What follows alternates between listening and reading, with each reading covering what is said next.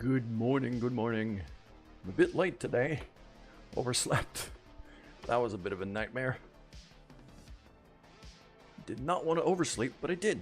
So, let us bask in my genius and get to building some stuff. All the words in your head have been sucked out by the magnetism of my genius. So let's see where we're at here. We have a rover over on Mid-Miss, so that part is done. Got a lander on the way home. Got a comms relay floating around that I do have a maneuver planned for, just to make it a polar thing.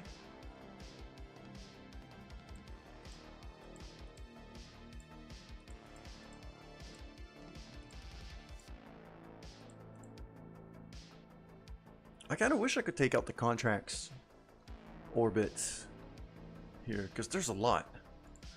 Okay. I did want to land a rover on the moon, which I did crash. But I do believe I redesigned that rover to be able to withstand a landing on the moon now. Let's check that to begin with. And then we're going to get started on building something ridiculous.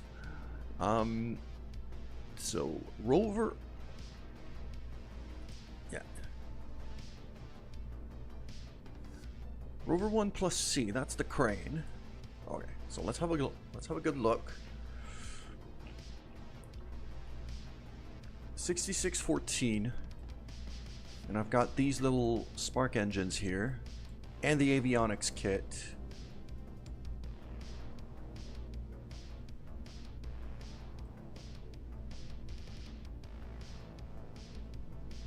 Okay. I think this is about as good as it's gonna get. So let's launch that right away. We're going right to the moon with this.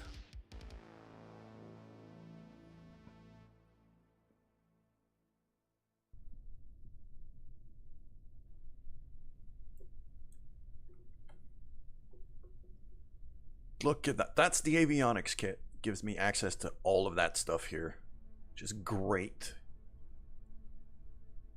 Rendezvous the moon. There we go. Keep a look on the fuel as well.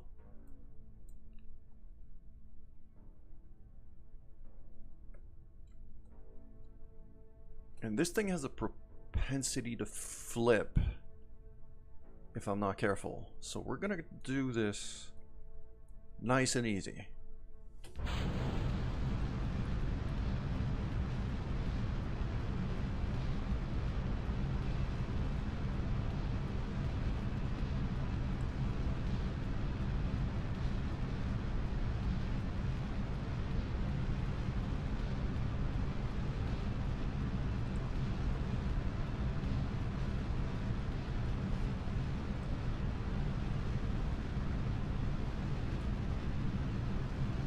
We are coming along pretty decently. The solid boosters are giving us a decent amount of speed here. There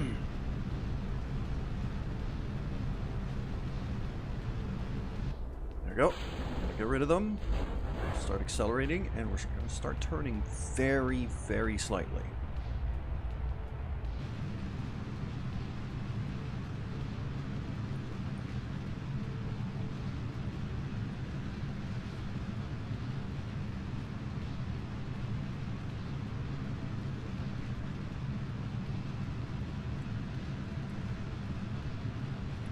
Go. Stick that on the prograde. Now the avionics is doing that for me, rather than me having to do it myself, which makes it a lot easier.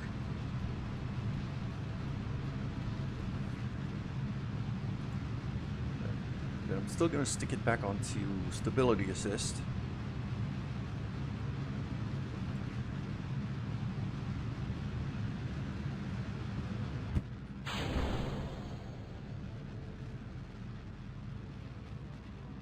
If we have a look, our arc is a lot nicer got a lot more lateral speed than what I used to have. There we go, 170 should be enough. And then what we're gonna do is we're just gonna orbit that out. Yeah, right there, that should do. Gonna wait to be out of the atmosphere. Now that we are out of the atmosphere, let's just point this thing at the maneuver.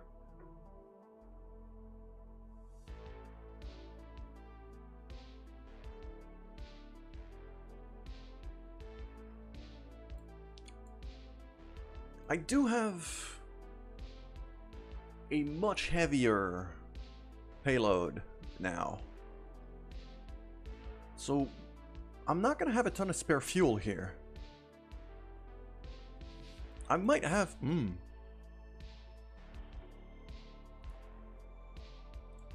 No, I'm looking at my fuel numbers and this is not good. We're going to have to call on to our old friends. Speed and power. We're gonna have to call on speed and power. Okay. So... I mean, if we're going speed and power... all of this has to go away. We're rebuilding the launcher from scratch.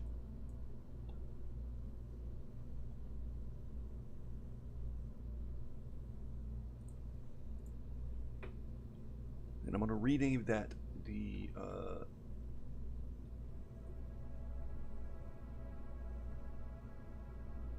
Rover 1, the 1 plus C, so the Rover 1 plus Crane.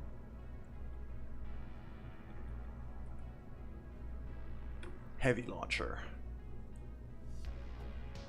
So, let's see what we got here. I'm gonna need to go pretty big here. How's that? Rockomax brand adapter. Yeah, that thing doesn't have any fuel at all in it. So that is purely structural. I'm pretty sure there's one with fuel in it, but I don't remember. What kind of dry mass? 0.1 of a ton. So 0.1 of a ton, so about what, 50 kilos? Yeah, that's not too bad. That is not too bad.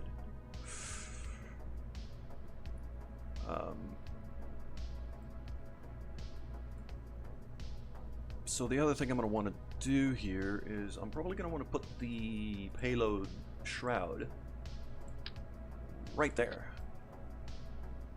So I'm going to be able to just kind of wrap this thing up like that.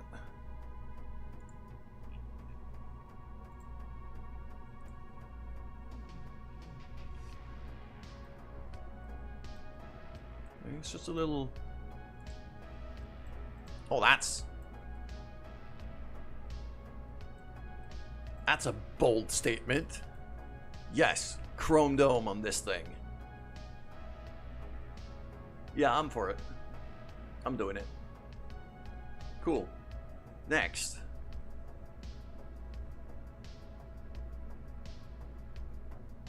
Okay, so that staging is already kind of settled. Now what I want to do is, that is a TD-25 at this size.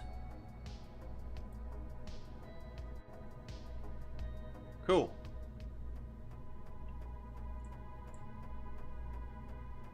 What I'm gonna want to do is big old Rockomax tanks. Don't I have like a skipper base launcher somewhere? I don't think I saved it. It's fine. I can just rebuild it. That's a Reliant. No, Skipper RE-15. Big boy, right there. You know, just that already gives me 5 kilometers per second of Delta V. So this, just this by itself, gets me a decent part of the way to the moon. So what I'm going to do here, I think we're going to go full asparagus. It's a bit of a pain in the ass to set up, but it's super efficient. I could also put some smaller engines on this thing than the skipper, because the skipper has... I mean, what's the thrust to weight on a skipper? It's quite high.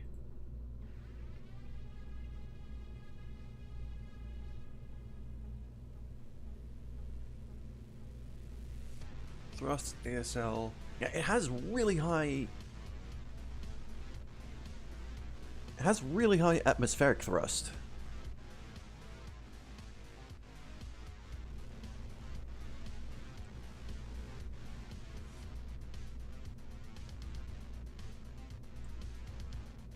So it's going to help me take off quite a lot easier.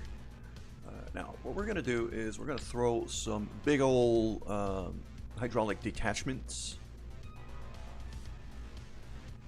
Adrian, KSP Pro, how you been? And please explain, how are you a KSP Pro? Alright, yeah, we're gonna go with those size 18 external liquids, and then probably on the sides here I'm gonna throw some I'm gonna throw a couple of solid boosters just to get us off the ground. There we go. I'll throw some bobcats on this thing. I'm also gonna need a nose cone. Aerodynamics, there it is. It's a type B. Very small, tiny nose cones. Ah, there it is. You're just good. Alright, cool. I mean, I'm glad you enjoyed the game, and welcome to the screen.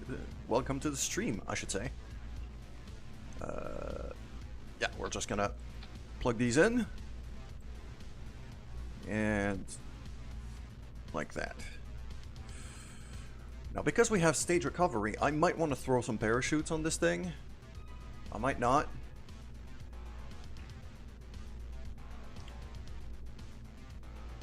One thing I'm going to do, though, is I'm going to reload my other... I have another launcher that I've used before. The relay probes. Yeah.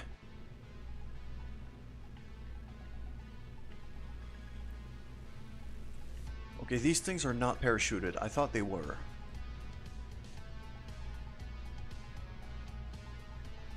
I could just add some later. So these are, yeah, these are kickbacks. I'm actually gonna throw that in a subassembly. Just gonna grab that right there.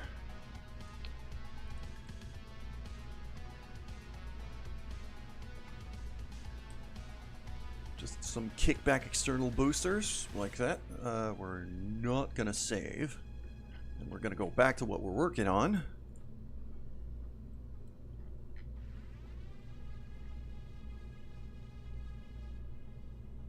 And then I want these kickbacks probably pretty far down, so they don't bump into the chrome dome up here.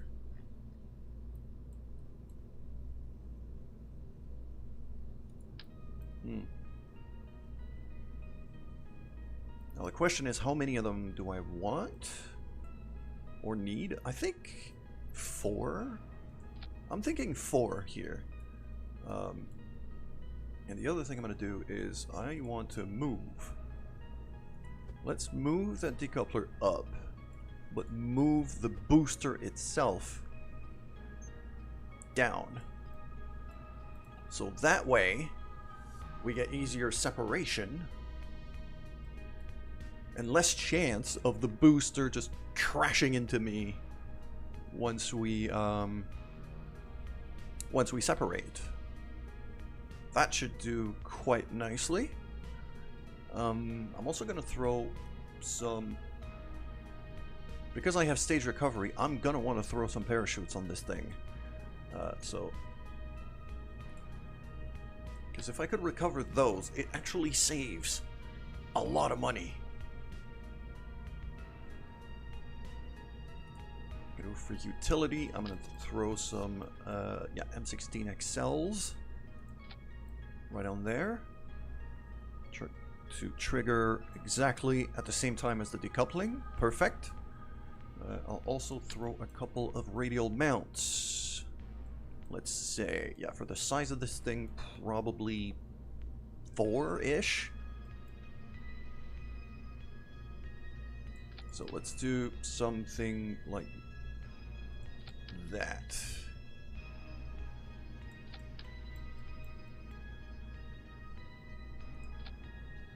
There we go. Okay. So this is pretty good, I think. Thrust to weight, we're looking pretty decent as well.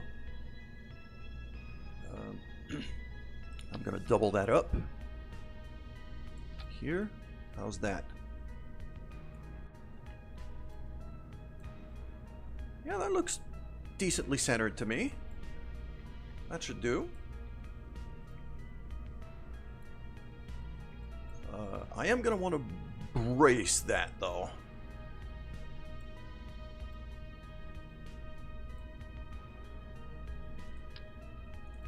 Yeah, right now they're braced against the payload shroud itself, which is not what I want.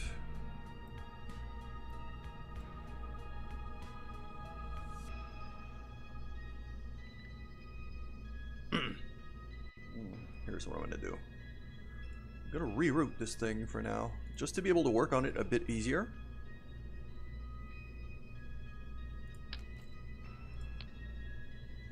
Yeah, just to be able to work on it easier, I'm going to detach the payload here. Just so I have a bit more room to work with. There is a strut connector right there. That's what I was looking for. There you go.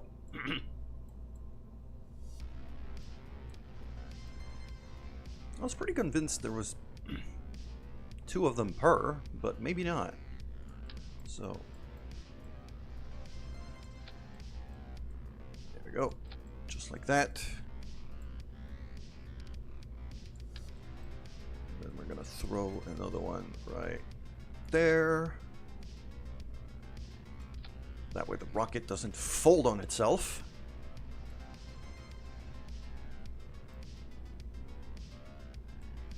That should do. I'm also going to brace on the side of these big external boosters. Fuel line does act as a...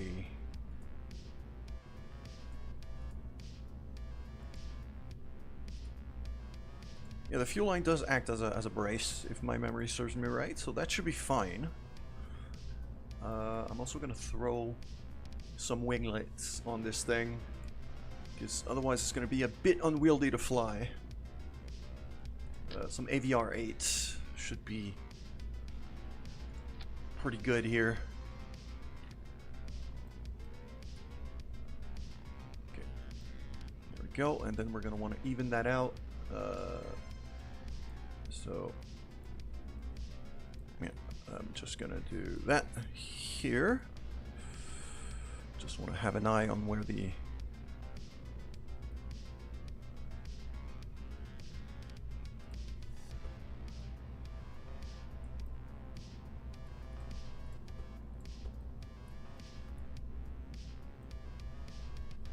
That is not completely lined up, and it bugs me.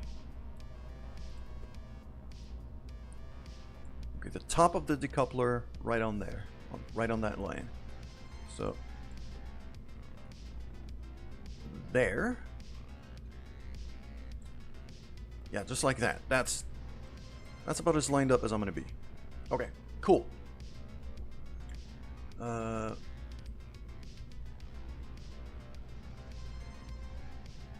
don't have any Separatrons unlocked, so I'm gonna have to do with this. Okay, I think this is fine.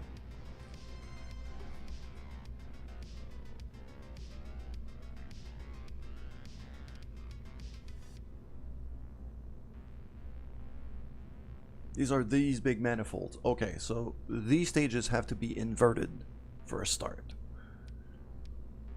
Then I need these engines to fire off right there. But I'm going to fire them at very low thrust. Let the SRBs do most of the work at the beginning. And then we'll switch over to the liquid engines for the rest of the way. Perfect. Yes. Plonk that back on. And then we're going to reroute again from this back to the probe core that we have right there. Frickin' beautiful. Okay. Now I think it's just a matter of putting on some clamps and launching. Yeah, those engines... Wait, what are those? Okay, that's wrong. That has to go here.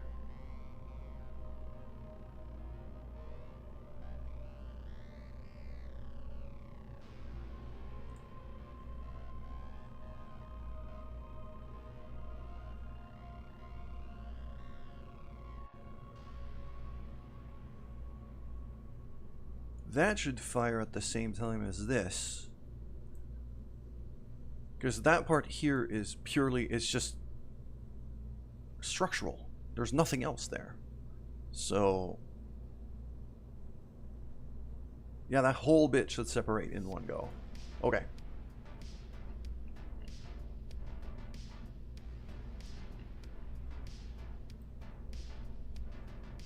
I do believe our old friends Speed and Power have come to the rescue. I didn't put any clamps on it. That's gonna go horribly wrong.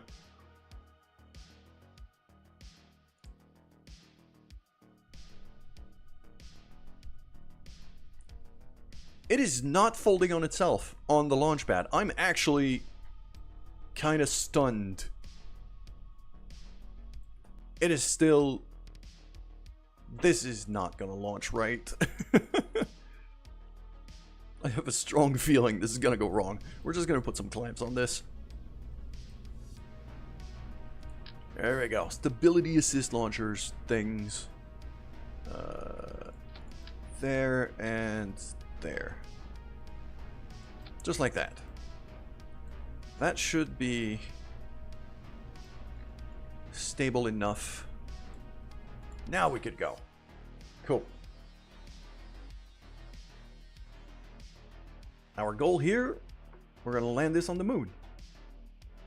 So that way we're going to have a rover on the moon. We already have one on Minmus. The moon has proved itself to be a bit trickier due to higher gravity. Okay. I'm going to go about a quarter thrust here.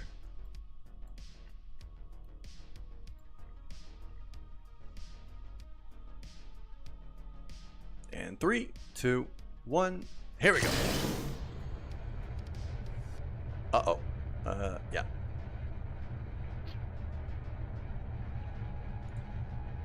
That shroud here should be on a separate stage, and I'm going to move it up to about there. There we go. This isn't Darkest Dungeon. You're absolutely right, Triple. But I didn't want to do Darkest Dungeon 2 days in a row. So instead I'm launching something ridiculous.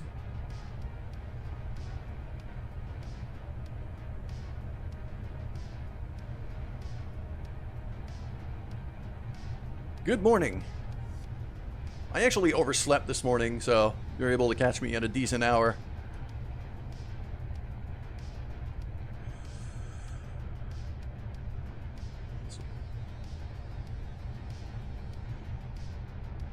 Alright, we are going at, well, basically ludicrous speed right now. Let's get rid of these things, and then we're going to start turning this way to get into a half-decent orbit.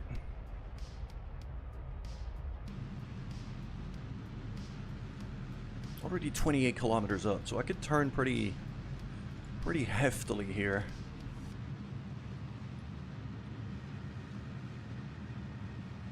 There we go, just like that. This is looking pretty good.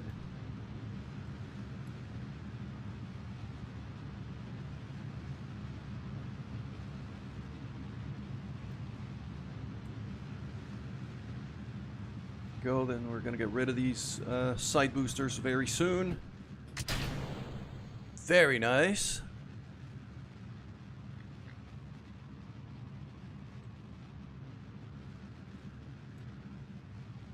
This is looking good. Alright, we just got out of the atmosphere, so now we can reveal our glorious little rover right there with its it has a bit of a engine crane to be able to land it. And we're gonna try to get that to the moon. Alright.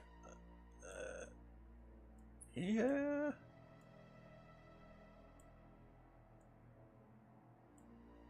That looks good enough. There we go.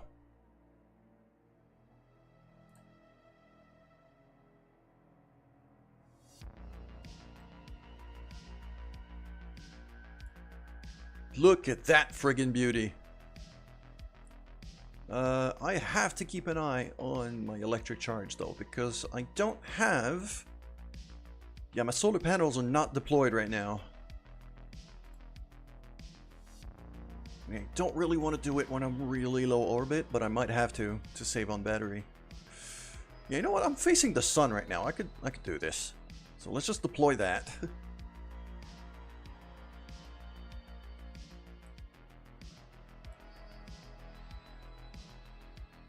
Look at that freaking masterpiece. It is just a work of pure genius, if I dare say.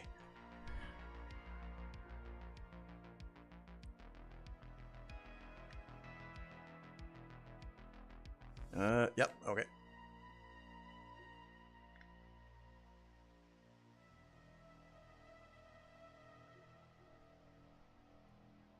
Okay, and then retract that because I'm about to start boosting. There we go. And now we boost.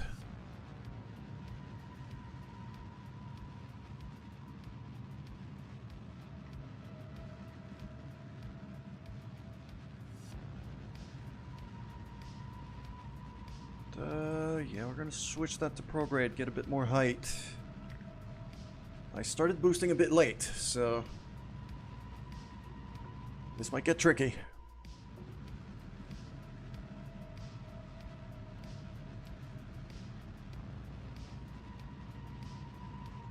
But we got ads on the Twitch side, so I'm gonna wait a bit.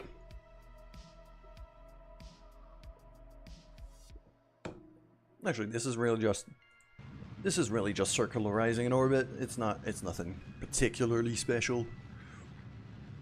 So I'll just keep boosting.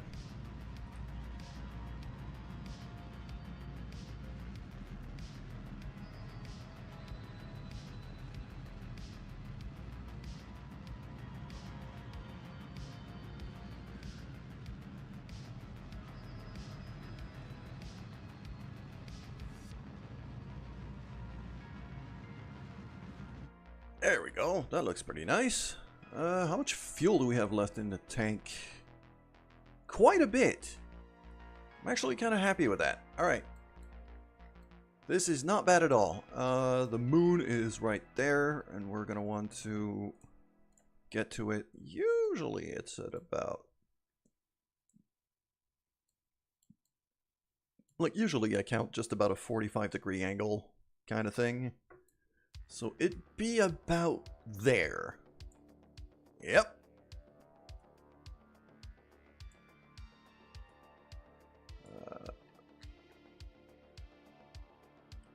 This is very high orbit here, but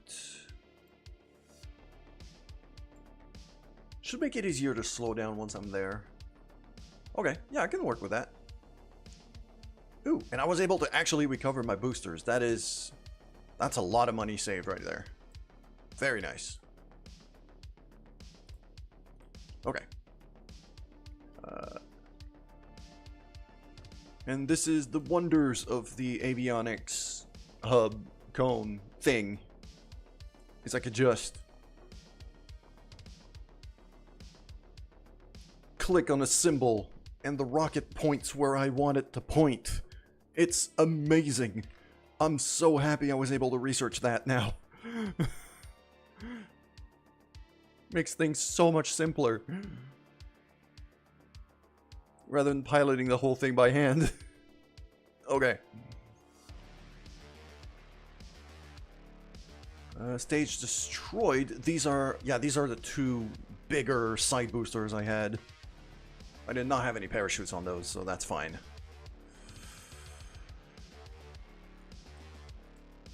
Alright, here we go. We could just time warp a bit. Got a bit of time before maneuver. So.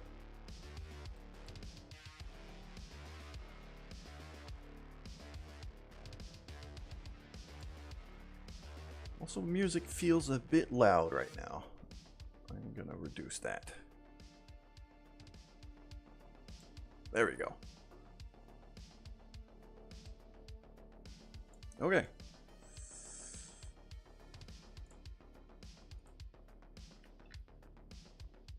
And, what is that? 27-second burn.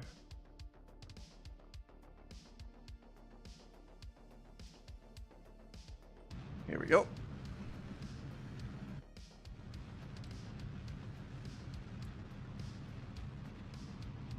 So that should put us well on our way to the moon.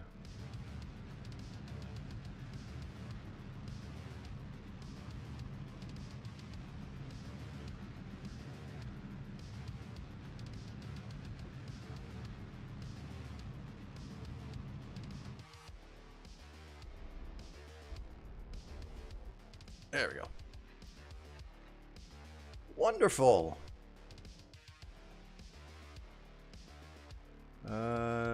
Focus target.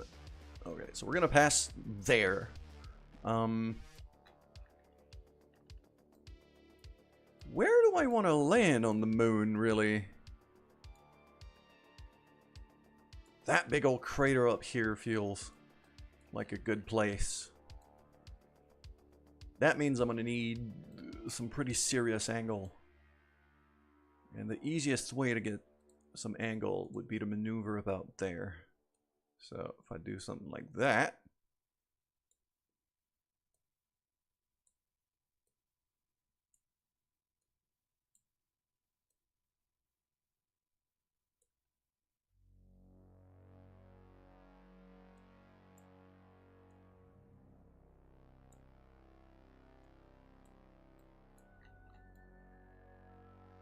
Okay, yeah. That gives me a decent angle. The timing is gonna have to be I'm gonna have to be pretty careful about, but other than that, I think it should be fine. And then the slowdown. We're gonna do something like that. Hello, Ashkab. I see you over there on YouTube. Welcome. Good morning. I hope you're doing well. Can you give me any tips to get into orbit? Tate, yes, sure, I can do that. Just hold on a little second. Okay. I'm actually about to launch something else, so it'll be a good way to do it. So we're gonna go back to the trackings to Space Center here. 3400 Delta V, it depends. It really depends on the weight of your, For Kerbin, yeah, it probably is just about 3400. I've never really exactly calculated it, but there's also the way you pilot things is very important. Because of atmospheric resistance, you can have some, you know, some of your ships are going to want to flip. Or do something ridiculous like that. So even how you build your ship is pretty important.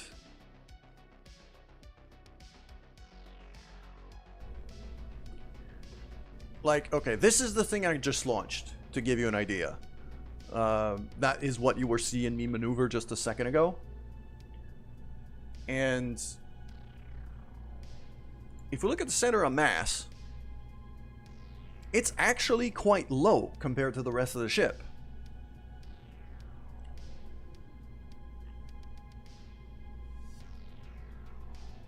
This actually makes it a bit trickier to maneuver. Because you're, in this case, yes, my center of mass is not centered. It's a bit low if you discount the SRBs. So what that does is if you get to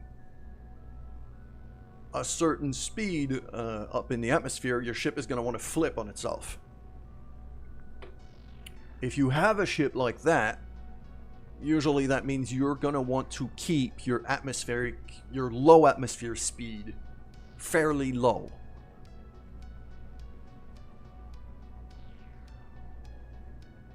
In this case, with this guy, I barely even went 20% throttle when I launched it, and let the solid rocket boosters do all of the work, so I wouldn't go too fast, because that's when your ship wants to flip.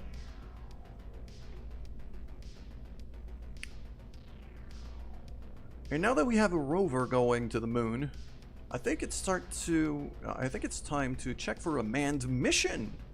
Maybe even start building something big. I've been wanting to start building a space station sooner than later. That might be a thing.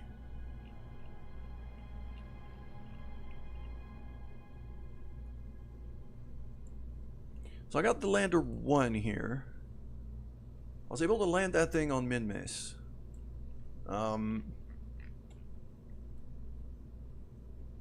3-man crew going on Minmis. That's not too bad. I have unlocked some extra research since then, so I'm definitely going to want to upgrade it. So I'm actually going to name this the Lander 2 and save that, and then we're going to start modifying. And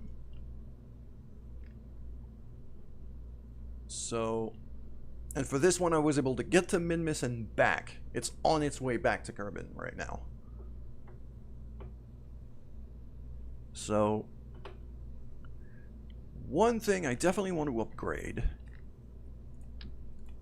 are the solar panels. These things are absolutely tiny. And I'm probably going to want some extra batteries as well. So, yeah. Oh, so I got some scientific gear in there. Didn't I have an extra battery on this thing? Oh, it's there. It's on top. Okay. I am going to want to attach some extra battery power and some better solar panels here. I think I could go... I'll take those XL side panels here. Played this game a lot, still didn't finish it. Sandbox mode. Yeah, I'm on career mode, although I have modded the game a decent amount. Have you went to the moon yet? I have a rover currently on its way to the moon. I haven't landed Kerbals on it yet. This would be the ship to do it.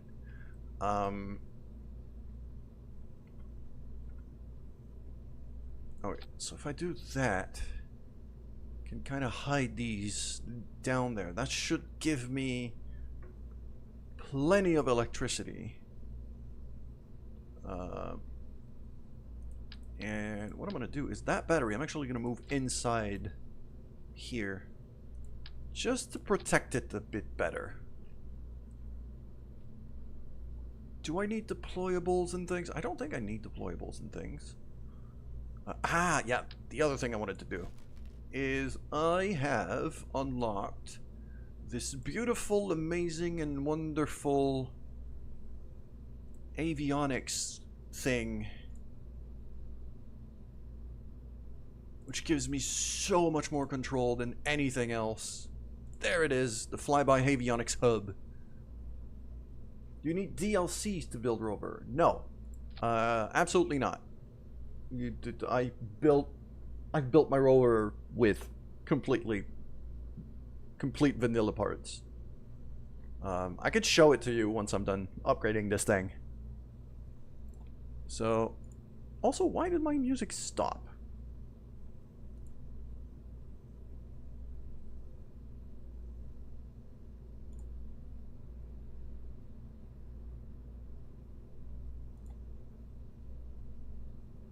There we go. Cool.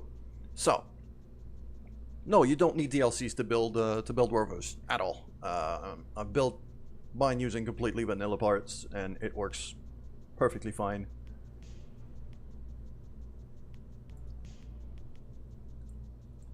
So, yeah, with the extra electricity here, I got plenty of Delta V. 6,600 definitely gets me to the moon.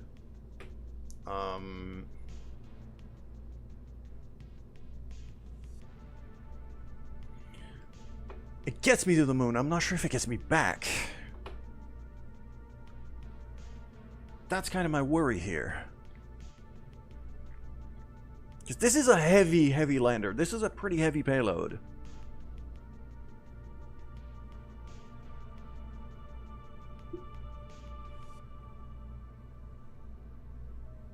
So I think we're gonna have to call on our old friends Speed and Power again. Not just to get this thing to the moon, but back home.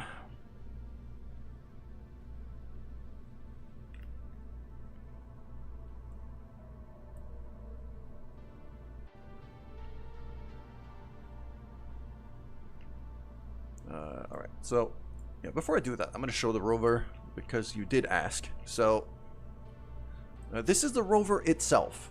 You know, there's no launcher on this thing. It's really just a rover. So, one thing that I did, I only have one mod.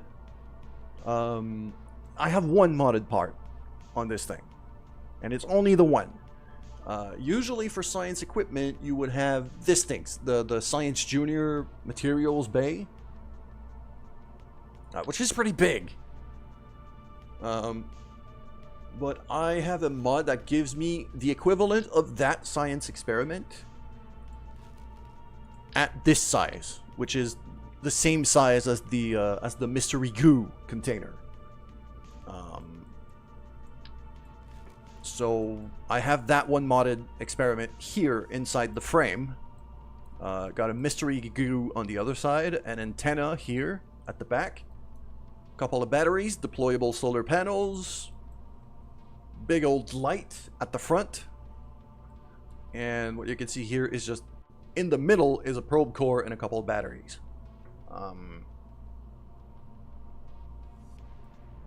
So it's pretty straightforward. I can even, you know, I'll go to the launch pad. I could even drive it around for you a bit.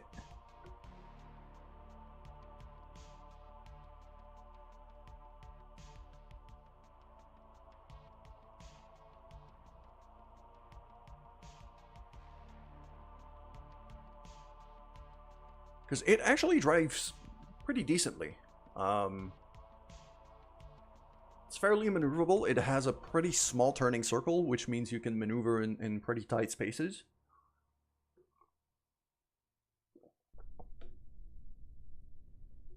It's a bit big for a rover, to be honest, but at the same time, I don't have all of the parts unlocked because I'm playing career mode.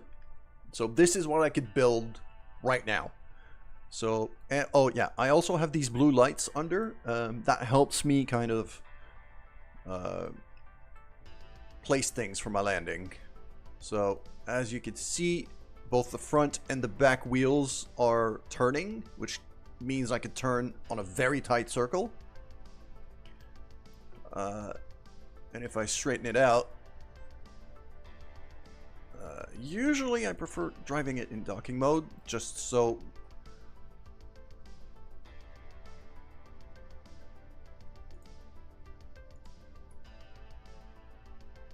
Actually, no, docking mode doesn't do anything.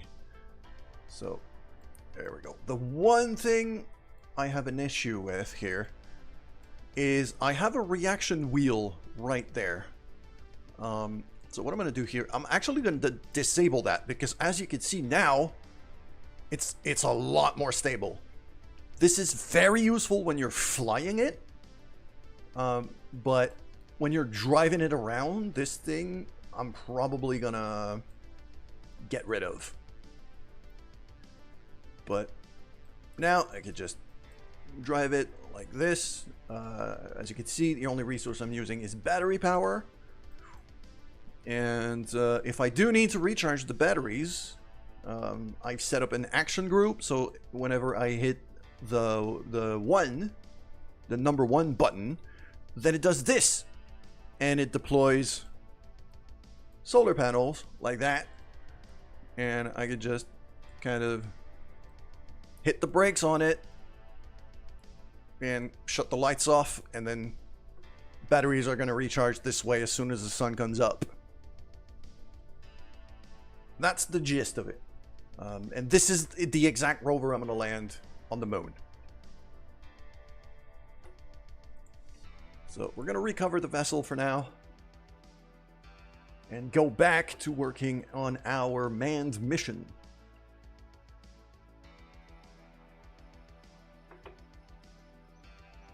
So there we go. Back to the VAB.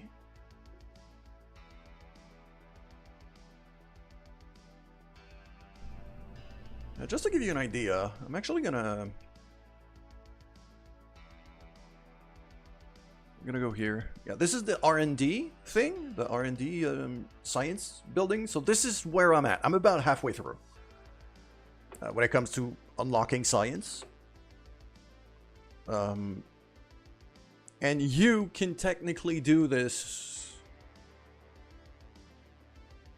You can get to this point without ever going further than this.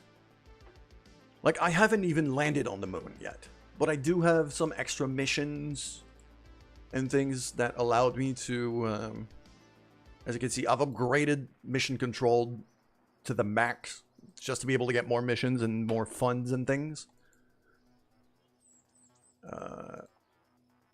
Next up is probably going to be the runway, because I'm going to want to be starting to play with space planes as well. But I don't have a whole lot of parts for them yet. So right now I've really just focused on the launch pad and the VAB.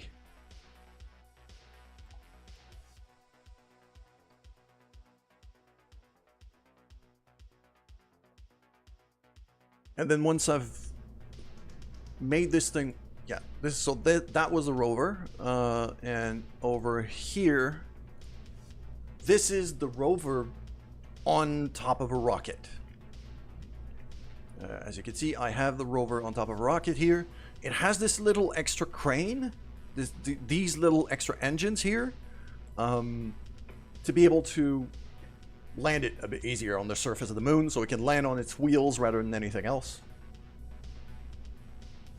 You gotta go. All right, cool. Have a good day, Tate. All right. Back to Lander 2. All right. So yeah, I do have a feeling we're gonna need a bit more speed and power for this.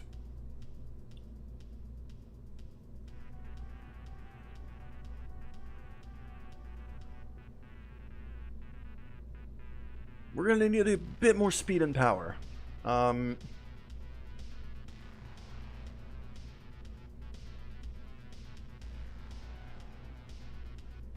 This is where I'm not entirely sure of how I'm going to upgrade this launcher.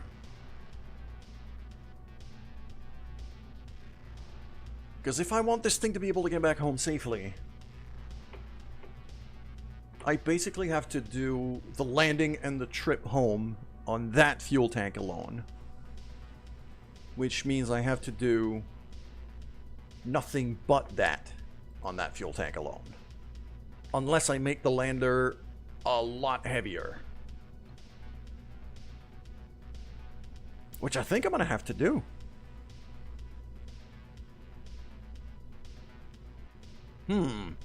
Okay.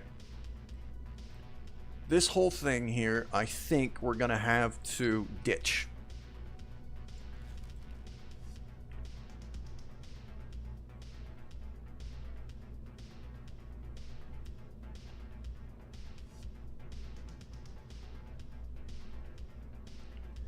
Now, how can I bring more fuel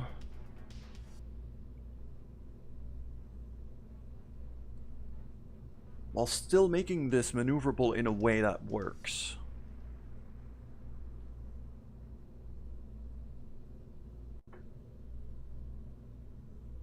Okay, I got an idea. I'm gonna ditch these engines. I'm not gonna make it taller. I don't want to make it taller, because that is already gonna be a bit tricky to land. I'm gonna ditch the landing struts, because we're going to be attaching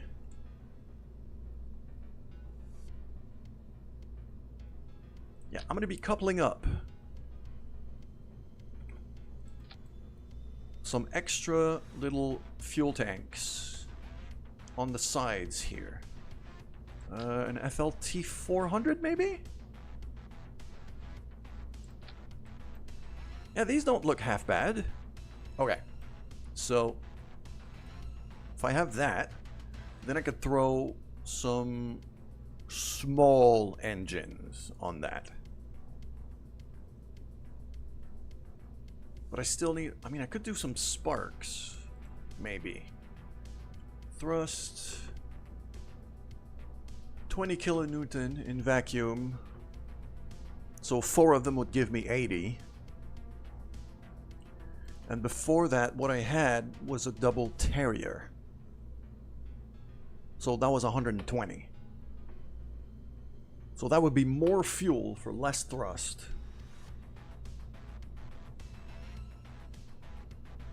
Which means I burn through that fuel a lot slower.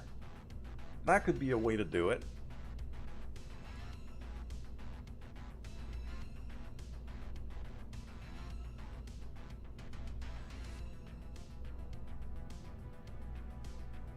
Or I just bring Terriers, but I could just bring Terriers and kind of toggle the engines whenever I need. That's another way. Okay, yeah, that might be an idea. So let's say I do this. 4 little Terriers like that. But if I go to my action groups,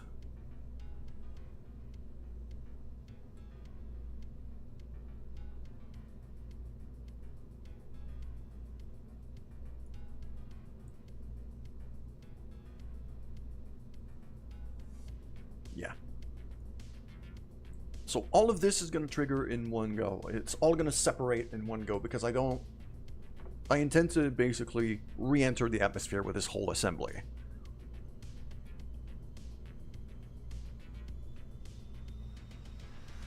And the other thing I'm going to do is I'm going to check these little... Oh, I see what I've done here. Okay. I am going to have to rethink this approach a bit. I'm going to put them in pairs instead.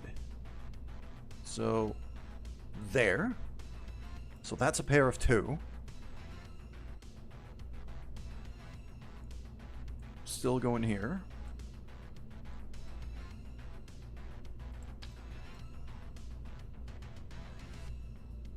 Like that. Which is another pair of 2. Good. And now, what that means I could do is I can... Yeah, I could stick an action on that. So...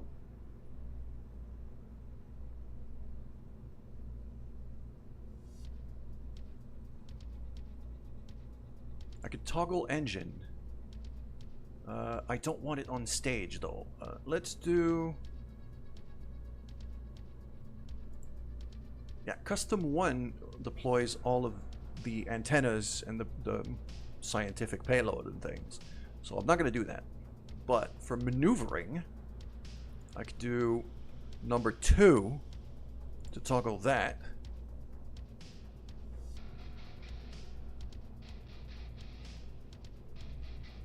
And then number 3 to toggle these. So that way I could burn with only 2 of these engines at a time and burn a lot less fuel.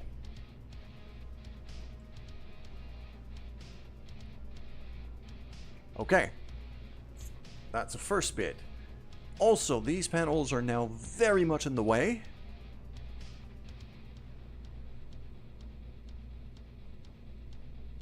I think I'm going to switch over to deployable panels. 1x6, 2x3. The 3x2s should be just fine.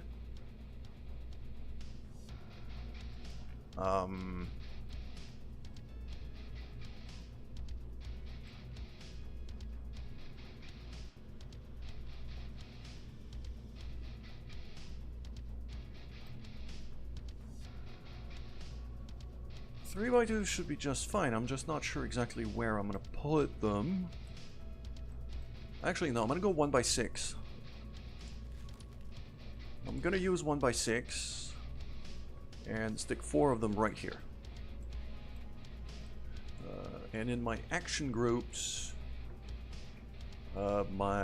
here on the number 1, which is the same as the antennas,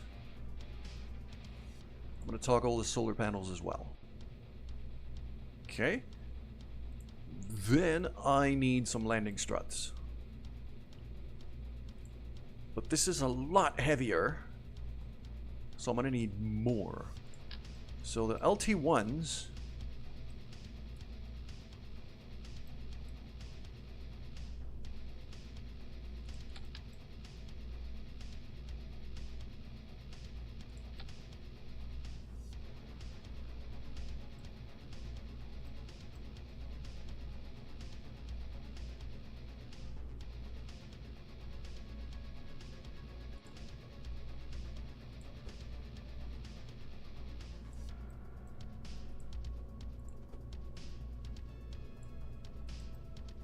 There we go, that's about lined up.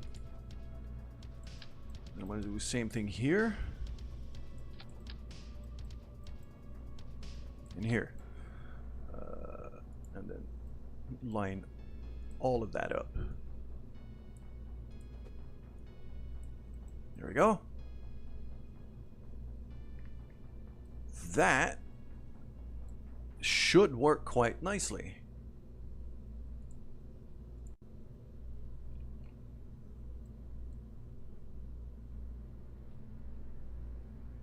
The other thing I'm going to do is I'm going to stick some lights. Utility. I'm going to stick some lights at the bottom here to be able to see where the hell I'm going.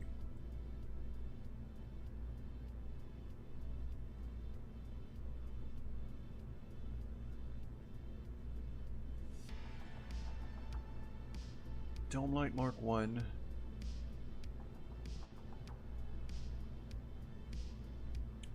Tolerance 8 meters per second, 50 Gs.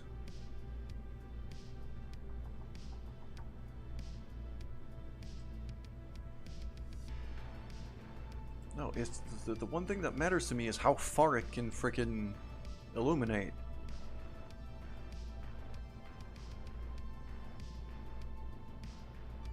I think I'm gonna go with Illuminator Mark 1s here. I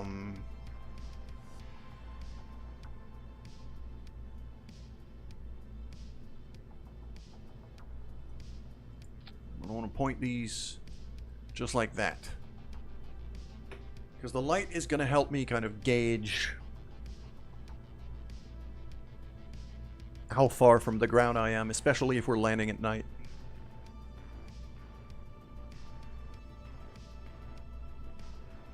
Okay.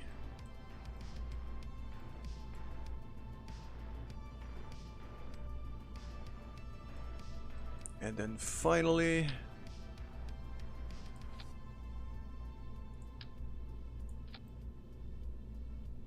Parachutes on this, parachutes on that, and then probably one of those radial mounts as well.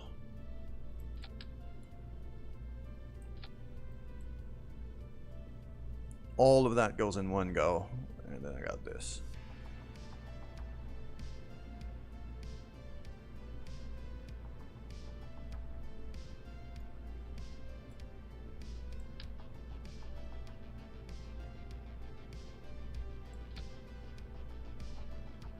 There we go. I think this should be fine. Let's go to the launch pad, test our action groups and things. Make sure everything's fine.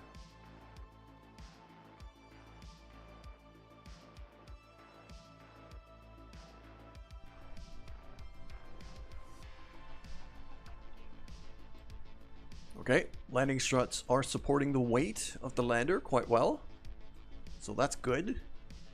I didn't get a surface sample from the launch pad itself. I mean, I'm gonna have to fix that then. Surface sample, there you go. Just keep that in. Then get back in. Okay.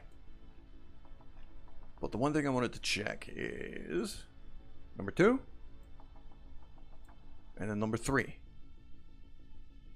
And then shut down number 2. Just low thrust here. Okay. And then that. Okay. So that works quite nicely. Last bit is going to be connecting. Because one thing I haven't done is I want these engines to be able to drain that middle fuel tank as well. Because I don't have engines on it. So we're going to need some fuel lines. These external fuel ducts should do quite nicely.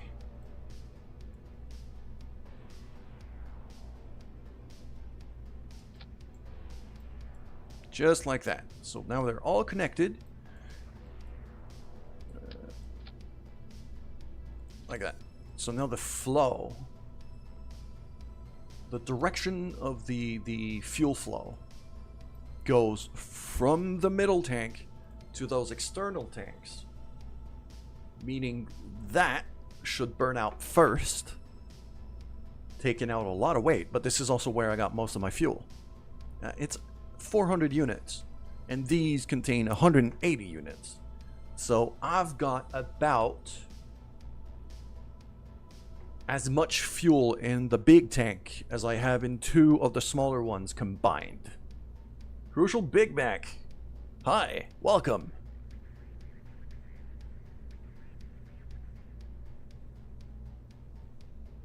I think this thing is ready. I think this thing is ready to go to the moon. We're going to start all of these things completely retracted.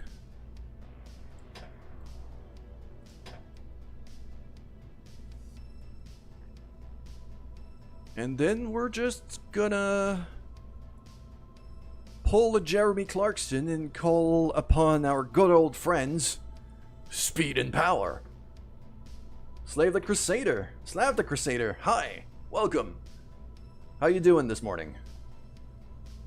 Yep, let's just put on a bunch of boosters on this thing and get that thing to the moon. That's how we're doing this. So the smallest moon rocket in existence. This is just a lander. This is just the bit that's gonna land on the moon. I'm gonna strap a shit ton of rockets on this.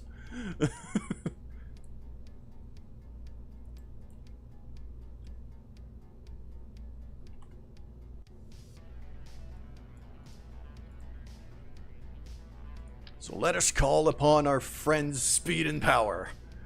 I might want to strut this thing a bit bigger. Yeah, it's a big lander. It's a pretty hefty lander. Because I have room for 3 Kerbals in there, as well as a pretty hefty amount of scientific equipment.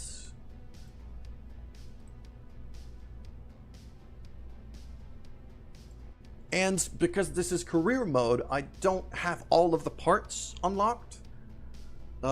So I'm having to go kind of big and heavy because I don't have the small parts unlocked yet. I'm gonna throw some extra struts in there. I feel like the extra strutting is gonna be necessary.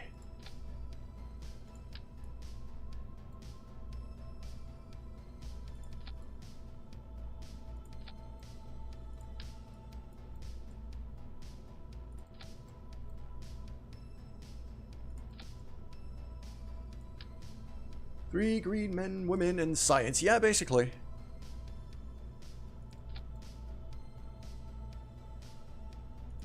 I also have a rover on its way to the moon right now, so that should be interesting. Okie dokie. Speed and power.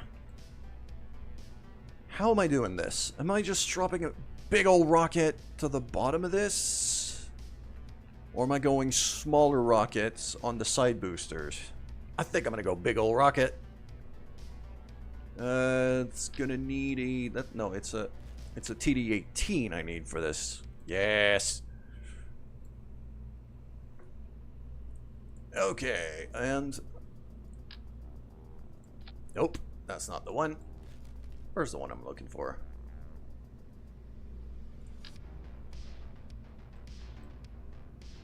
That feels a bit small.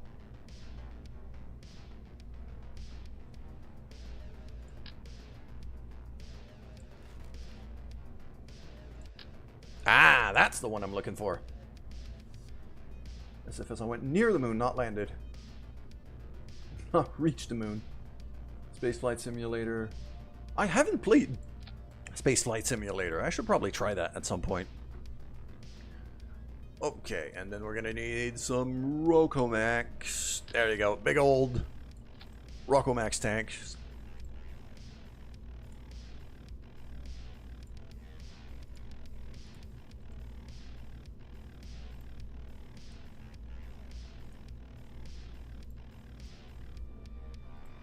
.2D spaceflight game. Okay, I mean, I should probably try that at some point. Oh yeah, here we go. So.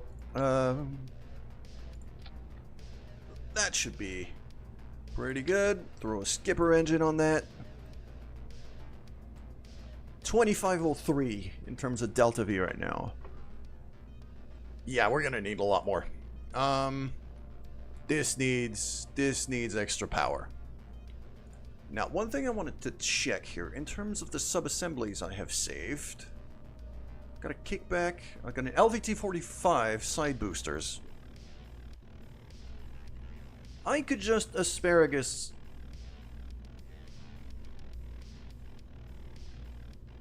I think you could just asparagus a crap ton of these.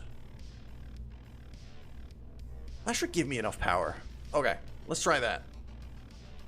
So, if I throw two of these like that, nice and strutted in. Okay, and then we're gonna go, yeah, that's the... Right. So, engine here, there. Just like that, and then we're gonna duplicate that. Have... If I could have like 4 sets of these, that'd be great. Nope. Just duplicated the booster itself. I wanted to grab this thing. There we go.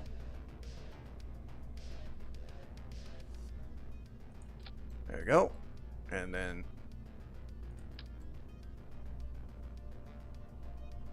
three, and then the fourth one right there. We're gonna need to line these up. Versions. I mean, yeah, I'll probably try it at some point. I mean, I love my space games, so. Okay. So, there we go. We're all gonna line that up.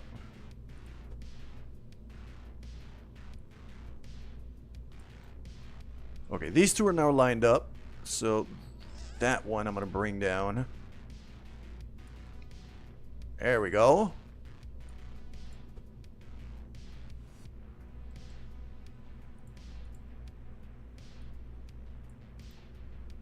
This is looking good. All right. This is looking quite good. Now it's going to be a matter of separating all of that and attaching fuel lines to just grab the most possible amount of efficiency here. There we go. And there we go. So the first ones to detach are going to be these. So it goes that way, that way, that way. Okay, so last one to detach is going to be this. Do I want that? What should we name the rocket? I haven't figured out a name just yet. So you could definitely help me with that. Okay, because of the way we're going to be turning... The Brute? Nah, this is nowhere near big enough to be called the Brute.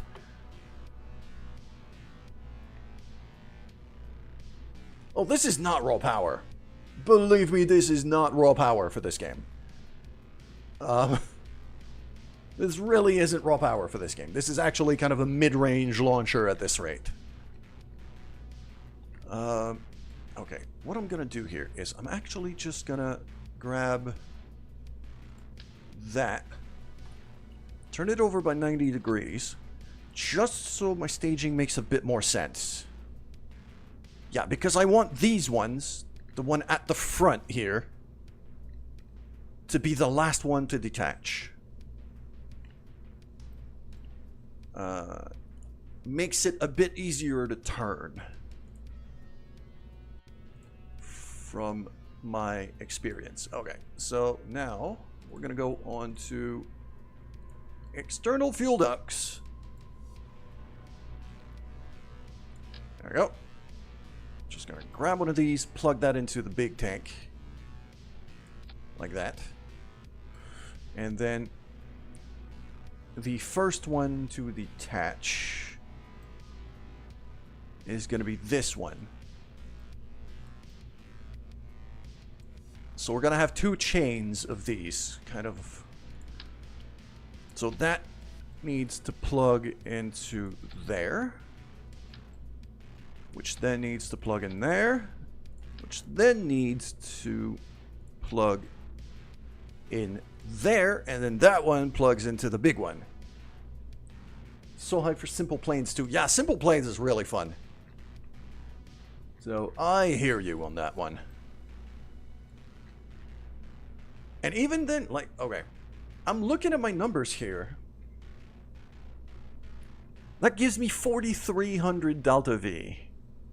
4,300 meters per second of delta V in these engines. That's not enough. That is nowhere near enough.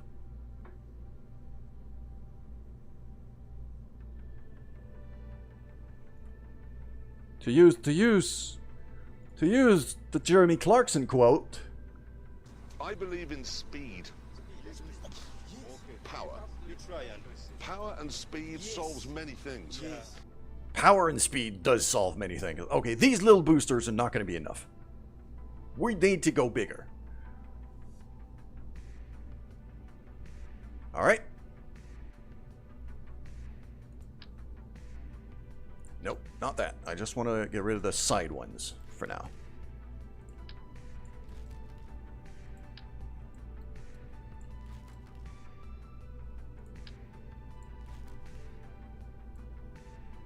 I'm glad people still play KSP. Yes.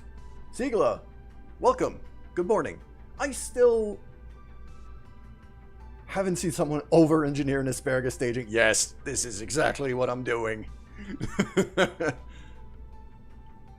We're gonna go, yeah, for the faraway radial decoupler here. Let's stick on a pair of these. And then, the external boosters I had before were LVT-45s. That's not going to be enough. So, I'm guessing it's gonna have to be Bobcats.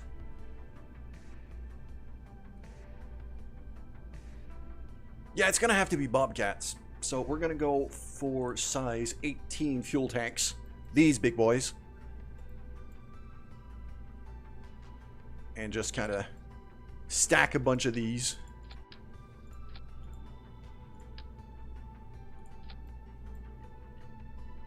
That'll do. And then throw... I want to throw a fuel duct. Connect these already. And then throw engines. Big old Bobcat engines. Oh.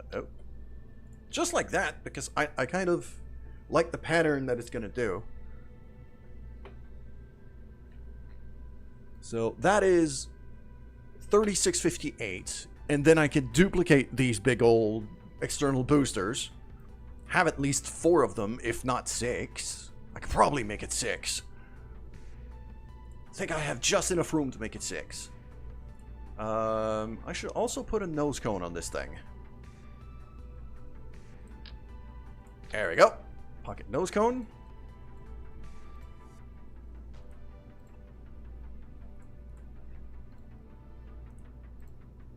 There we go. I love the orange and black for this.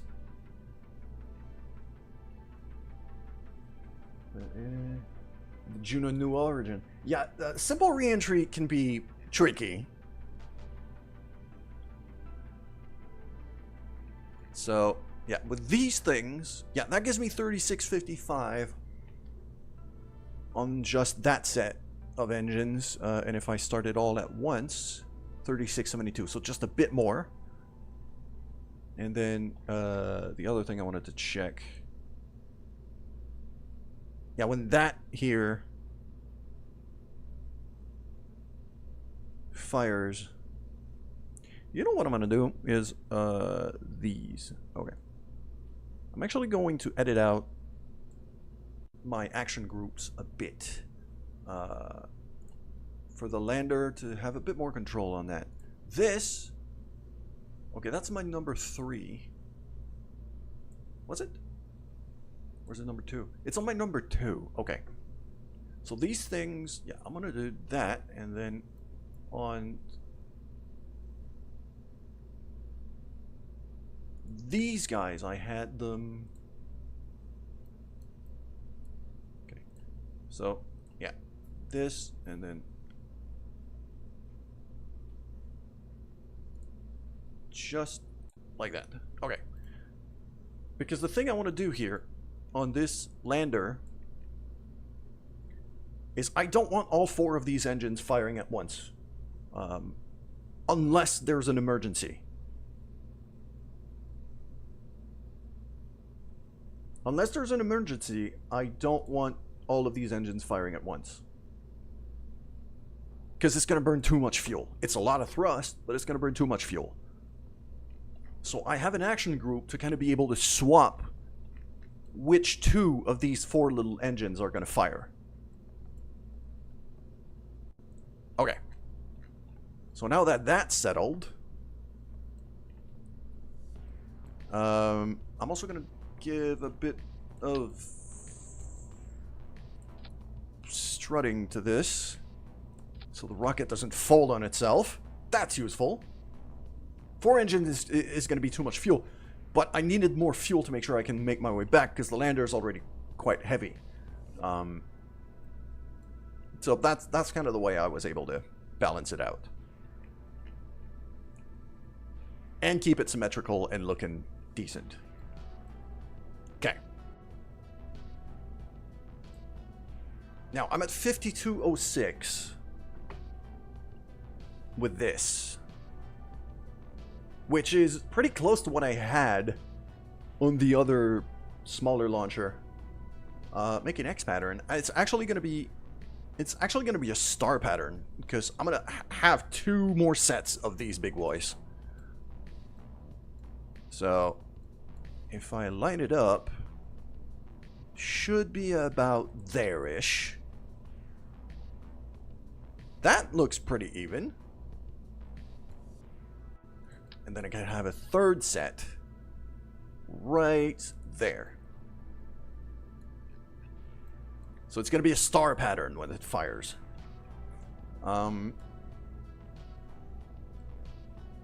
And now, for the asparagus pattern, I want these guys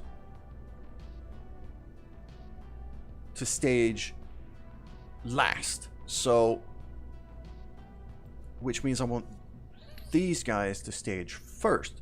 So that here should go there. And then these.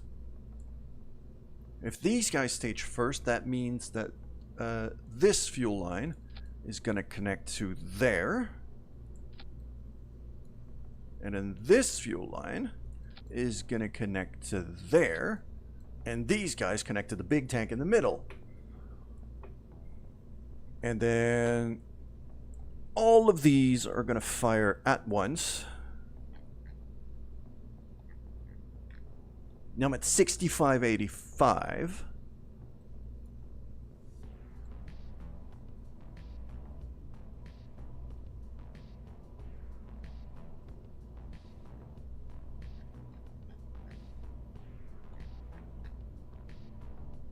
I don't think this is enough. We need more. Okay. So that's kind of the main launcher array kind of thing. Now,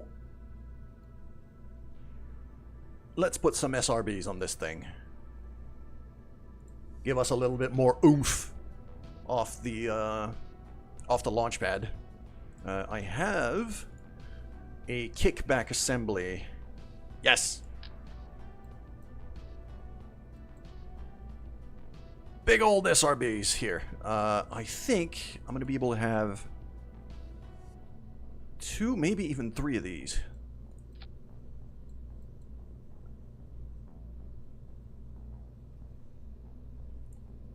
Okay, let's put the... there we go, and then I'll figure out the staging.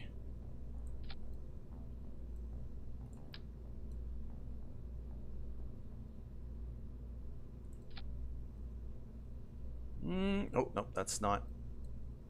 Spacing on that one is off.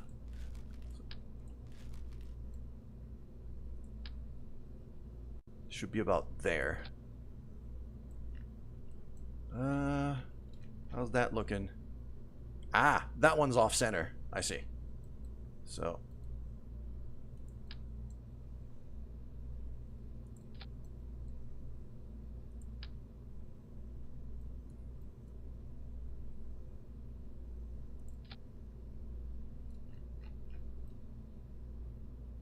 You are being a bit of a nightmare, aren't you? Where's this lander going to? I'm aiming for the North Pole of the moon on that one.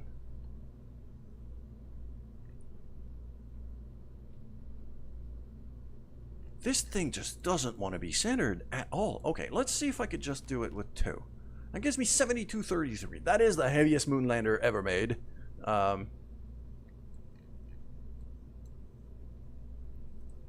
But at the same time, I'm kind of okay with that.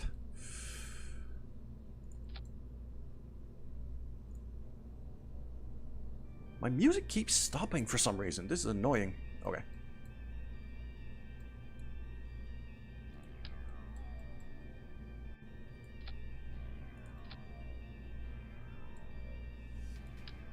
Uh-oh. Gotta love being able to control Z things.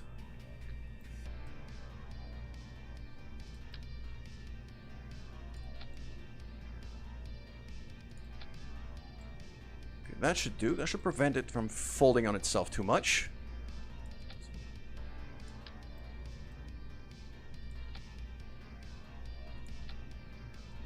Oh. Come on, be nice to me. Can you rename Kerbals? I believe I can.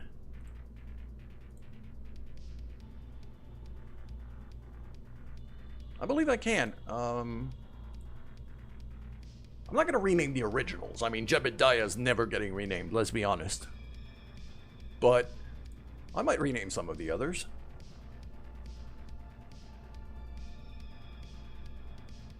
Alright, so this big boy is ready to go. I think, do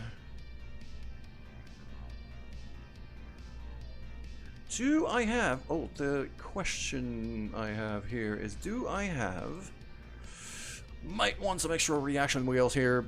Maybe even some winglets. Yeah, I'm gonna throw some winglets on this. I need a bit of extra stability here, especially in atmosphere. So I know SRB isn't going to snap properly to the grid. Hold shift. Yeah, you're right about that. I keep forgetting. But these look centered enough that I should be okay. I'm also going to have to rethink of my staging here.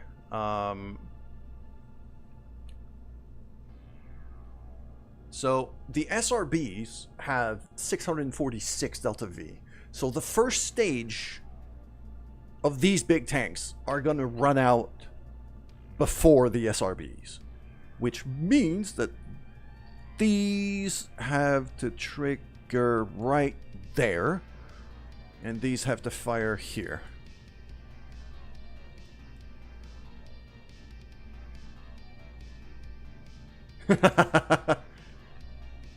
Yeah, the problem is, if I was to rename a Kerbal after that,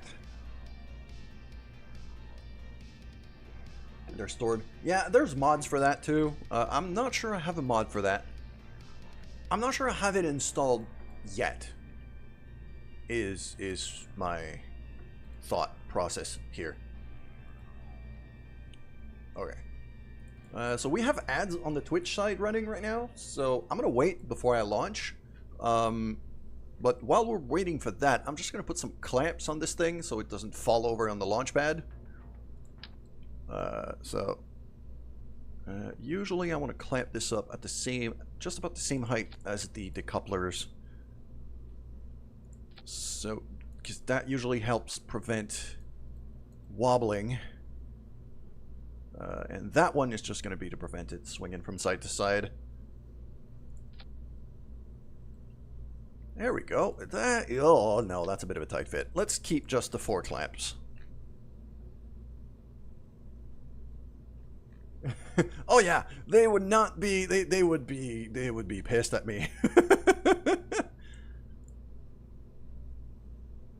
This is very much overdoing things.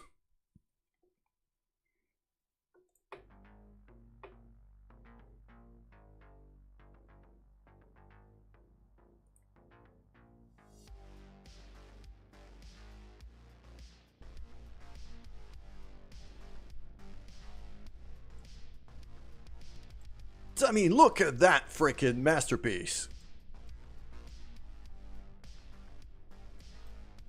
This is just genius waiting to happen, okay?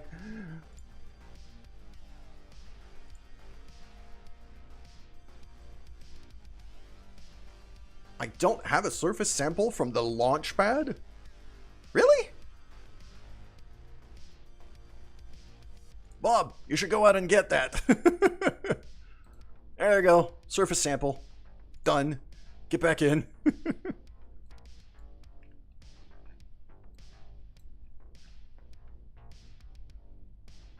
Okay.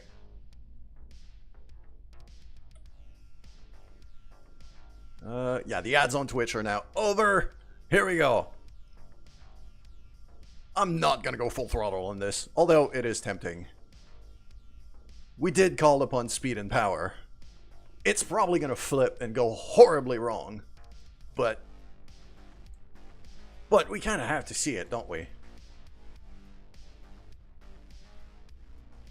Alrighty then. 3, 2, 1. How do you even board the lander? Hope? Hope. Hope is really... Very carefully. Yes. 3, 2, 1. Here we go. It is surprisingly stable right now.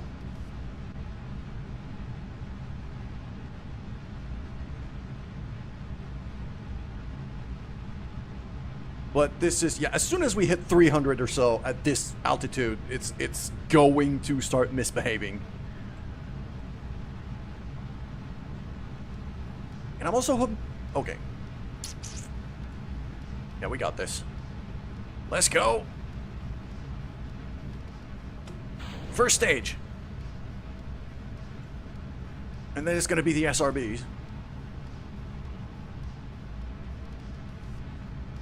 It is surprisingly stable.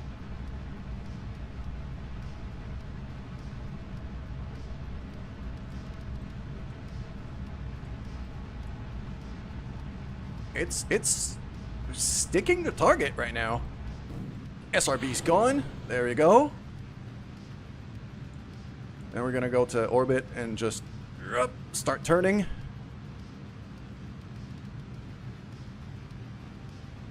Hello, Vicky. Good morning. Alright, we're gonna ditch the second stage now. This thing flies like a beauty! I did not expect that.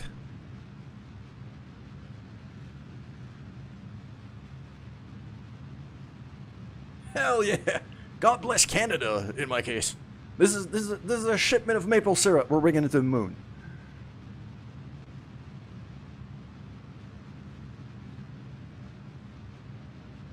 I'm gonna get that to about 150-ish. There you go, that should be just fine. Maneuver, let's round it out. There we go. That looks fine.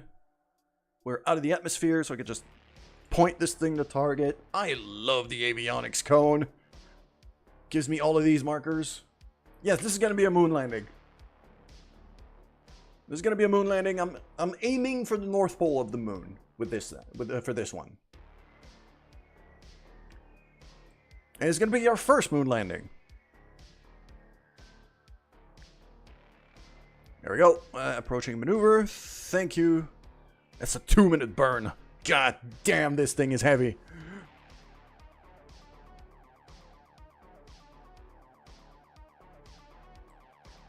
Uh, 2 minutes 21. So, wait. That'd be 1:15-ish to make 2 minutes. Yeah. All right. Drop a quick save here.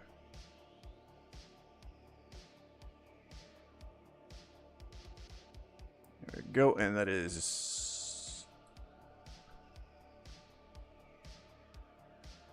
110. Okay.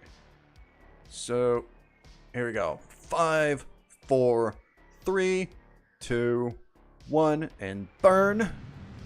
I didn't check under. We would have seen the very pretty star patterns from the engine if I had looked under while we were flying up. I was just too preoccupied with not crashing.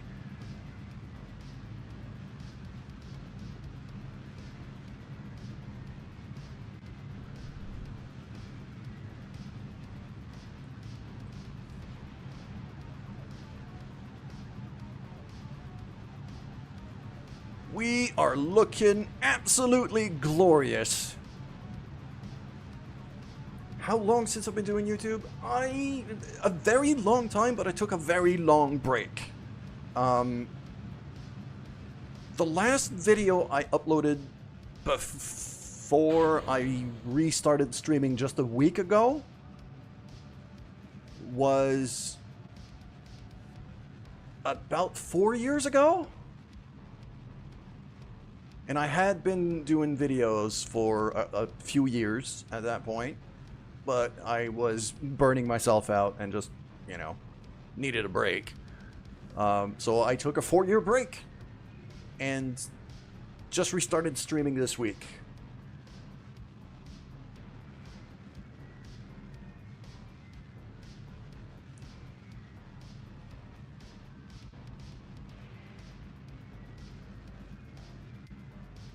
This is a heavy, heavy ass.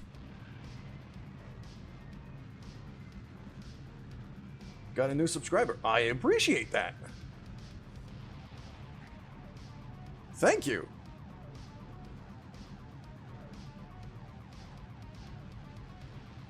This is such a long burn. God damn, this thing is heavy.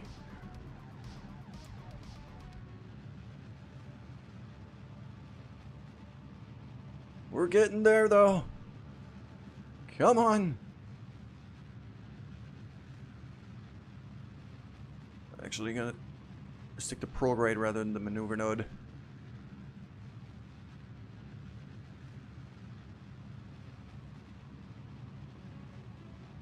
And there we go.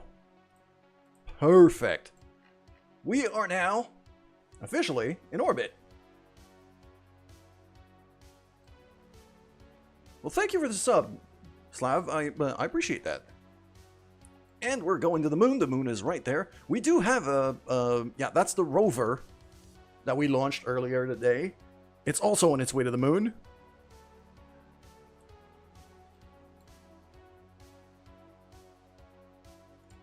So here, it's probably gonna have a very similar orbit.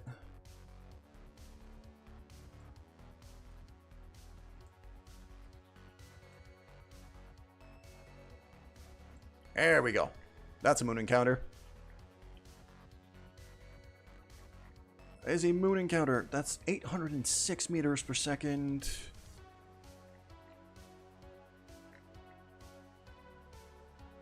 So, and I have, what, 1,500 left in this tank?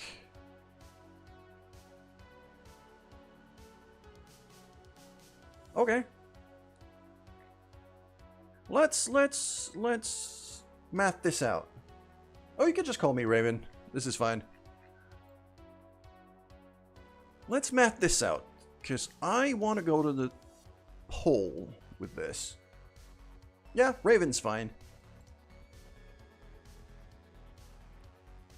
So what I'm going to do here is we're going to add a maneuver at just about midway through our transit to the moon. And we're going to start boosting this way. And a bit faster. And this way. And then a bit faster. And this way. And a bit faster again. Because I want to change my trajectory enough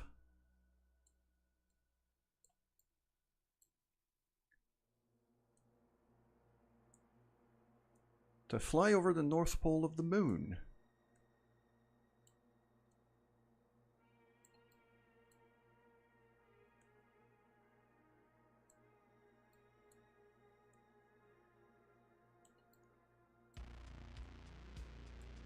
There we go. Yeah, just about there. That should be fine. How expensive is that maneuver, though? That's another 400 meters per second. Okay. So right now, I'm burning 800 on the first maneuver to get there. Another 400 to line up. That feels expensive. Is there...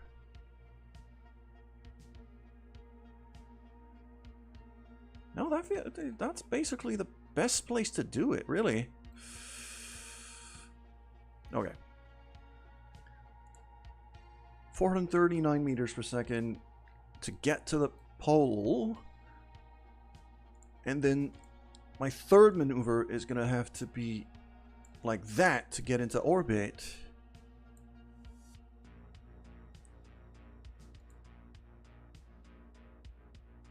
Which is another 600 or so.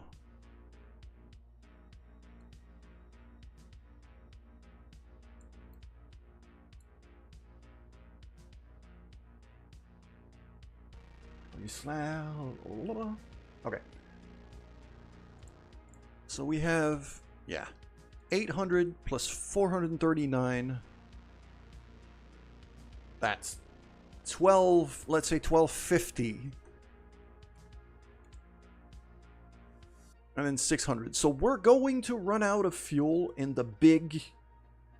We're going to run out of fuel in the big orange tank when we get here, as we're flying over the moon and slowing down to get into orbit.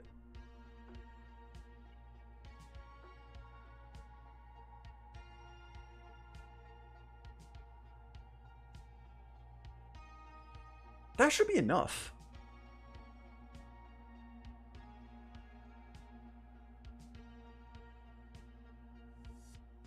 Slav, that's nice. I'd rather if you guys didn't start promoting your own channels in my chat, though. So, you know, I'm gonna let it slide for now, but I would really...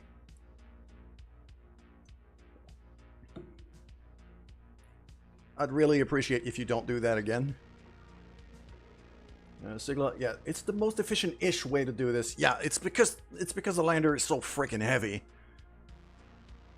I'm gonna have to pull that off.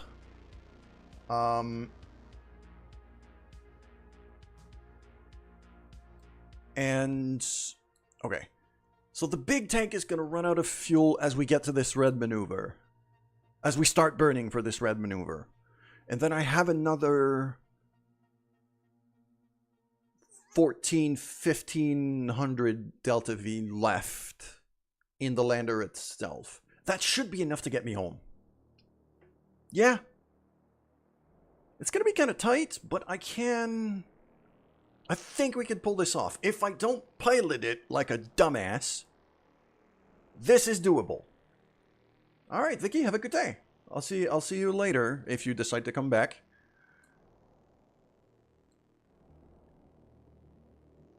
Yeah, I think this is about as good as I'm going to be able to get. Also, oh, my solar panels are going to collide with those parachutes, aren't they?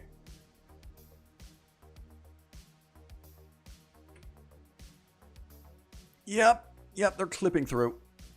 They're clipping through while they deploy, but other than that, it's not too bad. Okay. I can run with that. Still not great. I should have thought about this better, though.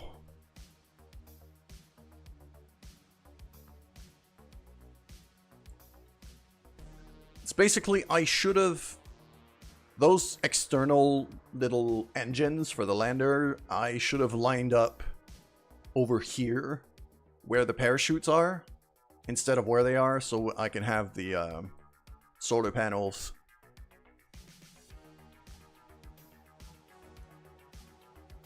Yeah, this is not a perfect design, but it's working well enough. And this is gonna keep my batteries nice and full. We are about to boost though, so I'm gonna retract all of this.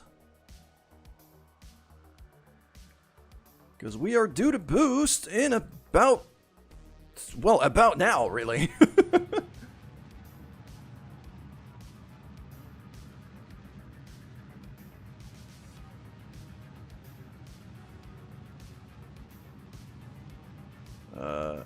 And we're going to go back to focus vessel. There we go.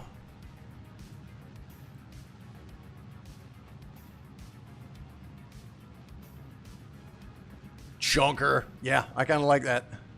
I'll rename it. Once we're done boosting, I'll rename it.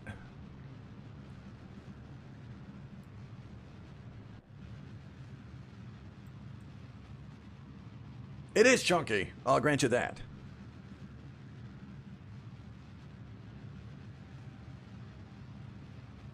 Five, 4, 3, 2, and 1, and oh, a bit more. There we go. There's my encounter.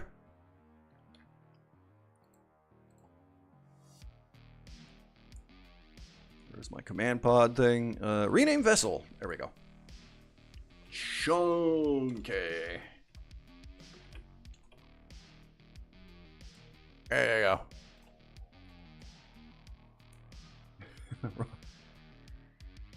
External booster mayhem.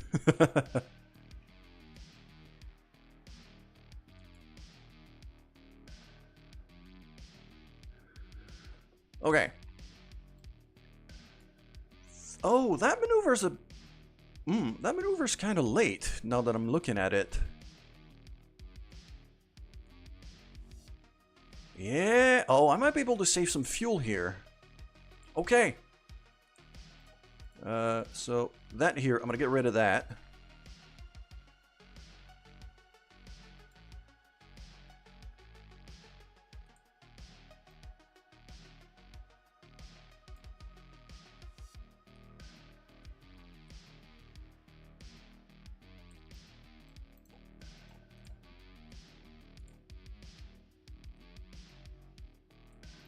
Actually, it's even more expensive. Okay, no. Let's rethink our approach here. Yeah, because we're going there for now.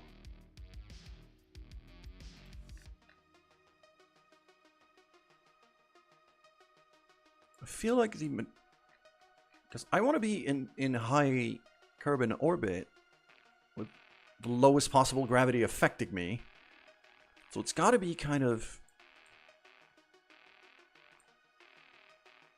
Oh god, game, please don't crash. I got too many mods installed, I think.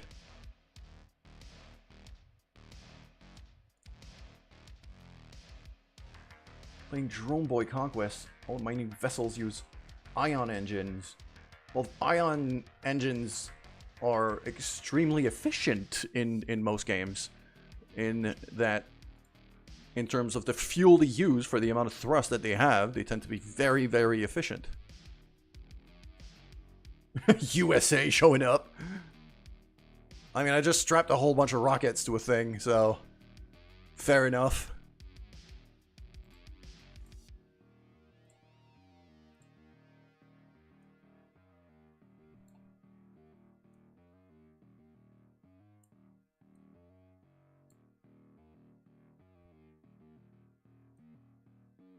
So there and here.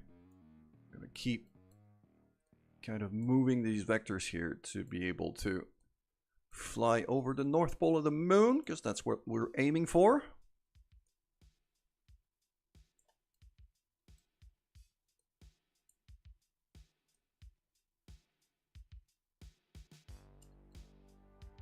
That's about right. Is Burger Line missing Macovian and Sithor? Recharge with buying solar panels. Yeah, they could be. If they're some ion engines, if they're battery based, you can definitely recharge them with solar panels. So that would work in certain games for sure. And then I got this thing right there. Okay, nope. Bit higher. Okay, so that is 516, 715. So I have just enough fuel.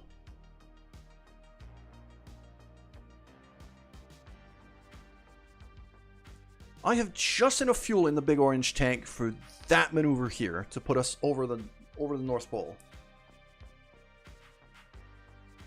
And then it's all lander fuel from there.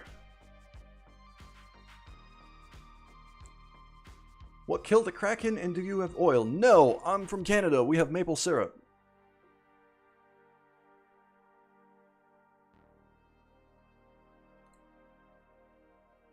You got hockey pucks and maple syrup. That's what I have.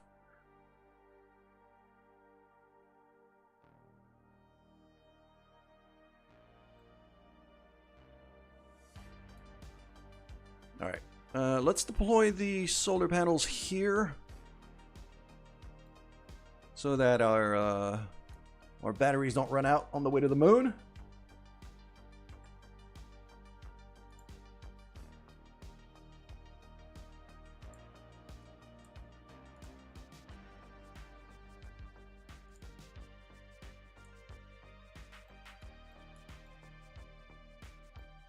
That should keep my batteries charged. That should be fine. Also, good old reliable push the capsule from behind with an EVA Kerbal method. You're absolutely right. I think I can make it there and back.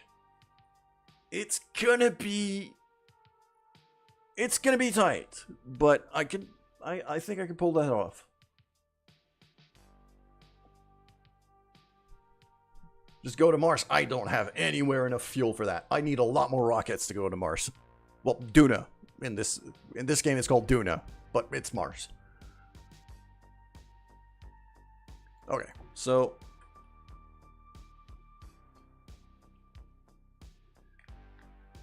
that here, that looks about right. And then we got the rover. Yeah, the rover is due to maneuver very soon. I don't have enough, I need to unlock bigger rockets, really. I need to unlock bigger rockets to be able to go to Mars. And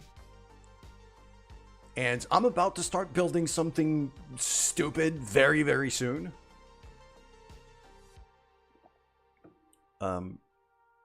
Mostly because I'm going to want, in this game, Earth has 2 moons. It has the moon, and it has Minmus all the way over there. I want to put a space station around Minmus. That's going to be the next step, is build a gigantic space station around this thing. Which should be a lot of fun. Okay. So I've got a bunch of maneuvers planned. Let's see who's next. Okay, we're going to switch back to the rover, because it is due to boost quite soon.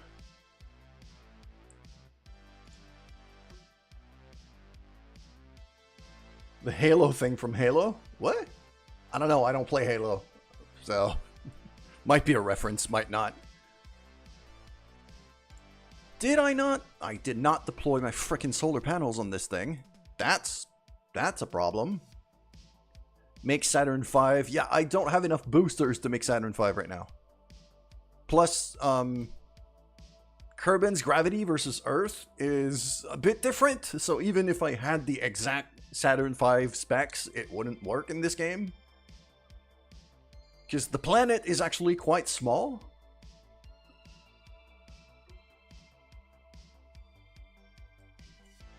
The planet is actually quite small, but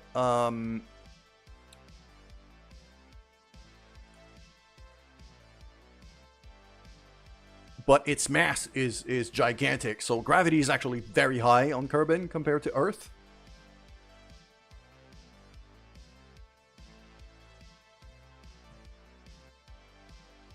Alright, we're just gonna line this up. Yeah, this is... because that rover... For the rover, I'm aiming South Pole.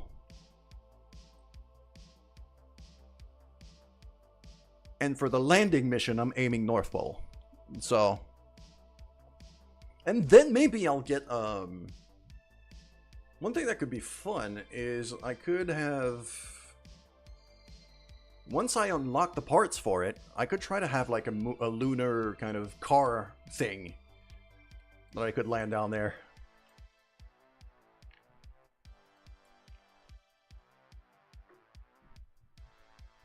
Become faster! Alright. So... we're going to time warp forward a bit until the moment where we have to boost. There we go. It does stop time warp and give me an alarm about a minute before I have to boost. Yeah, lunar moon car thing.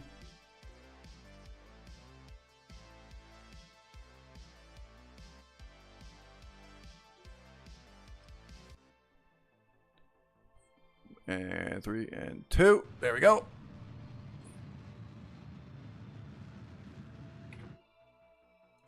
Perfect. And I'm going to put that on normal now.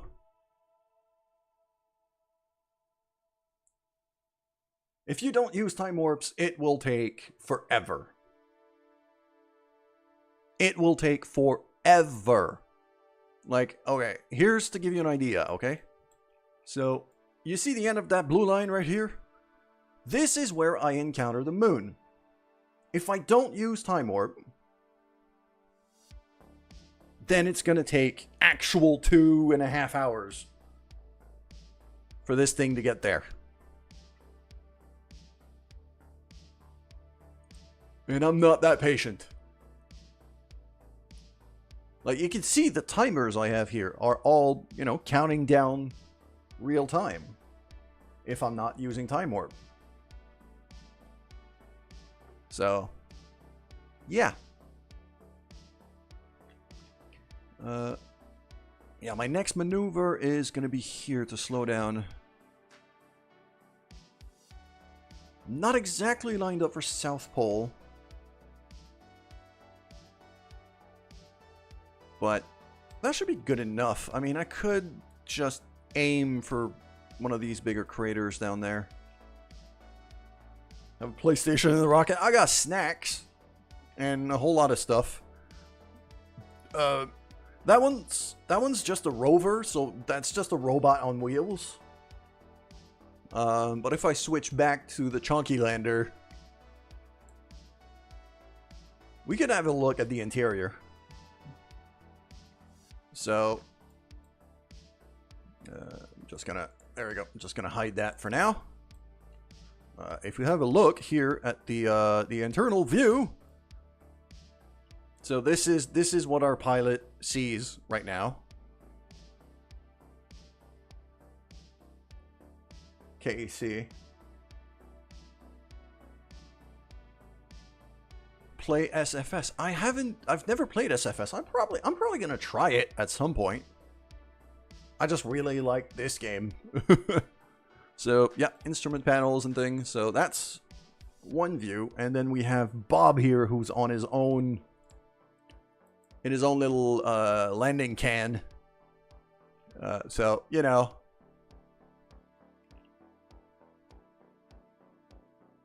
There we go, just instruments here and there, warning labels and things. There's cupboards back there.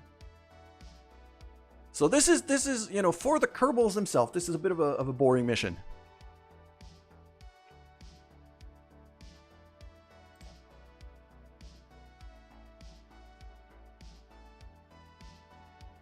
USA, that is not something I'm going to aim for.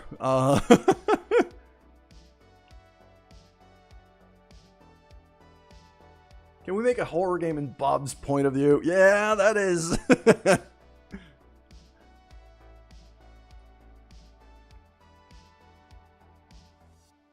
Bob is not having a good time in there. Could even, like, he could even step out a bit. You know, admire the stars kind of thing. And yeah, he's got a jetpack on him, so, you know, it's not too bad.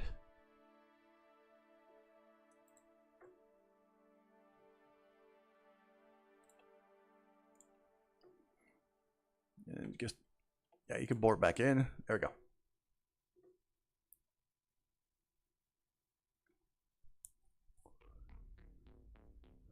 Bob's actually kind of having a good time right now. Everybody's kind of neutral. And then usually when we boost and we're about to die, Jebediah smiles like an idiot, and Bob freaks the hell out. That's usually how it goes.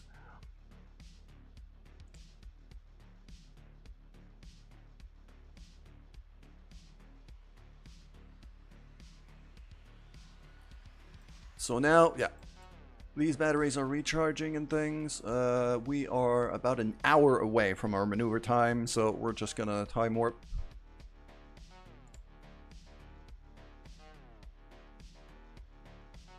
Good old Jeb, indeed.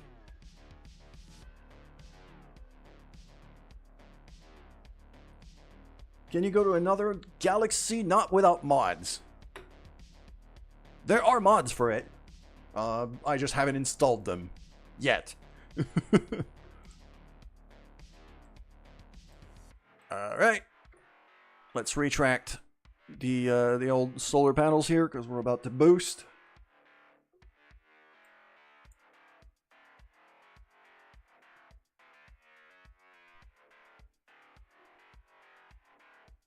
I'm gonna go at T minus 13-ish.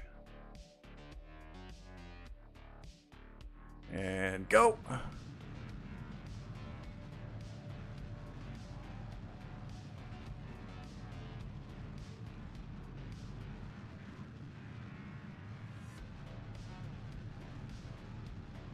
One of those mods. Yeah, it needs a pretty beefy machine.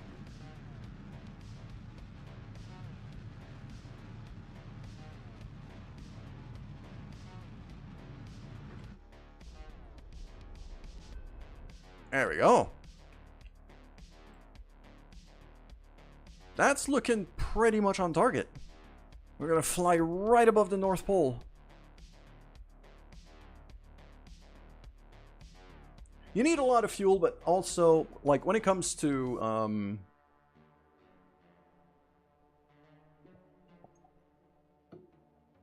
You need a lot of fuel, but also, like, usually the mods that allow you to go to another galaxy in this game also have, like, warp drives and stuff.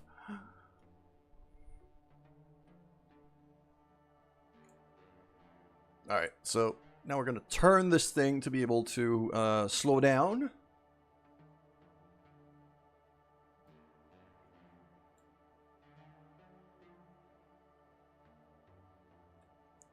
And redeploy the old solar panels to make sure we don't run out of juice.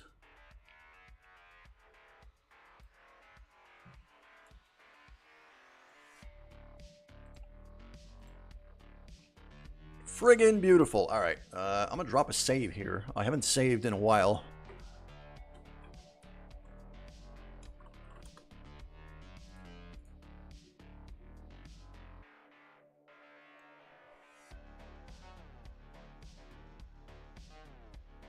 Yeah, Siglo, you're basically right. Quantum computing is both incredibly powerful and ridiculously complicated to a point where I can't even... I'd consider that I have a decent brain. But those are rough calculations. And now we can see the rovers over there and the chunky landers over there. I think we're legitimately... Yeah, we are overtaking the... We're gonna be overtaking the rover here.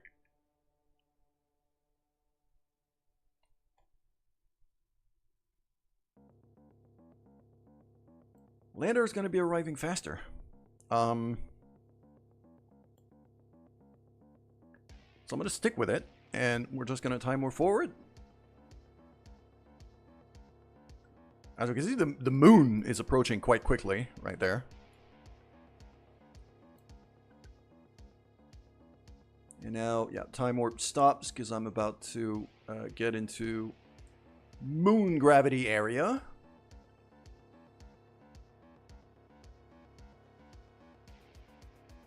Ah, I see. I actually have to switch over to the rover.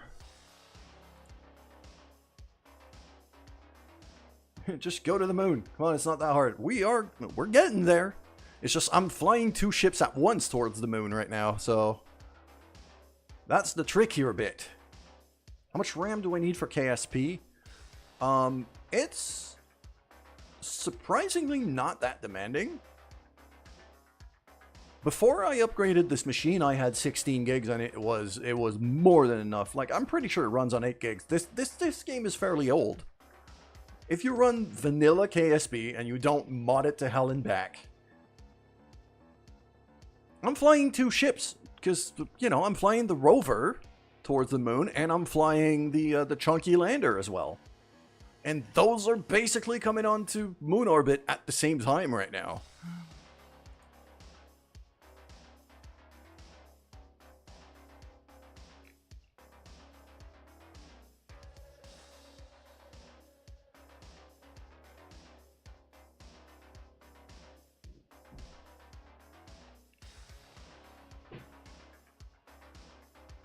Alright, let's turn this thing.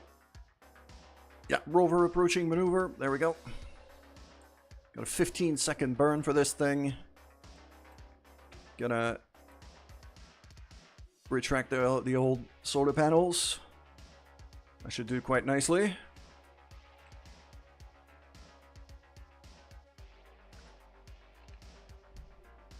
Drop a quick save.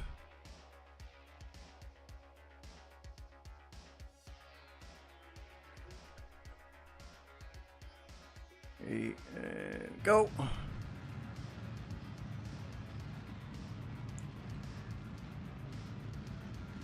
I should have enough fuel in this tank for this. There we go. Beautiful. So this thing is now in moon orbit. It's going to be a matter of just lining up the landing after that. But before I do that, I want to take care of the chunky lander. And get that thing into proper orbit as well.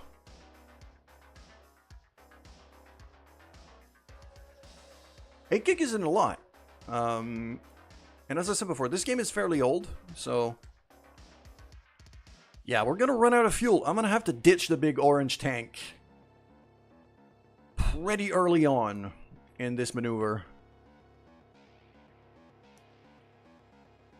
Yeah, and that tank is just gonna fly off into space. So what I think I'm gonna do is I think I'm gonna boost it right away. Yep. Let's do that. Let's burn off the rest of the fuel in this thing.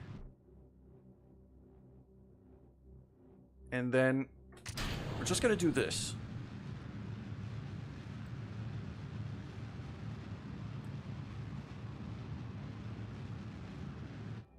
No, keep boosting.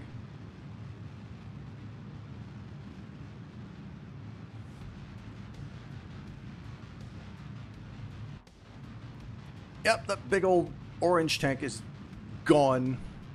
And we're never gonna see it again.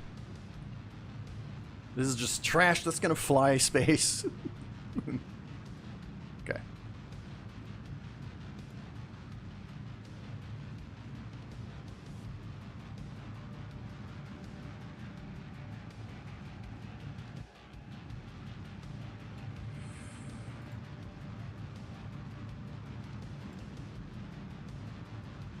We are burning a lot more fuel than I'd like. Might legitimately have to send a friggin'... You need ion engines and stuff. There are, like nuclear ion engines and things in this game. I'm just not at the level of research to be able to unlock them yet. But I will, eventually.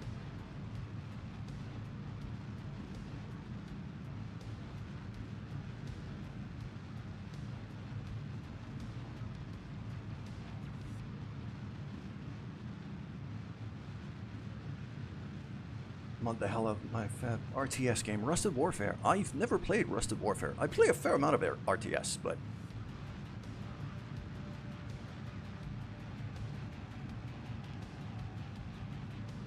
There we go, look at that. Come on. What a beauty. I'm actually gonna lower that orbit right away. I can just keep boosting.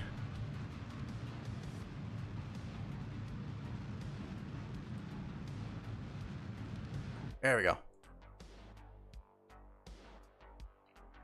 And then, yeah. Now we're aiming for North Pole landing, so what's gonna happen is I'm gonna maneuver about here.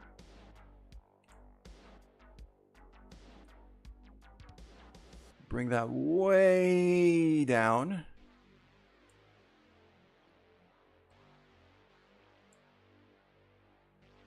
"13 kilometers altitude. Right there.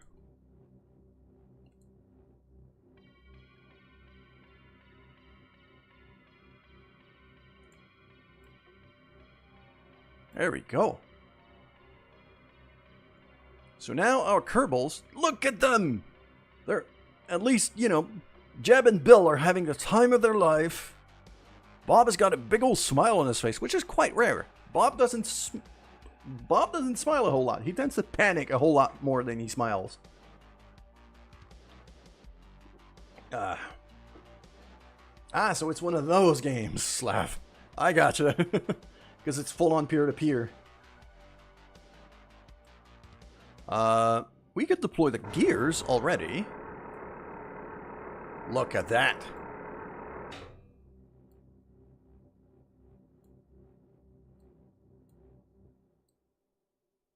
This is a masterpiece. This is all I have to say.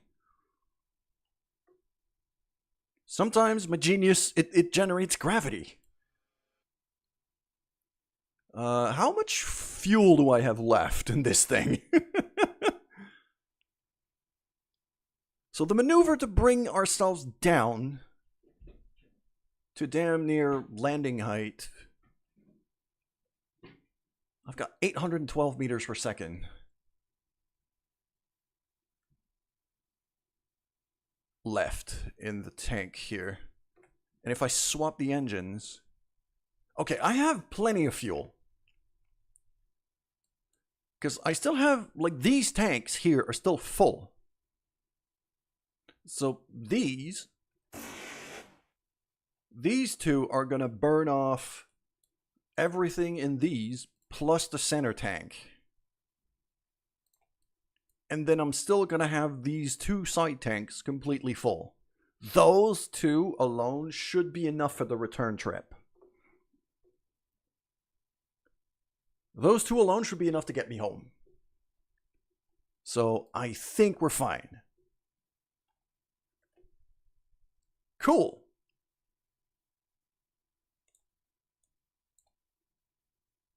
And we did get some achievements. Heaviest vessel to orbit the moon. That's an achievement. All right. And I had it twice in a row because the rover was the first heavier thing. And then this. And now my music stopped again. There we go.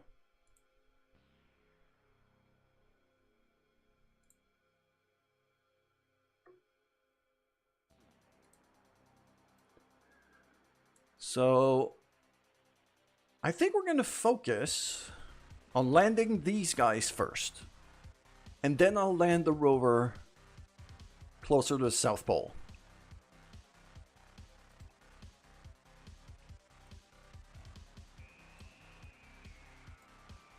Might not be South Pole perfect for the rover. It's probably going to be around there-ish. But close enough. Going to be a very common occurrence for the future. Yeah, because I'm bound to go bigger and bigger and bigger as I go. Especially if I want to put like a space station around this place. That's definitely going to be... Oh, do I have... Why do I have an alarm for Bob Kerman?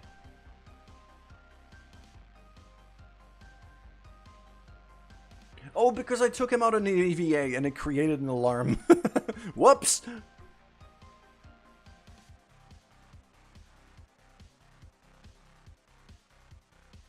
When you're gonna land on the moon, play the Star Wars Throne Room music. I would rather not play music that is copyrighted on the stream. If at all possible. So...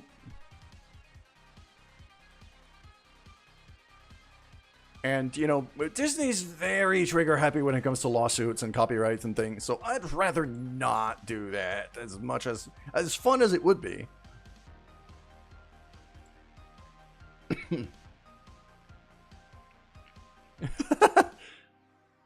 Remind me that Bob is still looked out the airlock. Is he? No, he's still there. He's inside. He's back in. We're good. We're fine. Alright. There we go. Solar panels in. Oh, we're gonna witness... We might witness an eclipse here.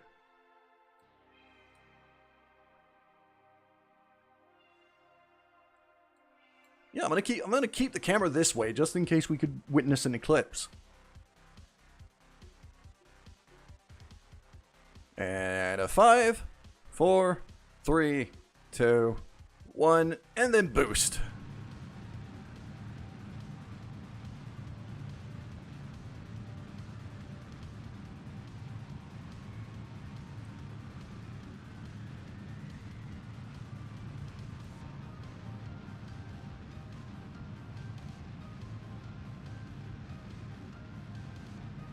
There we go. That was basically a perfect burn. And then we redeploy all of that. Keep the batteries charged. We might legitimately have an Earth eclipse from the moon when we land.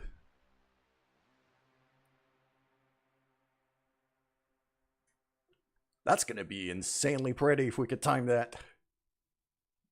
Okay, so what we're gonna do now is I'm gonna time warp to about here. Oh crap. We're going the other way. Made a mistake. Oh, and we have a bunch of science stuff that we can get right now. So let's do that. Yeah, let's farm some science here. I need an EVA report. Bob, you are volunteer for an EVA report. There you go. Get back in. Okay, so I was mistaken. I thought my orbit was going the other way. So we're going to wait it out and actually time warp back to here.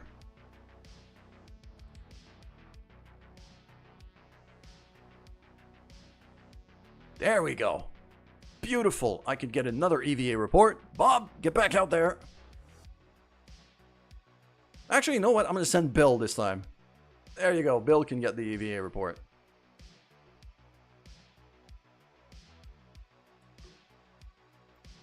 And now, we're going to line up retrograde right there. Ooh, another biome. Another EVA.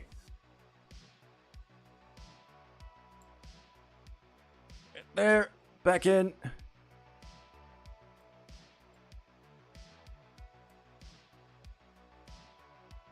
And then Jebediah could get the next one. Back in again. World first milestone. We have performed a spacewalk in orbit of the moon. Wonderful. Okay. This is where things are going to get tricky.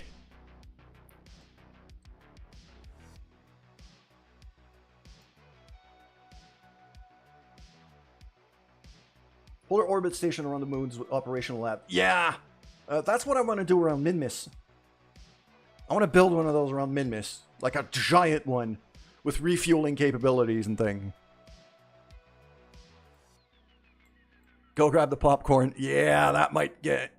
This might get a bit bumpy. So I'm slowly gonna start slowing down here.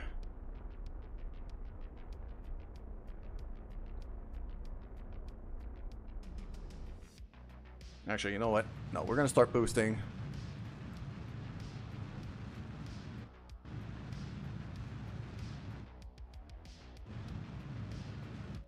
Nope, another one of those.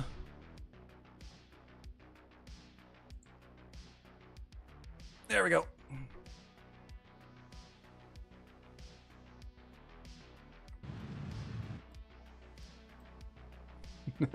Insert the throne room music. At least you can do it in your head. Okay. And now, a problem that I have is that I have to start killing quite a lot of my sideways velocity.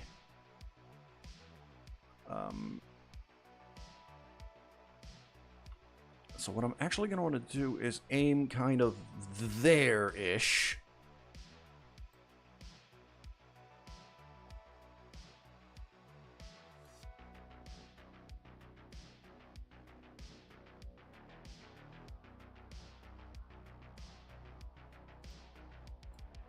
One thing that is advantageous for us is that we're going to lose quite a bit of weight as we go down because we're going to be burning fuel. Because from what I'm seeing right now, these two engines are going to be just about done burning all of their fuel once we land. I might have to switch engines right as we land. Polar Moon's land. Bill, get out there. Give me some science. Yeah, get back in. There we go. Okay, and now we boost.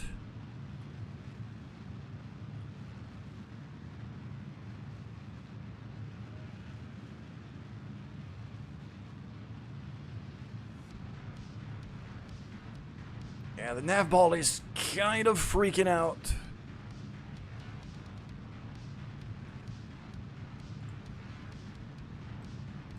Because we're right above the North Pole, so it doesn't know which way to point.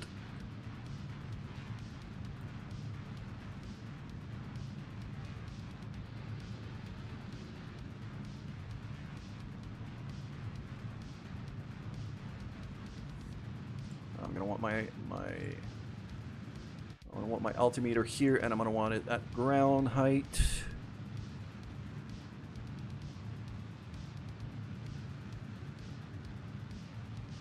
Okay, you know what? I'm going to switch engines here for safety.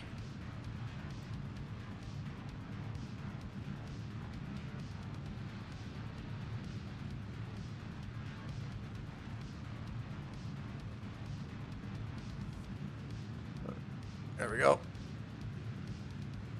And now we're going to want to line that up.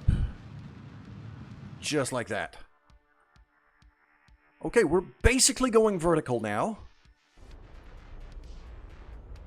Which should make things a bit easier when it comes to landing. So now we can point this thing up.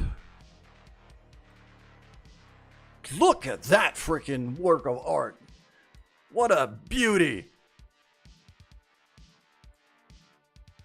Lateral velocity be gone, which means we're going straight down.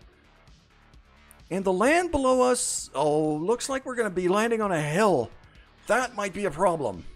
I don't want to be landing on the side of a hill.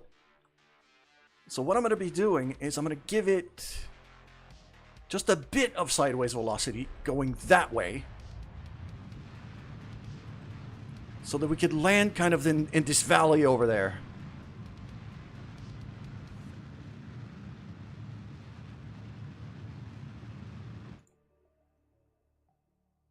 Just like that.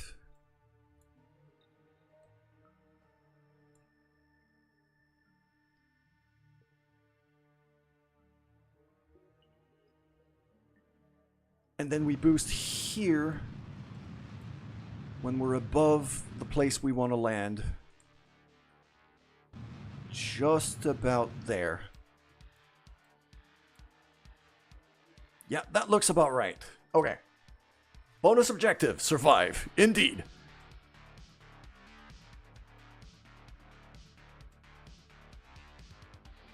We are only 2 kilometers above the surface.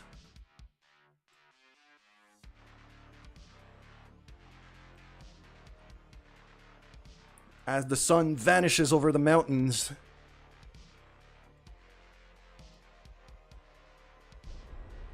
And now we boost. Oh, this is cliff faces, literally. Oh, this is not a good place to land at all.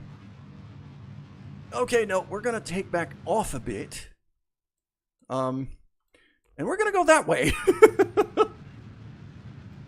We're gonna go that way because this is very dangerous. I'm not landing in that ravine. That is not happening. No. I refuse. Okay.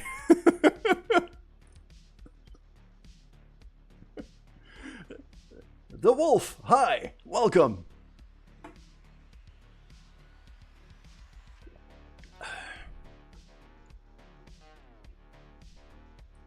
Yeah, this is much better. This is much better.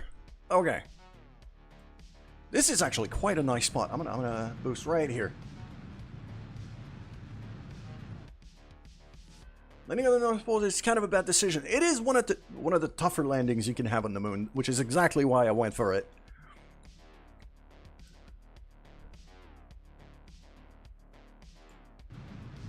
There we go. Like that. And now vertical.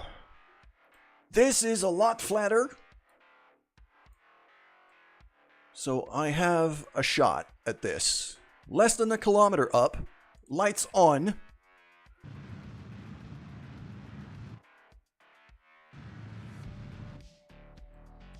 And we're coming down nice and smooth.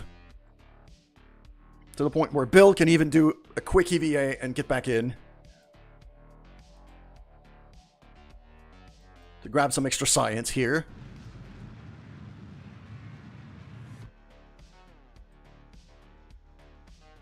That is, yeah. I was hoping to catch the eclipse, but we overshot it. There we go. No, I could see the lights here. I have some lights below me. So, when that lights up, I know I'm very close to the surface. This is definitely not flat terrain, but I'm hoping to stabilize it enough.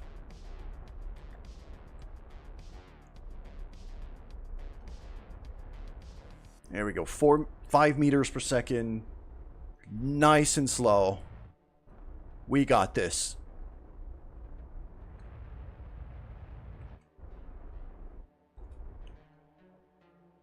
Oh, fuck. Don't flip. Don't flip. Come on. There we go. We made it. We legitimately made it. We're slowly sliding down a hill. But we got this. Okay. First thing I'm going to do is drop a save.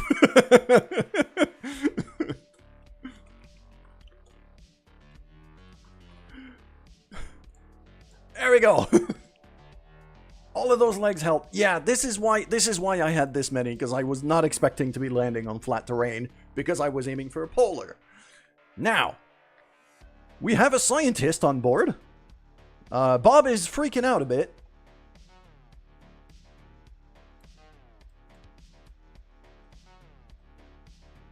I could reposition a little. I don't really want to reposition a little bit. Most of our legs are nice and flat. What I'm going to do now is I'm going to step out. I'm going to have Bob step out, plant a flag, and get some surface samples, some science reports and things. And then we're going to go home. So Bob is going to step out of his landing can here. Just drop down. There we go. Just clonk right down.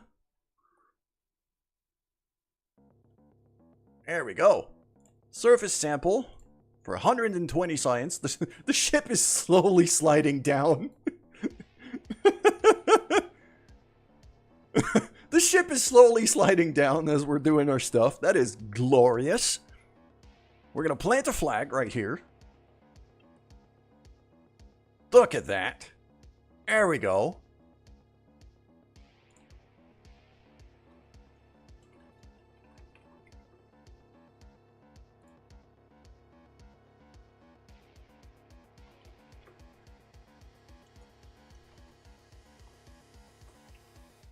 Slipping and sliding around.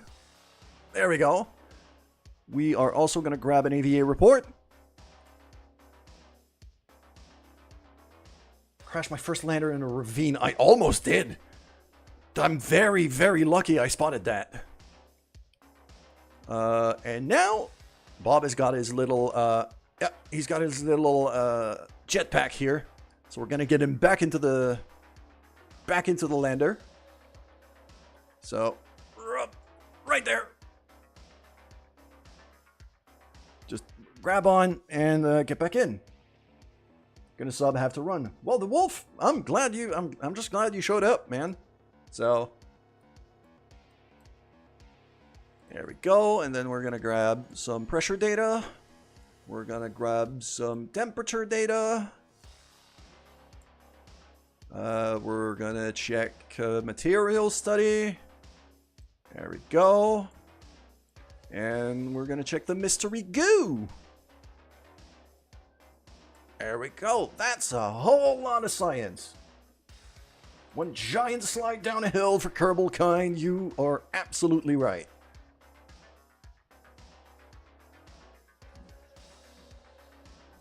That is pretty freaking glorious. Although battery power is going to be a concern. That mountain is hiding the sun from us, so the solar panels are not doing anything. So we're going to have to take off quite soon. Otherwise, we're going to run out of battery. I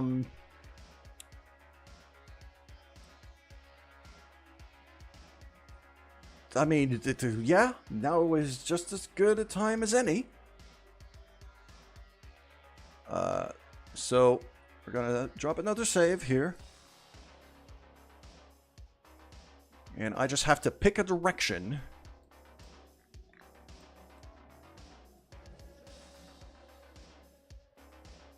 I mean, it does help for one thing, though, is we're already at an angle.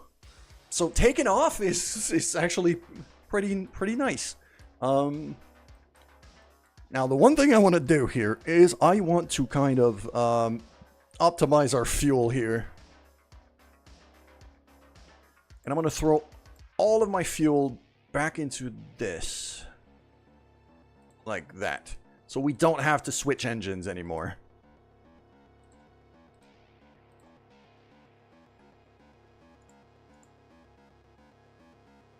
Yeah, that's a free gravity turn right there because we're at an angle.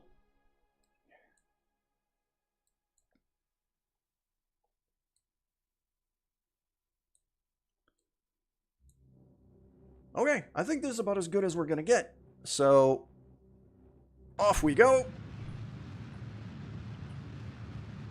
Stick to prograde.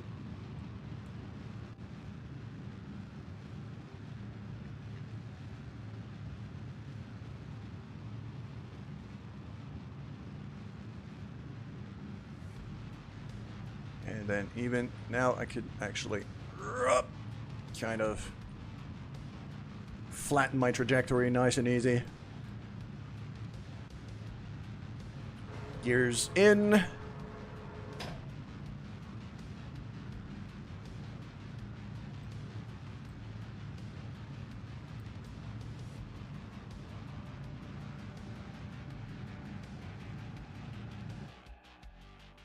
Oh, we are very... Oh, we don't have enough fuel to get home. Oh, crap. We don't have enough fuel to get home. I'm out of fuel.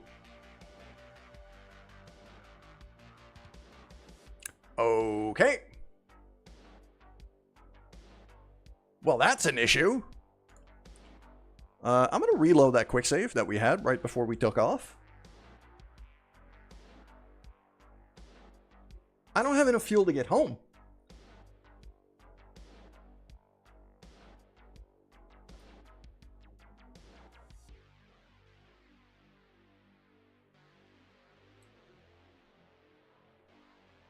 We're going to have to send a rescue mission.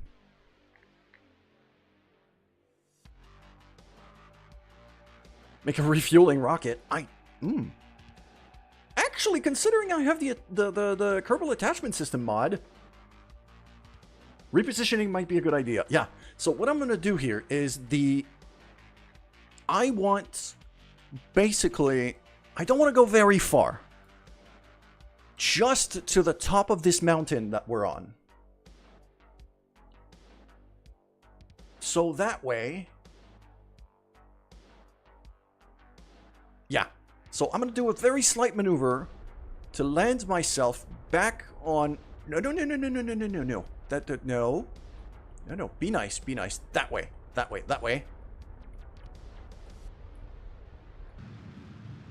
Okay. Just a slight boost. Like that. And then I want to try to land on top of this ridge. Just so we can have some sunlight here.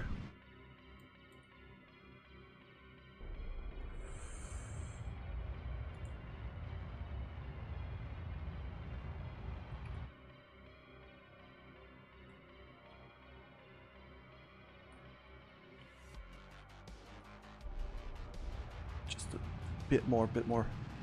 Like that. Okay. So that way at least we're not going to run out of battery.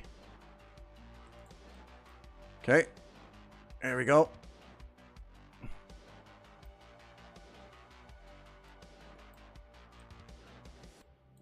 It's not going to get a whole lot, but...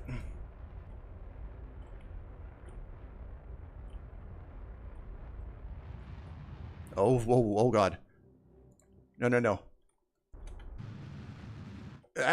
Okay. Nope. That's not going to work. That is not going to work. But yes, it's going to be Kerbal attachment system to rescue. I'm just going to freaking land a big old fuel tank with a fuel line on it and then just plug it into this.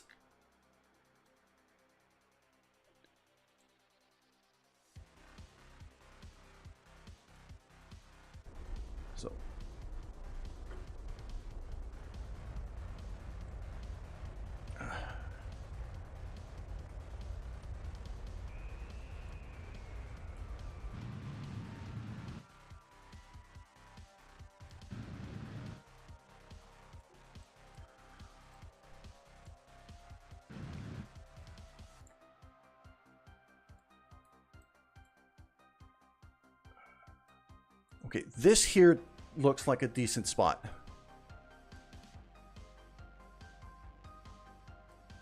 So, just gonna try to time this.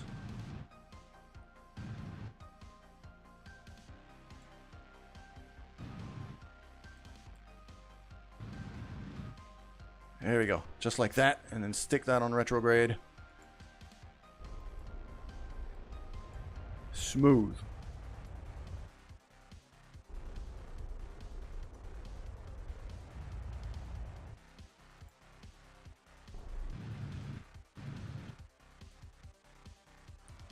Okay, not perfect, but better. Am I able to recharge the batteries here? I don't think it's going to be enough. It recharges. Good. Okay, that is enough sunlight. The batteries are recharging.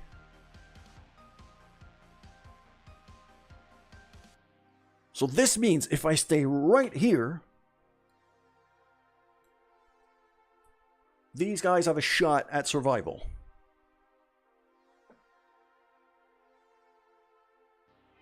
Now, the other thing I'm going to try to do here, just in case this goes very badly, is while I have some power, I'm going to be transmitting all of the science we just got back to Kerbin.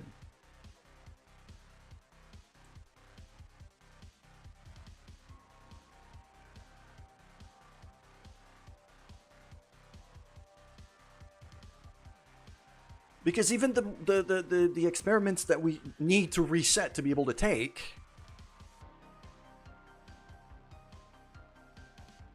we have Bob. Like, Bob could do this.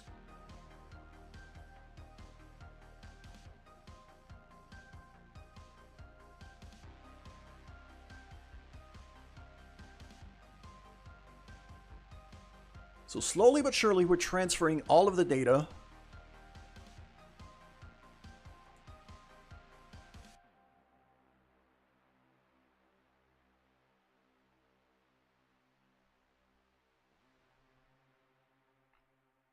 Bob is the chosen one because he's my scientist. And he's the one who could reset these experiments here.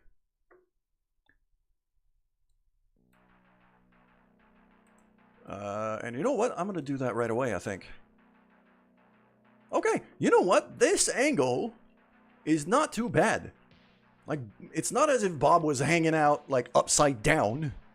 Because the door's right here. He could just kind of lean down onto the rocket and be able to do his thing. So we're going to go, yeah. So Bob's going to go out. And we're going to climb up just a bit like that. And then I'm pretty sure it could reach in there. Yes, restore. And then restore the mystery goo. There we go. He's in range to restore all of that. So that is great. There we go, and then he could just climb back down and just board. So we could just get back in.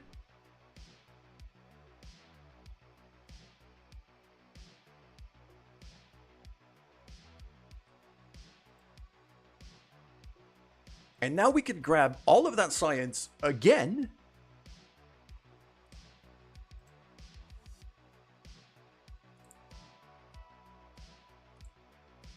To get the bonus when we get home. After the once we're able to get the...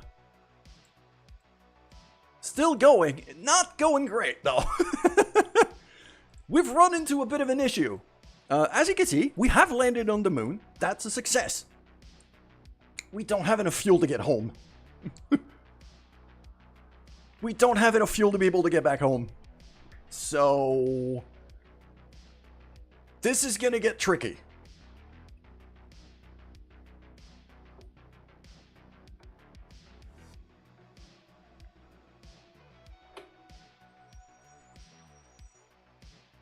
I mathed my fuel wrong.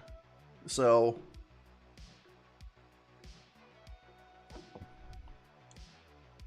here's the other thing I'm gonna do, is we're gonna zoom out a bit, and we're gonna have a look at our ship from this angle here, because it's quite pretty.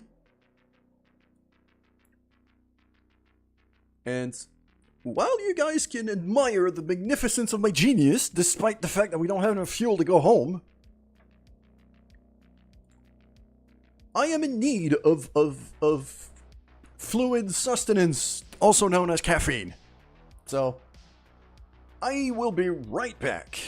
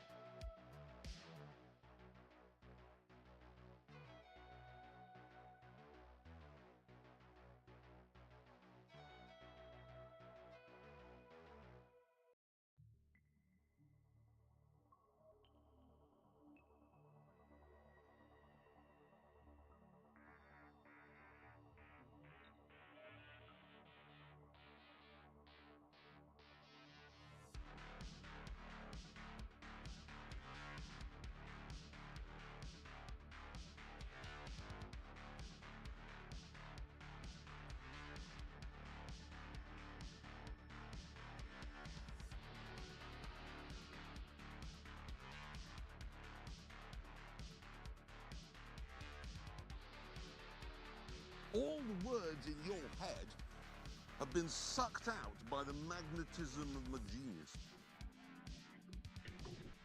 Indeed. Except, you know, this is actually the Jeremy Clarkson kind of genius where it doesn't completely work. Now that I have some more coffee, I'm ready for more genius. So, the thing is, we landed on top of a mountain, so getting a rescue ship to this place is gonna be tricky. It's gonna be very tricky. Yeah. And, like, I almost landed down that freaking chasm down there before. Luckily, I was able to redirect.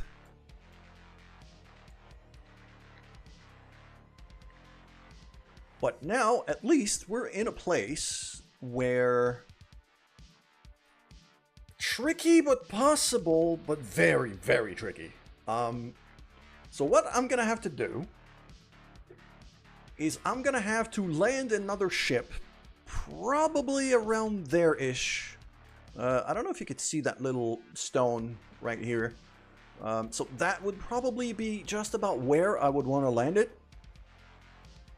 Which means incredible precision is gonna be required here. And then I can have... that rescue ship could actually be completely fully automated if I wanted. And that's probably what I'm going to be doing, rather than send other Kerbals in this rescue thing. So I'm going to have a fully automated fuel reserve land over there with a fuel hose basically. A big old freaking fuel hose. And then we're gonna install... Bill has a skill to be able to install a fuel connector right there. And then we're just gonna, you know, drain the fuel reserve into this, which will give us enough fuel to fly home.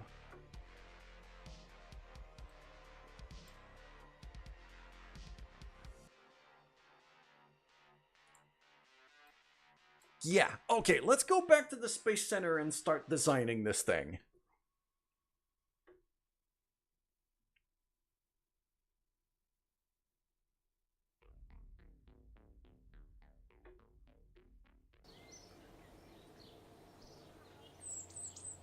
This is gonna have to be a very big rocket.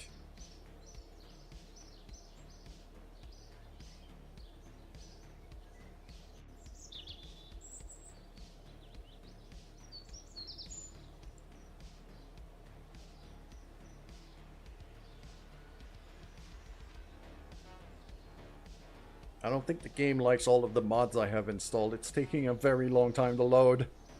Okay, there we go.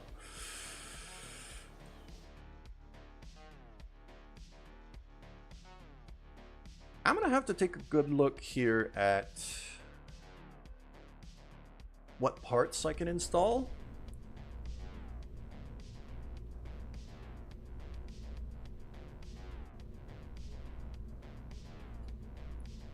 Okay, I've got this little probe core here, which is probably going to be the basis of my, yeah. Which is probably going to be the basis of my ship, with that little cone here. That avionics control is really useful.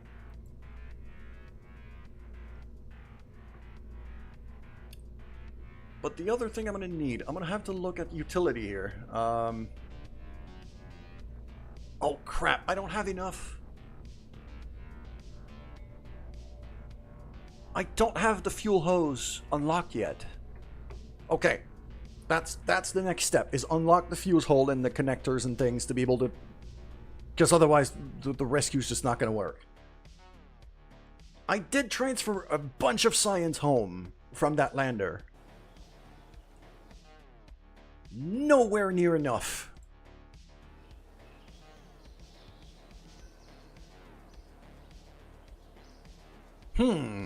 Okay.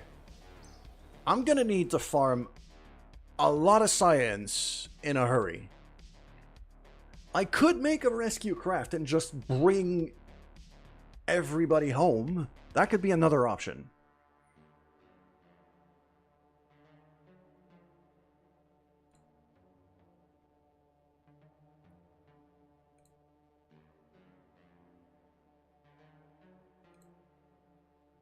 High power electronics, what is that? That's just better batteries. Big old solar array. That's the bigger command modules, okay.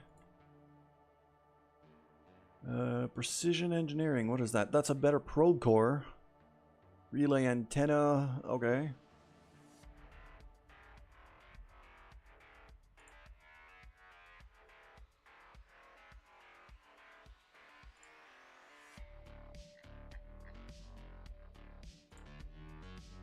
Ah, there they are. Okay, that's what I'm looking for. So, that here, that HW80 winch, that's a fuel hose. Wait, no fuel crossfeed. What the hell? Really?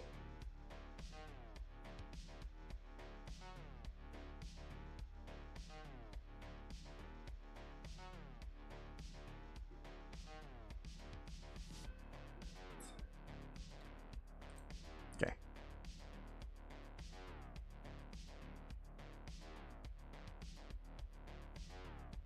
These things don't have any fuel crossfeed. Crap.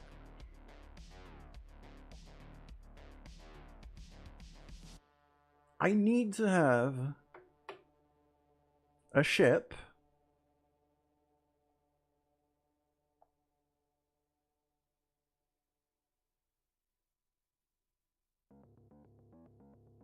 Connector rejection. Okay.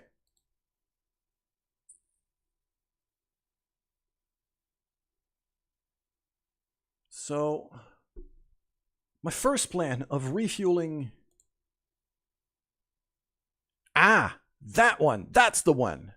Refuel transfer station. That's the fuel hose. Okay. I was wrong before. So that allows for transfer of resources between vessels.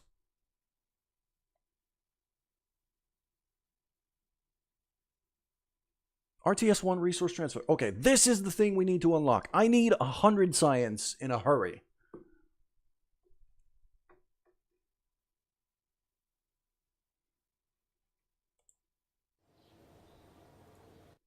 Let's go back to our lander. Just to make sure I've transferred everything I possibly could.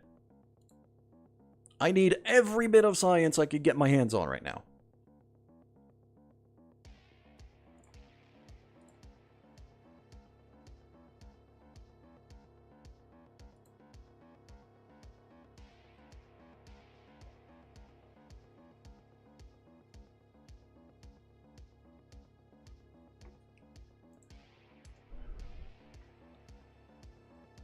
Oh, yeah, physics are really kicking in every time.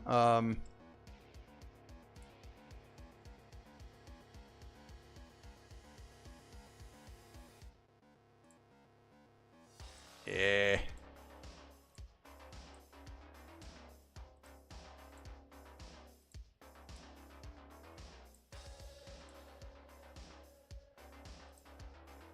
Grabbing all of that. Okay, cool.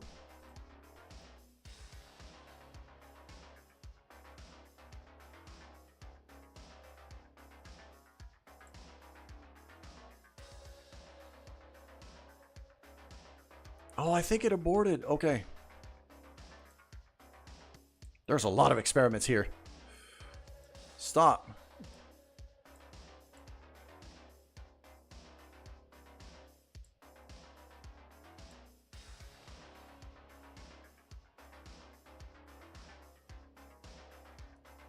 Okay, it's transferring very slowly.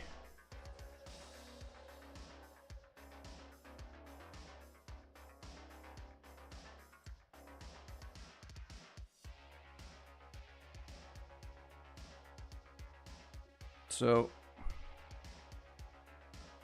it's transferring very, very slowly because, you know, it runs out of batteries and then the batteries recharge a bit and they transfer even more. So 84%. Okay, so I did not have the science from this ship before. It failed. The transfer failed. So now it's done. I'm gonna let the batteries recharge. And then I'm gonna retransfer everything I aborted. Okay, we're gonna time warp a bit just to accelerate the recharge. There we go, just like that. I'm going to, review data. So, I'll transfer that one. Okay.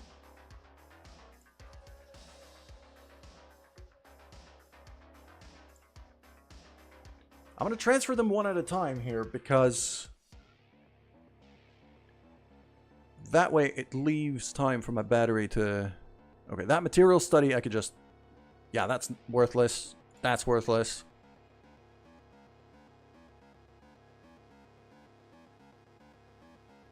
$16 science. I'll take that. That's good. That's worthless. Worthless. Worthless. What other games do I play? I play a lot of like base builders, city builders. I also play. I've also played stream. I was streaming Darkest Dungeon yesterday, the original Darkest Dungeon. Play a lot of strategy games and base builders and simulators. Okay, so. All of these are completely worthless and just draining power. That is 37 science. Go. Transfer that. That one I could keep. That's worthless. That's 15. There we go. That's another 38 science. There we go. Just gonna wait because the batteries are getting drained. I want you to try Theotown. I might do it on a future stream. I'm not gonna do that today though. Today I'm really focusing on Kerbal.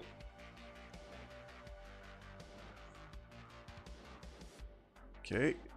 And then this completely, that's done transferring. Okay. There's another 12.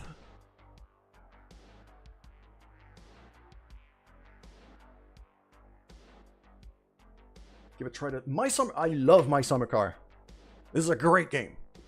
One of the games I actually want to one of the games I absolutely love and want to stream a full playthrough of sooner than later is Pacific Drive. I'm definitely going to have a Pacific Drive series very soon because I love that game.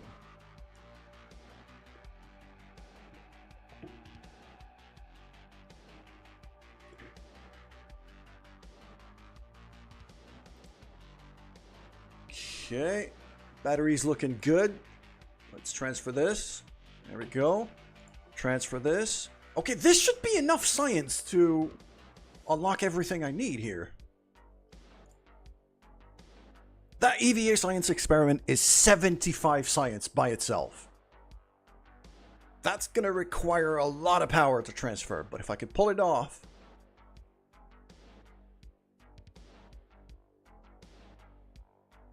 Just going to wait for the batteries to come back up.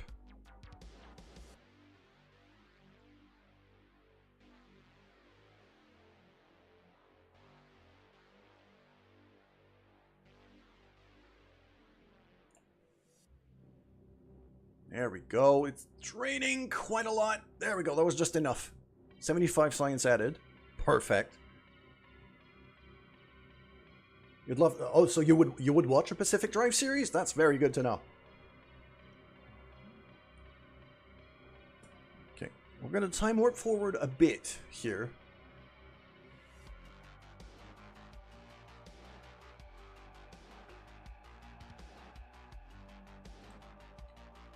That's another 75 science. Yes, I have science for days here.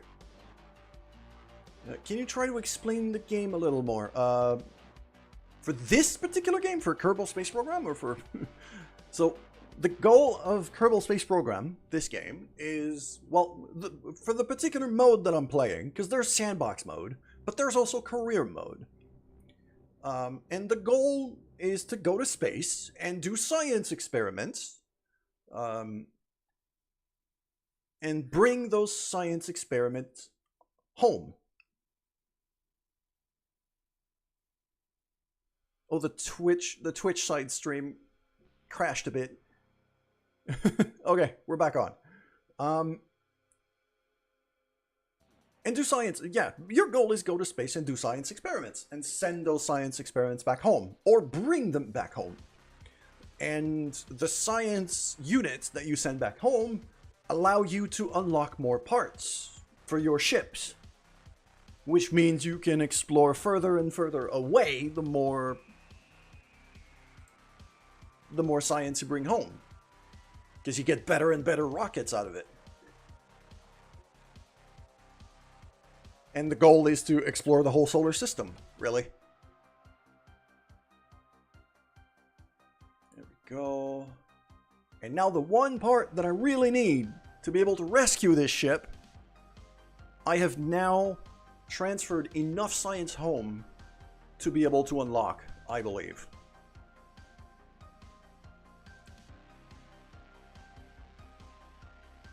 Because I was able to grab a lot of science while we were flying low over the moon. Just, you know, the way you get different sciences is just by doing like pressure readings and temperature readings and things. Yeah, sandbox mode, the big difference is you have every part unlocked right away.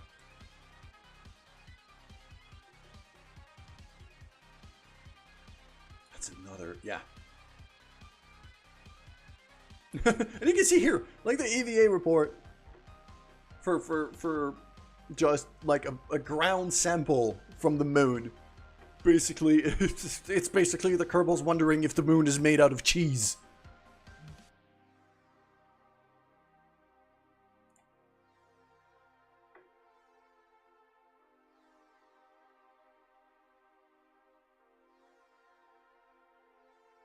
Yeah, you just explore, get science, build ridiculous things, and...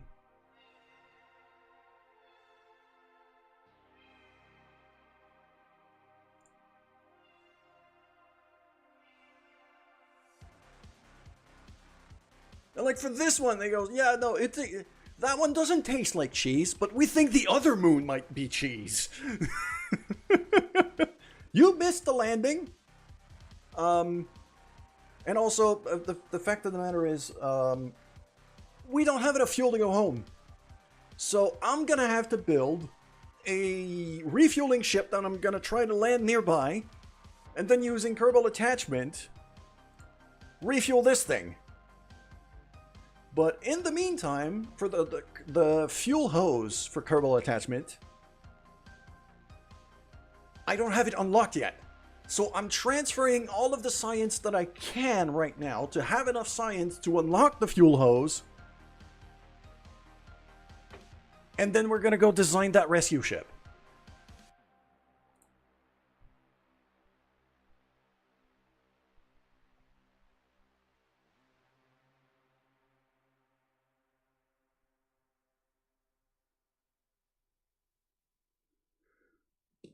But at least we were able to kind of maneuver ourselves back to a place where we have a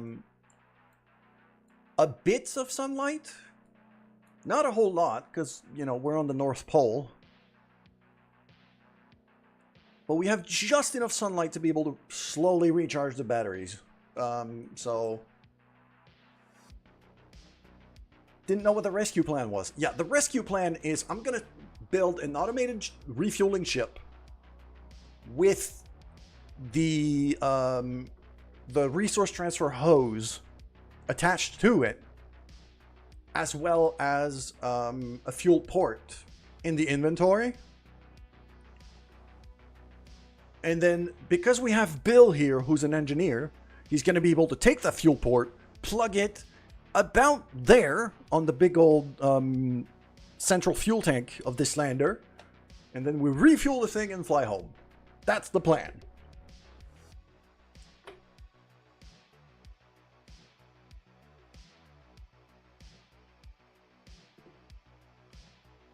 Okay. So we've sent home all of the science that we possibly can. And if I need more, we still have a rover in orbit that I haven't landed yet.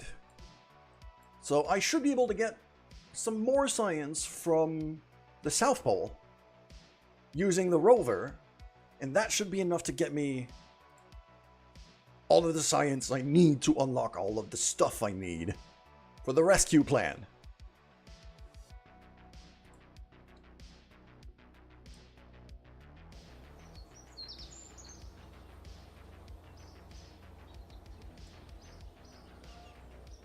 So back at the Space Center, we're going to have a look at research and development. Here, we need, no, that one. Advanced fuel systems. Yeah, we made almost 1,000 science. I had, what, 50 science back before I started transferring from that lander? So that was 900 science that I was able to send home. And at this tier, it costs 160. So yes, I'm definitely going to have enough. Resource transfer station. That's the one I need. So, boom. And then this one, okay. I just have to make sure I have everything here. This is metalworks. Those are docking ports and things. I don't think that's what I'm looking for. What is this? Harpoon, robo struts, inline clampotrons, a bunch of structural panels and tubes. Yeah, We made a lot out of that lander. That paid off big. What else have I got? Precision engineering. I might want to go for that. Because that's a better probe core. Right there. And also explosives. So we could blow up the fuel reserve in a blaze of glory as we take back off from the rescue mission. Just for that, I might do it.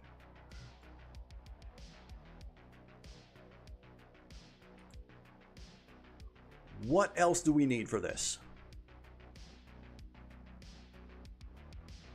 We could shoot in space. Not really.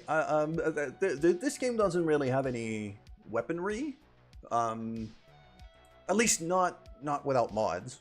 And I didn't install any of the weaponry mods. That's not something I really cared about. Okay, I'm taking the precision engineering because I need the better probe core and I want the explosives for shits and giggles.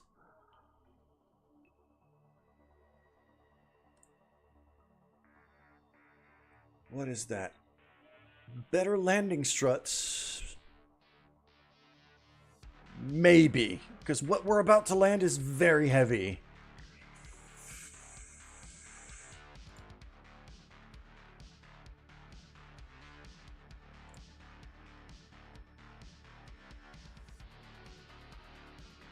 Large volume containment. I'm taking that because that's bigger fuel tanks if I need a fuel reserve. That makes sense. BD Armory. Yeah, there are mods for it. It's just I didn't bother with them.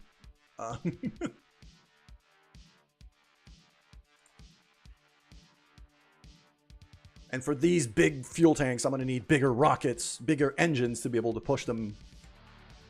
Okay. That landing, despite the fact that it's not able to come home, is paying off big time for us.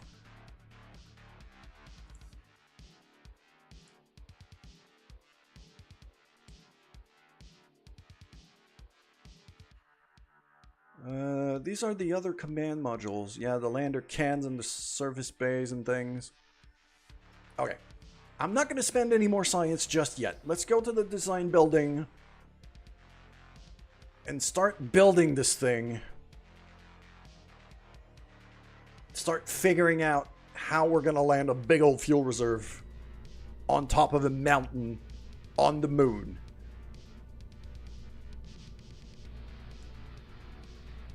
So, we've got our little probe core here. Our Probodyne Hex.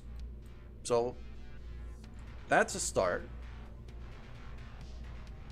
I'm going to want a couple of batteries on this thing.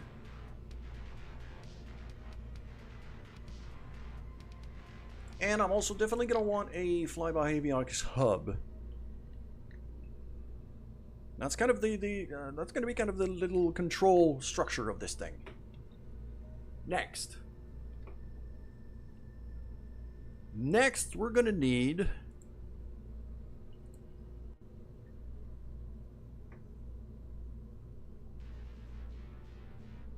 I mean, if I go real ambitious,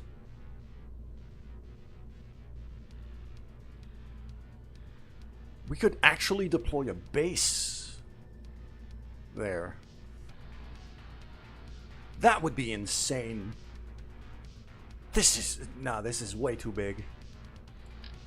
Am I actually gonna try to pull that off? That's way too... No. I don't want to be a victim of scope creep here.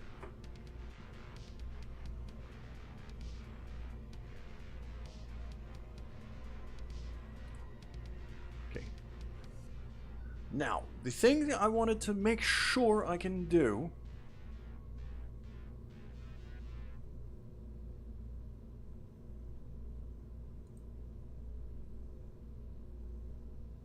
Containers, lights, Kerbal attachment system. There we go. Okay, so that Yeah, I need one of these joint sockets in my inventory. In the inventory of this ship. And I need one of these resource transfer stations to be hooked up on the ship fairly low to the ground. So that way, Bill's going to be able to just grab the joint socket, install it on the lander, and then have this thing pull the cable out of this thing, plug it onto the lander, and then we refuel, fly away. So I'm going to need a cargo container to bring the stuff that I need.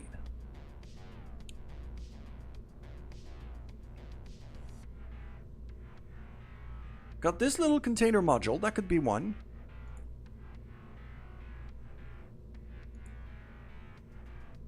There's also that thing is huge. I don't need this much. I could just attach a cardboard box. That's actually tempting. For the giggle factor, just attaching cardboard boxes feels funny. I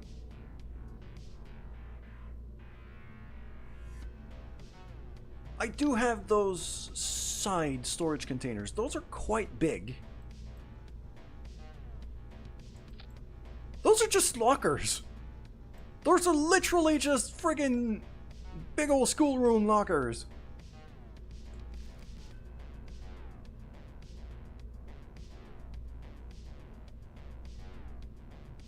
There are these portable containers that I could clamp to the side.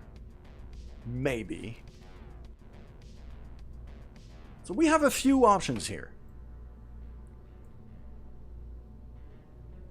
Radial attachable container holder. Yes, there's some, there we go. So it's that clamp here.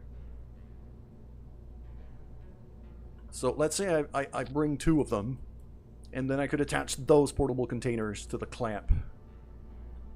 Like that. So that's another option. Yeah, that is one way to cut down on craft size. The problem is, I need to make sure that I can land on the moon with enough fuel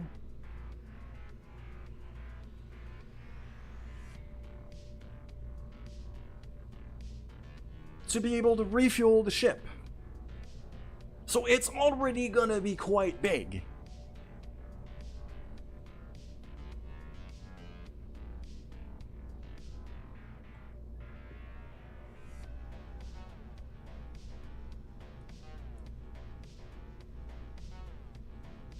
Unless...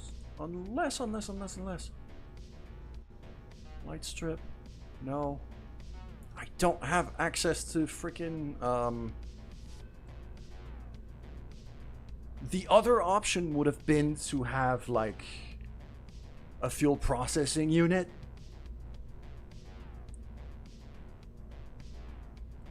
And a mining drill and just use that to make fuel.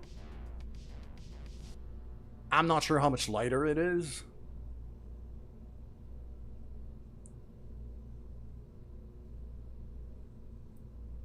Okay. In situ resource refining. Yeah, I don't have that unlocked though. And I don't have enough science for it.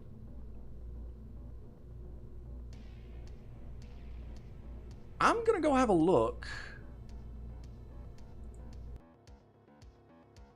Because I don't have a scanning unit. Like, I don't know how rich those mountains are in terms of being able to make fuel.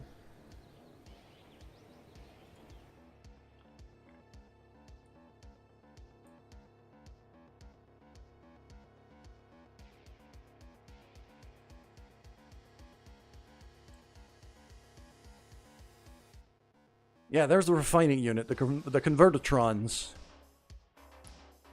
I would need another 900 science units. just for that. So I don't think that's a viable option right now.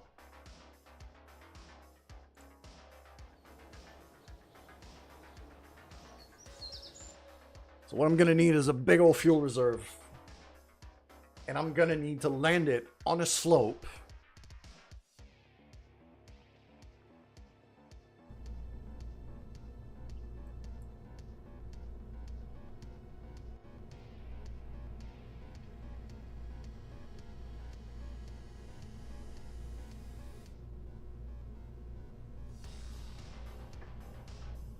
Okay.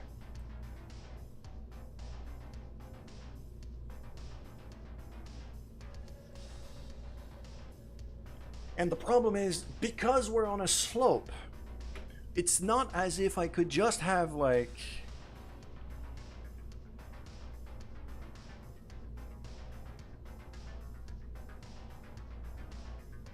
Like, if I go for let's say, like, 2 of these friggin' jumbo tanks, landing that vertically on a slope, we're just gonna keel over and explode. So that's not the way.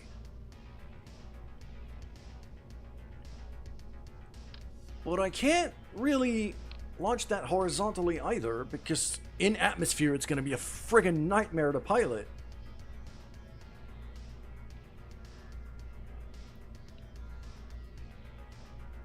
Okay. Alright. Let's...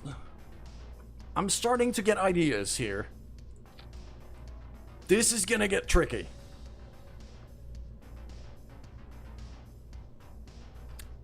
What I'm gonna want... I'm gonna want...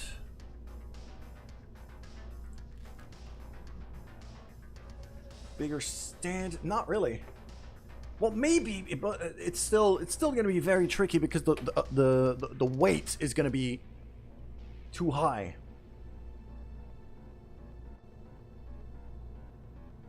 Make a craft that is comfortable landing horizontally. Yeah, that's the thing. And what I think is going to have to happen... Okay, let's reroute. Okay, I'm not even gonna bother with the probe core or anything. I just want the landing bit for now. So it's gonna be this. Yeah, 1440. That's plenty. That's actually more than the whole lander can contain.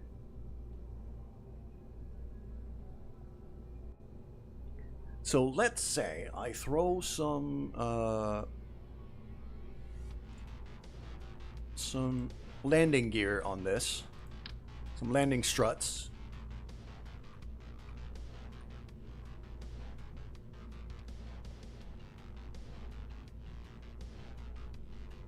I might have to, you know what? I'm gonna design this one in the spaceplane editor, just to be able to mirror things. So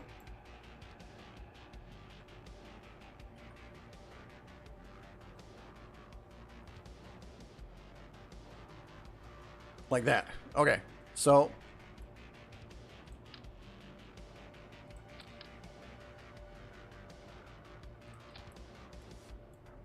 let's say this is the thing we want to land,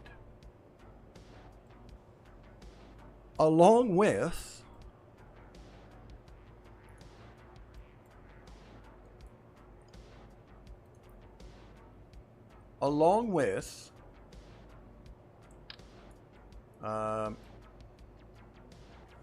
wow, okay. Yeah, game. You're not being very cooperative right now. Just like that. And then one of those container mounts. Just the one on top. And a portable container attached to it. Just like that. Okay? And then this, in the inventory of this, I am going to need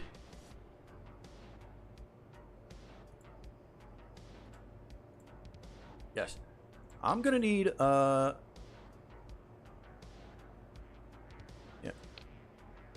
Wait.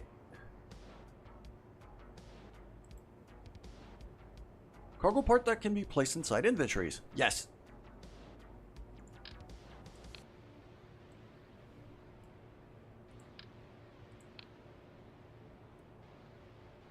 Why is it not letting me put that in there?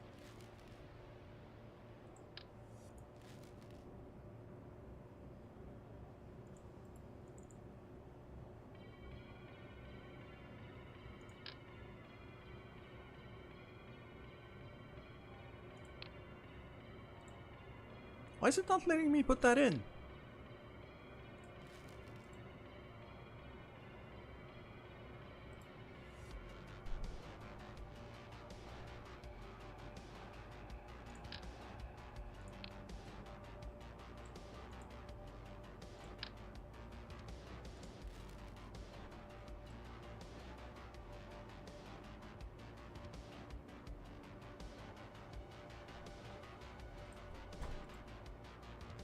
Inventory.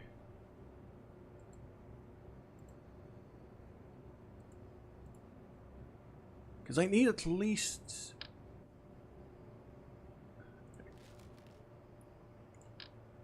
And I'm also going to want these... I'm going to put 2 of these winches, I think. Right there. So 1 on each side.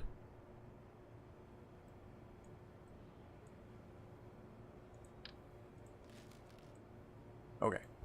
Now...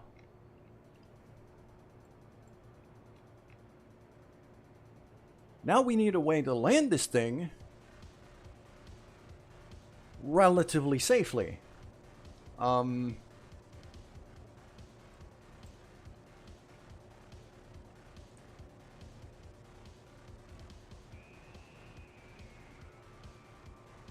yeah, I can name it Bug 1. I'm fine with that. Cool. Now we switch back to the rocket building here. I'm going to save that. Cool. One thing I'm going to do quite quickly is I'm going to check for okay. There.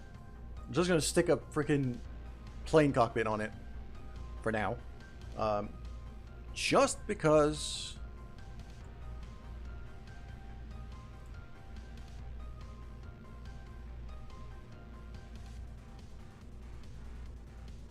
cargo, that's where.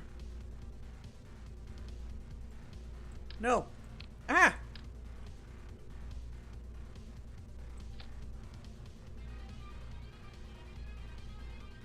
MK1 cockpit. Do I even need? I mean, ideally, I'd really...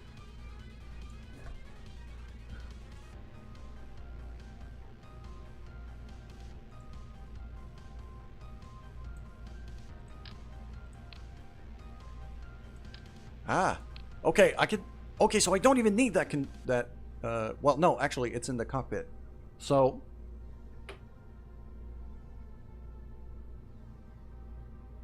Why do I not see that in the... Why do I not have the portable container thing here? Ah, there we go. Okay. So 2... I'm going to bring 4 just in case something goes wrong, as well as a spare winch.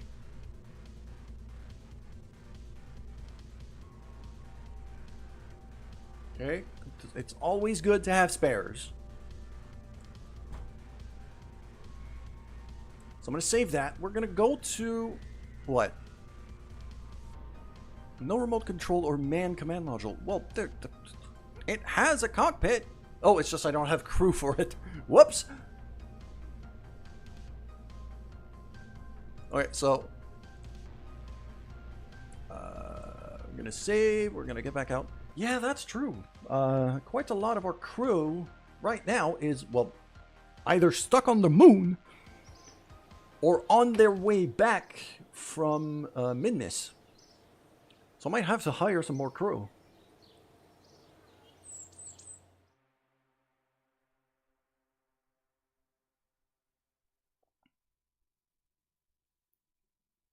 I'm gonna want an engineer.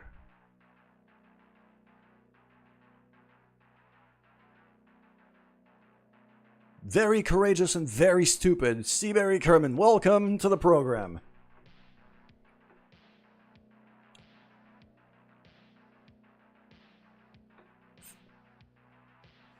For now, he's going to be kind of our ground-based engineer, so I can figure things out. Okay? So bug number 1 is going to be in there. We're going to put it on the launch pad, because I want to see exactly what my margin of error is here in terms of the landing. I want to see how far away from the lander I can land and be safe.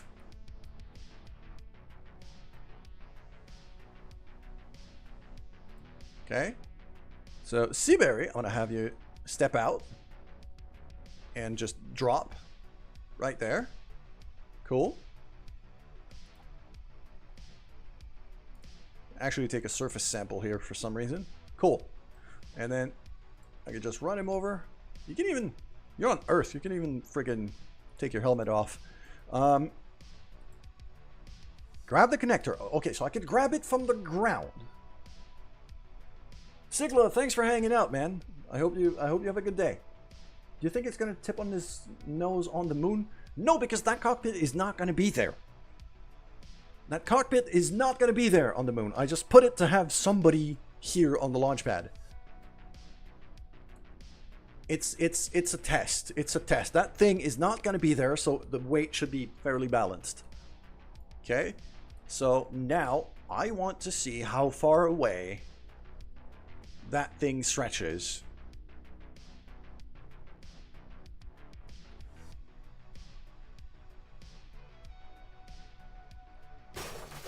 Aha! The link between the connector and the part has broke. Is it because it went through the ground, or is it because I went too far?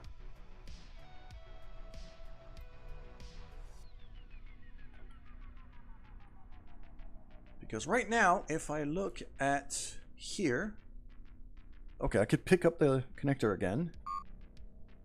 Ah, link is, okay, I have 30 meters. I have 30 meters here, so I have to land less than 30 meters away from the lander. This is gonna be real tricky. Okay, link mode is unlocked. On dock. Can't I just dock? Can I wheel it back in? Or do I have to grab the connector and bring it back? I think I have to grab the connector and bring it back. 30 meters is really not a lot.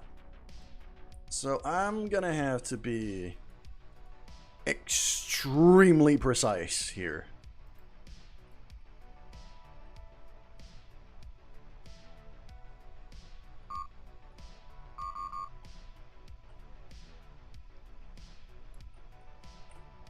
Okay, so it says 30 meters.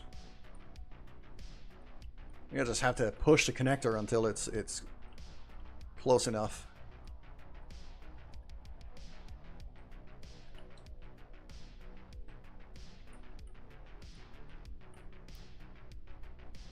Can I pick it up here? There we go. Okay. Yeah, so 30 meters is this far away. And I'm gonna have to land on the moon at this distance on very mountainous terrain to be able to plug this onto the ship. One thing that we have on our advantage, though, is that the landers still have a little bit of fuel. Not a whole lot, but a tiny bit. So it gives me a bit of a margin, but not a ton.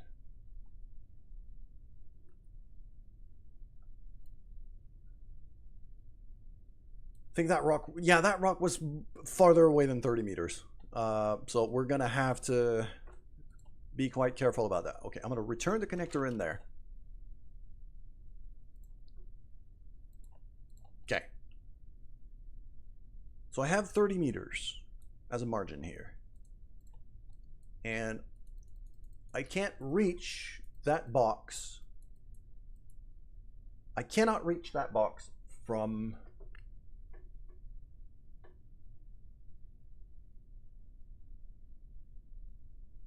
the ground.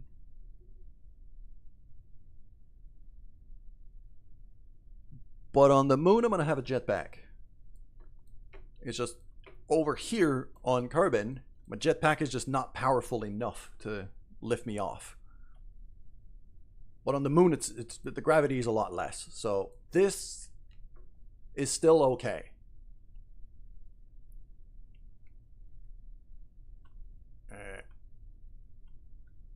So what I'm going to do here is, well, I'm going to recover our little engineer here.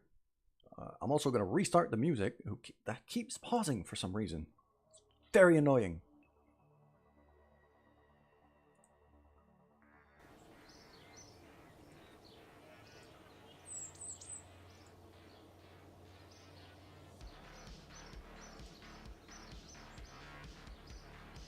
Hello, Adrian. Press Alt and F12s.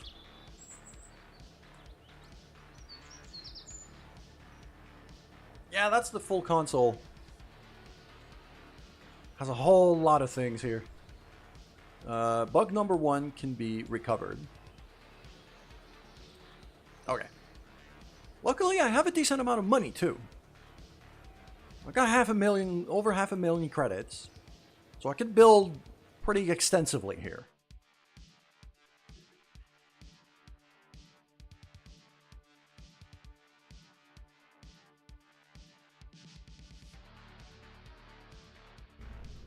Okay, now this thing goes away.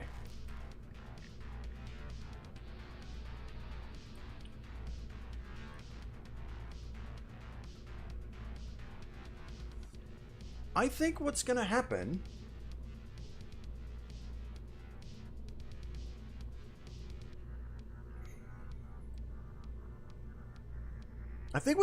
is I'm gonna need to design what if I could attach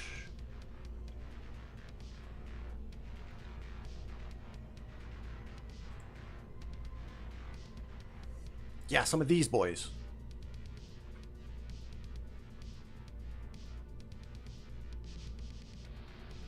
So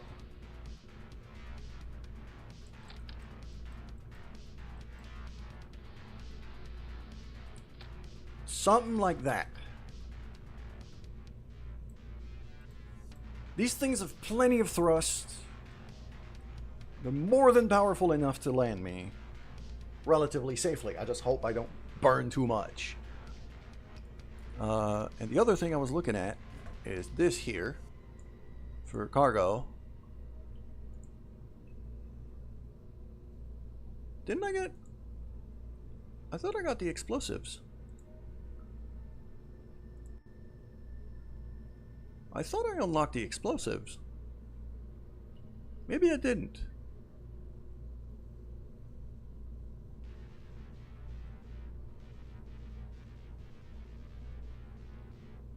Informal storage. Oh, these look nice.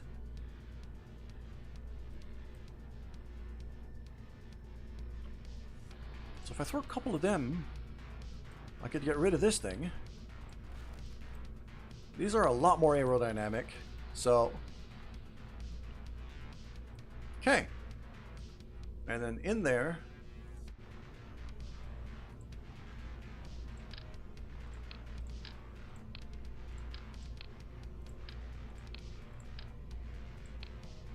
I'll have... Oh, these winches are heavy. Okay.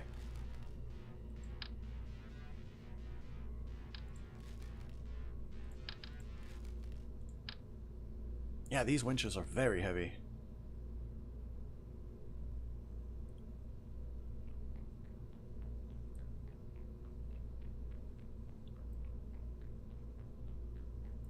I've got 2 of them attached. You know what? I'm fine with that.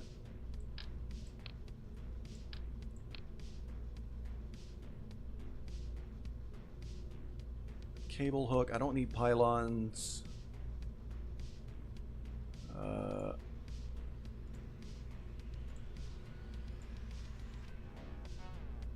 Telescopic joint. Didn't I have...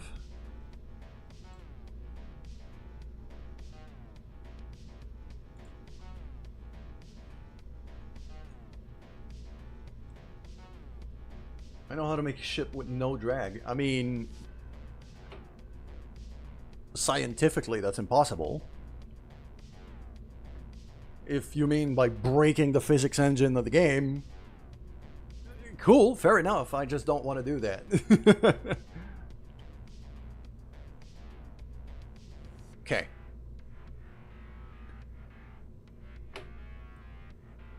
Now to the other matter at hand is how am I going to be able to control this thing? So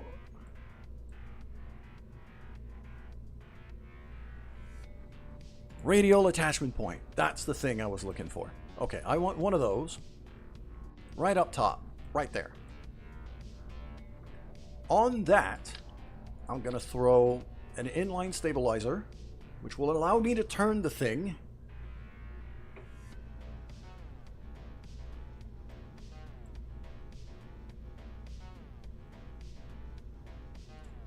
And then we could stick a probe core as well as an avionics cone right on top.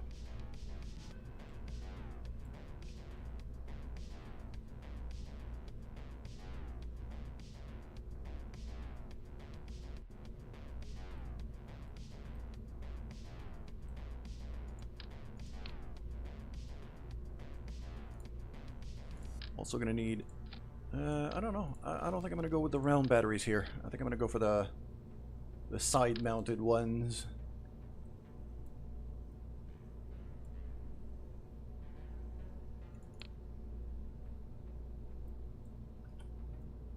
Whoa.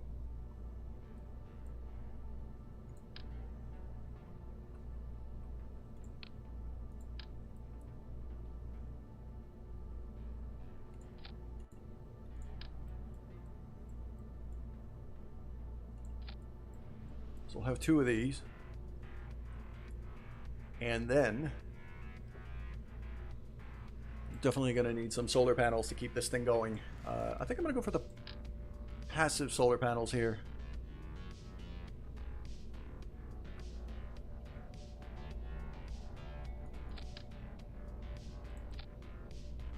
Something no, actually, because we're going to be on the North Pole.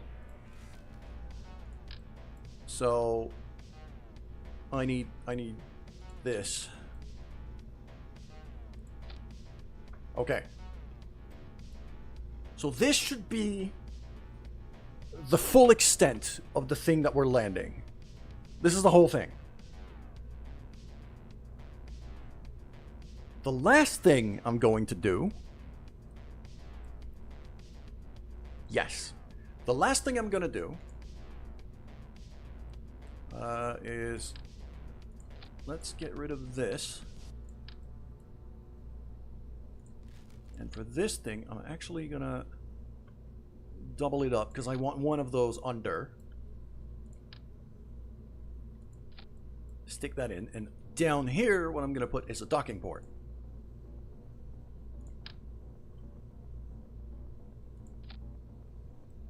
This is where my genius really starts to show.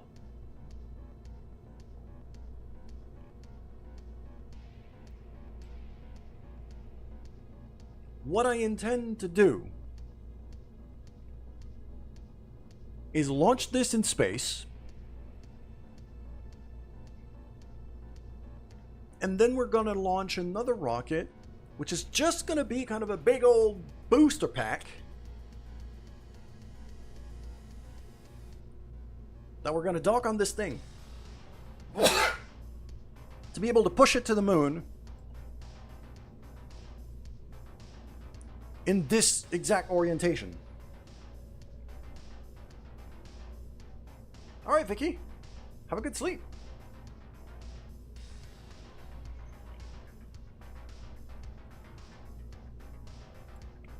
Okay.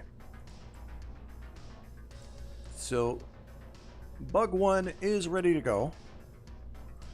What we're going to do now is we're going to retract the landing legs.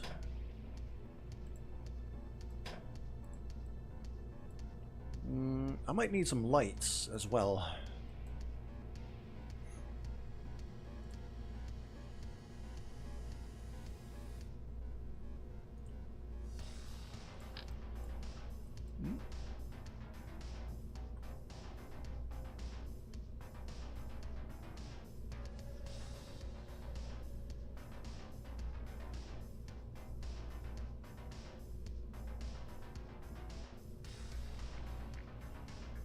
Don't know which way these things light up. There we go. I think that's it.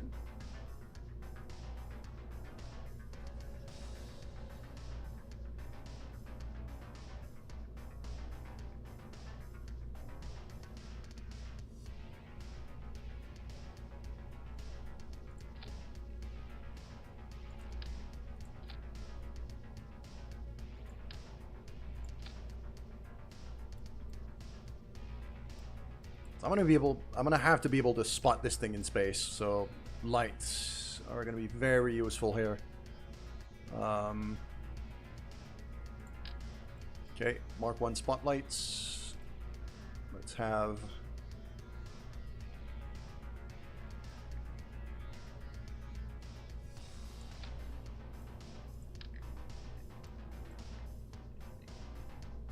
a couple of those right there.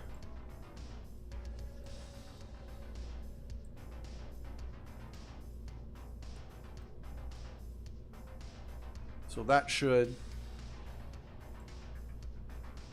give me a pretty good indication of where the docking port is, as well as being able to spot this thing in space.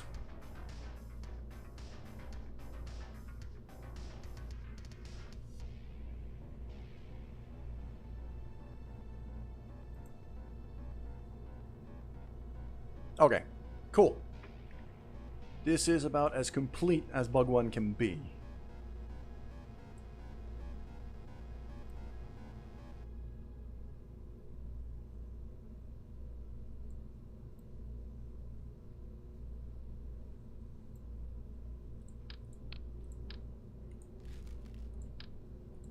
I really don't like that protrusion here. I might do without the avionics cone completely.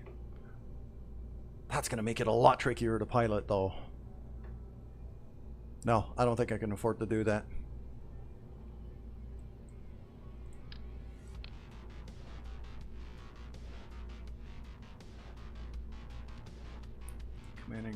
Command and control, there we go.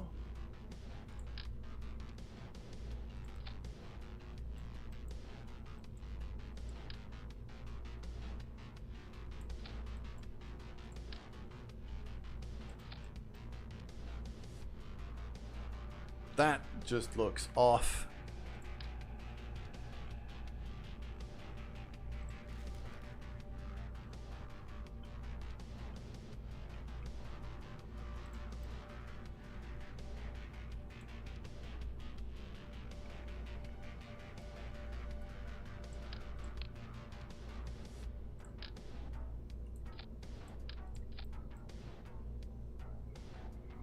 Okay. Now it's going to be a matter of launching this thing into space.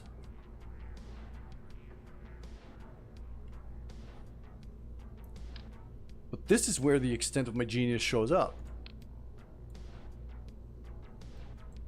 I could launch it like this. Stick a big old rocket under it.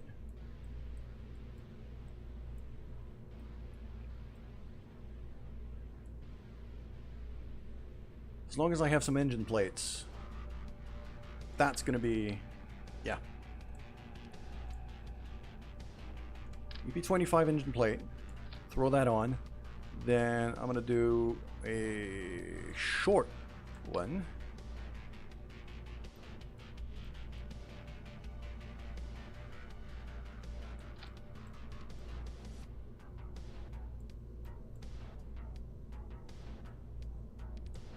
want to move this thing there.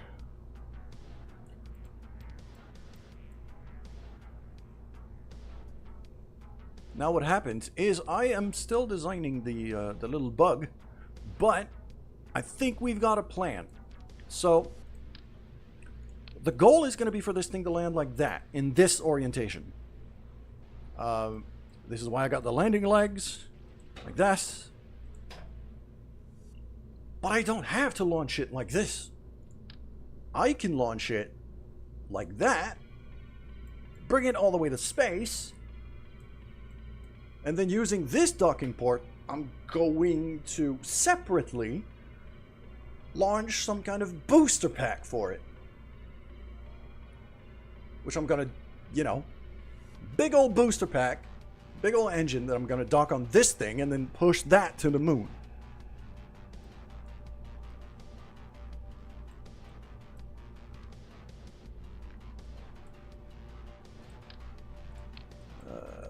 So that has to go away. I need to clone that whole assembly here. Attach that right there.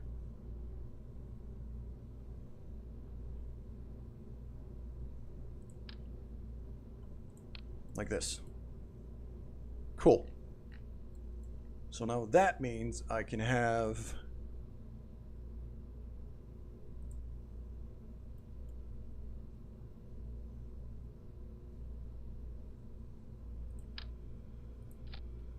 decoupler like that.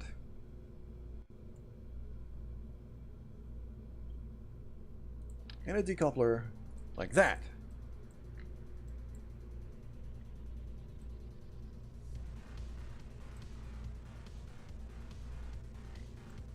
Up top here is really probably just going to be aerodynamic stuff.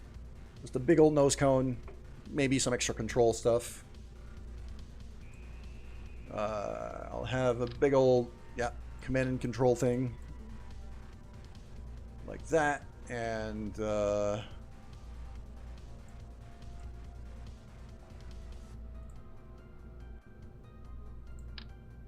an FLA 10, that's a bit small. That one? Yeah, that's the one. And then this. And then oh, my good old avionics hub. There we go.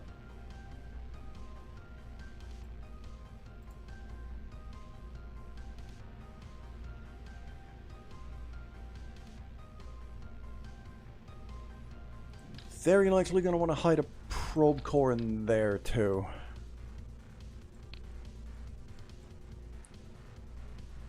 So maybe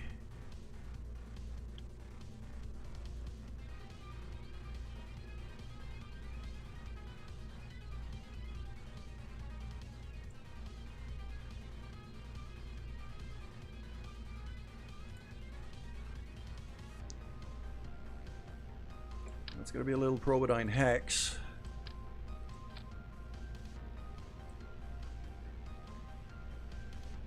Is there any way I could hide this thing inside?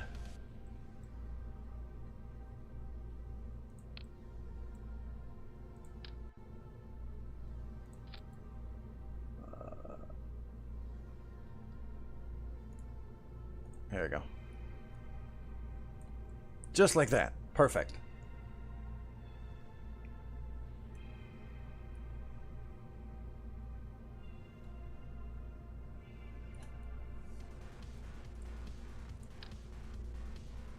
Then plonk that on.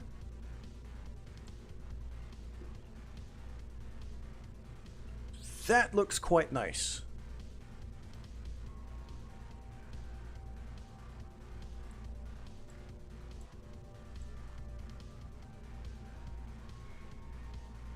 There we go.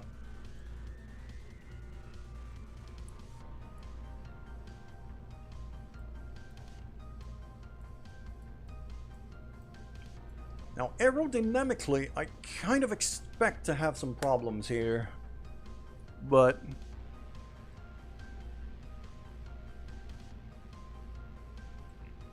I'm not really gonna know until I test it.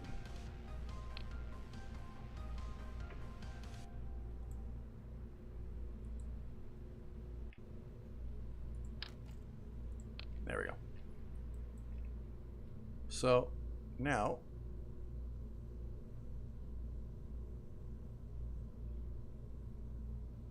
actually, wait.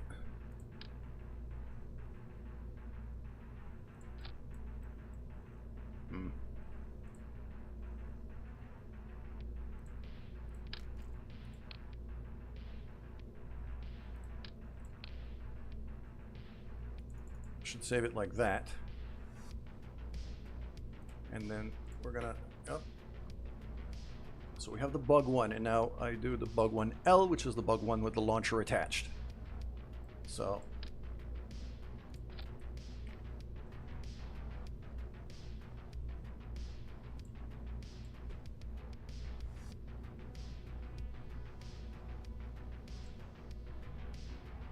right there. Okay, and then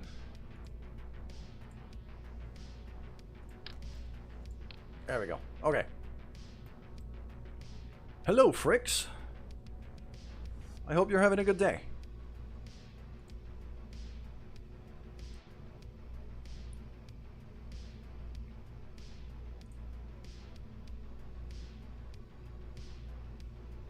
And now it is time for speed and power. Okay, so here we go.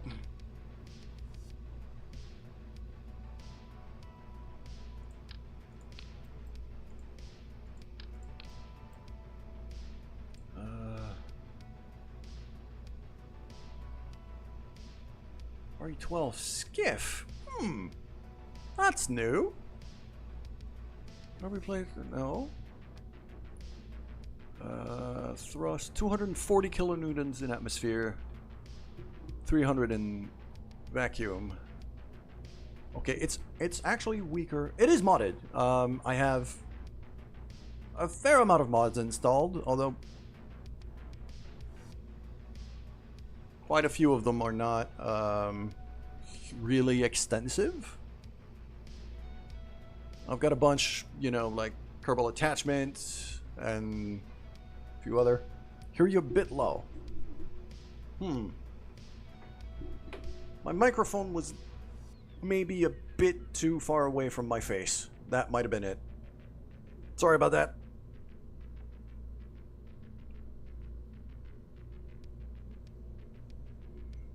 I might legitimately just throw mainsail on this thing.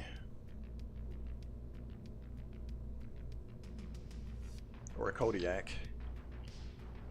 Kodiaks are surprisingly small.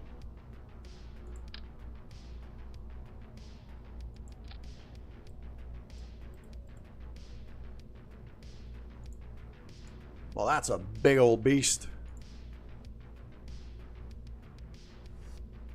Another fellow that mods so much he doesn't know how many he has. I mean, I could look. I'm using CKAN to manage my mods, so I can probably tell you fairly quickly.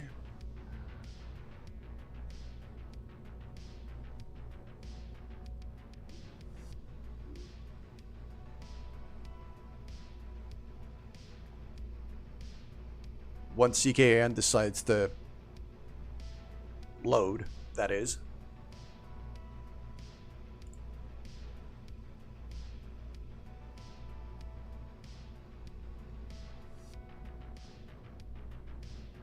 I have 57 installed mods right now.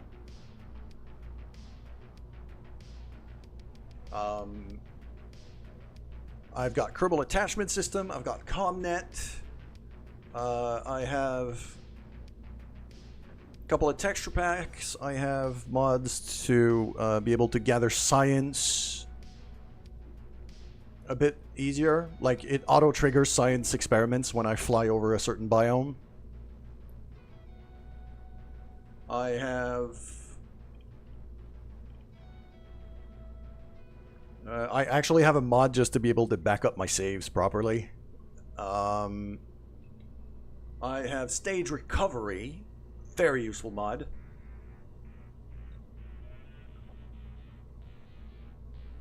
Obviously, Kerbal inventory, Kerbal attachment, Kerbal engineer. And I have also a bunch of contract packs, the contract configurator packs for extra missions and things.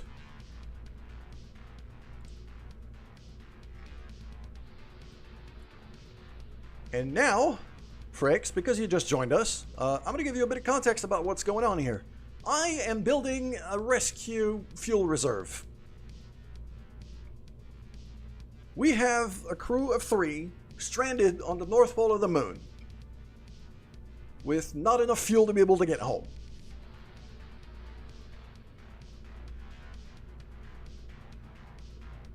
And so the point here, the plan is going to be to land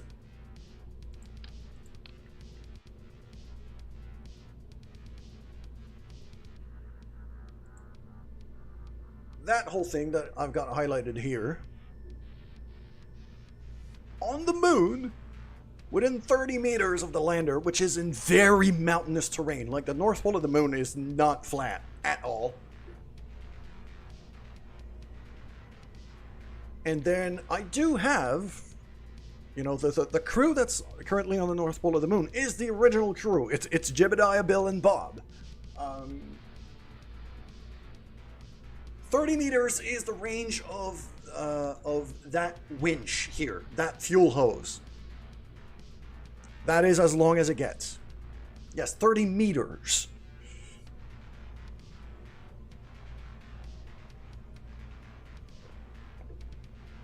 Not kilometers, meters. So this is going to have to be an extremely precise landing.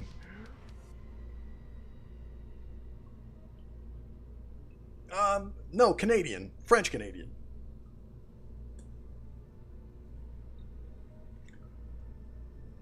So now, the plan is to, get this thing to space.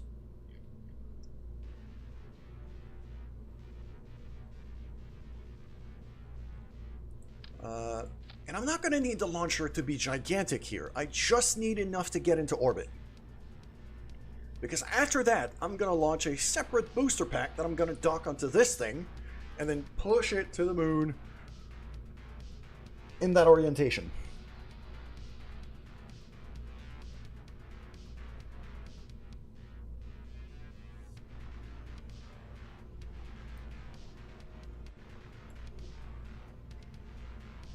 So I don't even need this launcher to be that big.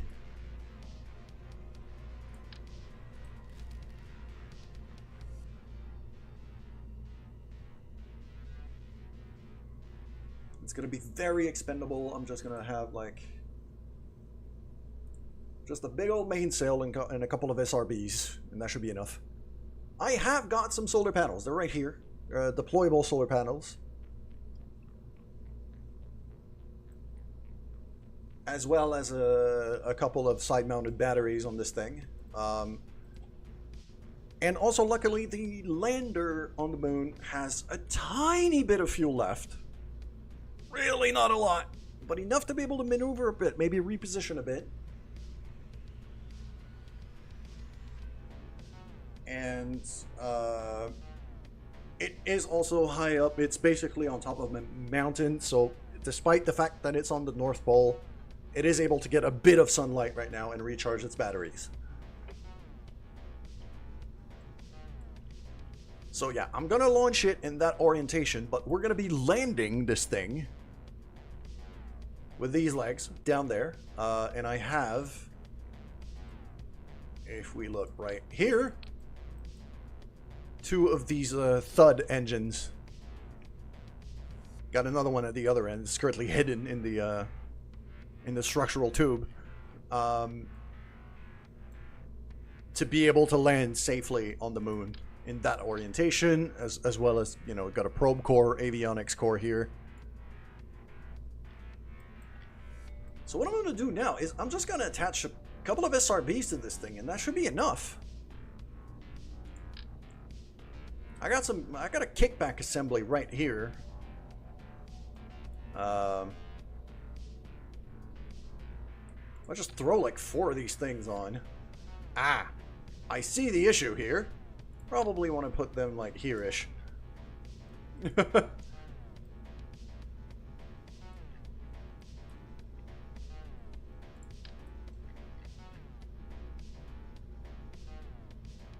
Right there.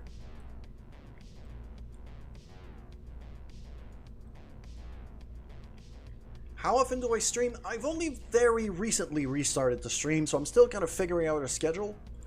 But ideally I'm going to be streaming about 3, maybe even 4 times a week.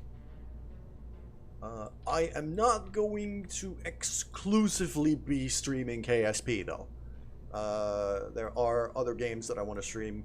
I want to do, sooner than later, I'm going to want to do a Pacific Drive series. And I also stream Darkest Dungeon. Okay, let's bring these down a bit. The leg is in the way of the SRB. Yeah, this is why I'm... This is why I'm moving these down.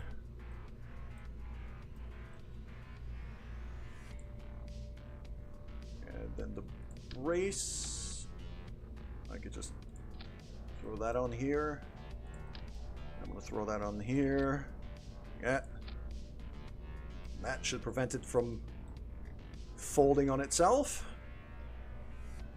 It gives me 35. I have that there. There we go. 2906. No, it's actually 2811 here. That's not going to be enough.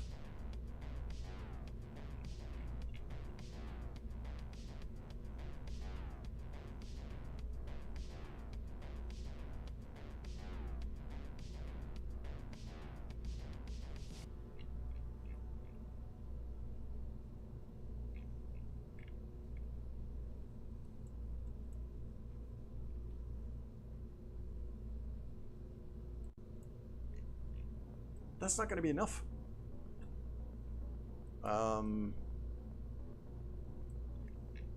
And this thing is not like completely aerodynamic, so I'm gonna have to be careful here. I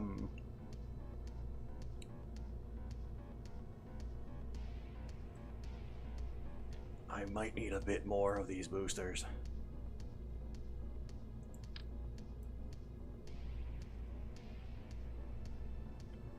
We're gonna go for 6 SRBs instead of just 4.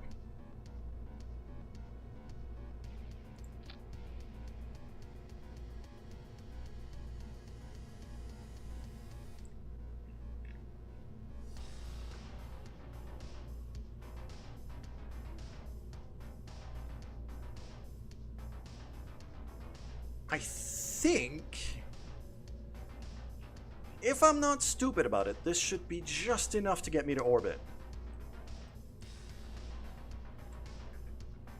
Just gonna throw some clamps on this bad boy, and then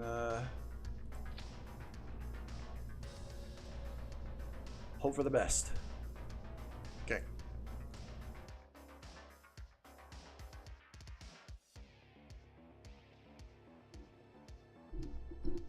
By the way, Fricks, are you hearing me better ever since I put the microphone closer to my face?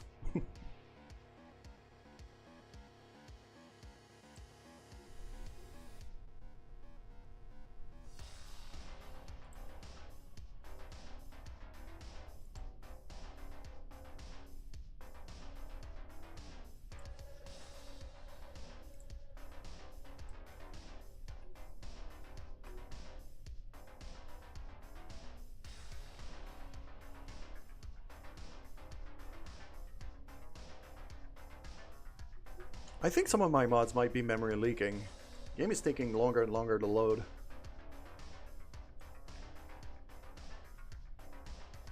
Also had to change the audio of the headphone. Okay, I might have to put some gain on my microphone then. Because right now my mic is at max volume. But I could give it a bit of gain.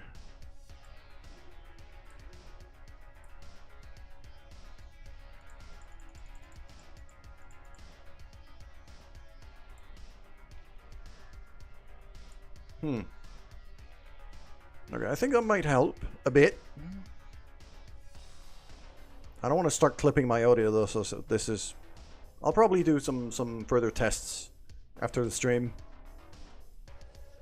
As I said before, I only very recently restarted streaming, so I still have to kind of figure my setup again, because I changed machines, I've moved house since, like, it's been a long time.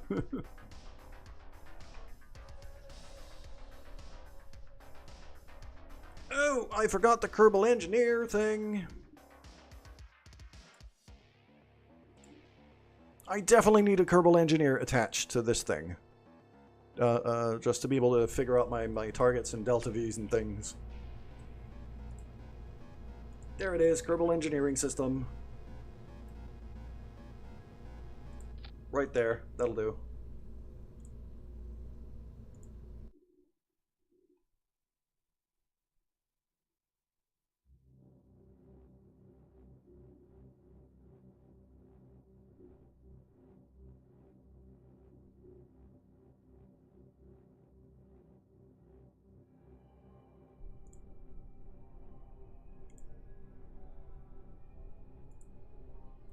Alright. Why don't you install some visual mods? I probably should. I probably will. I just wanted to have, like, a list of mods that was relatively stable to begin with, and then I'm gonna start adding and trying things. Alright, here we go! I'm gonna throttle down the big mainsail here, because I do not want to start flipping too much.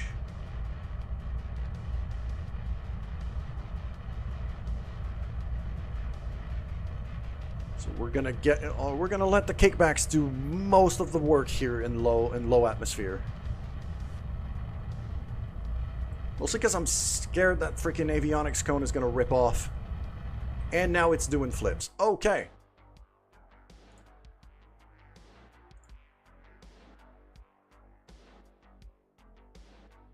Well then. That went boom.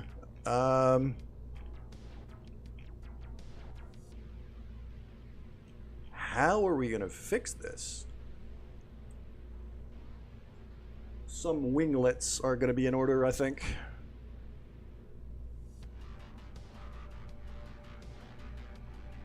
Let's throw some AVR-8s.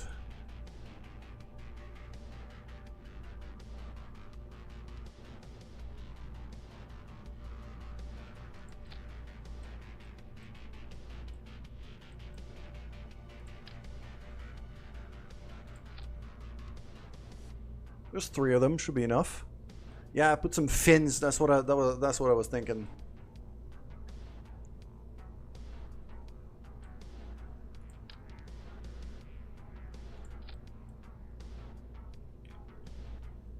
A couple of extra fins here should be good. And the other thing I'm going to do is, yeah, I think that's going to become necessary, is I'm going to put, if I go down here,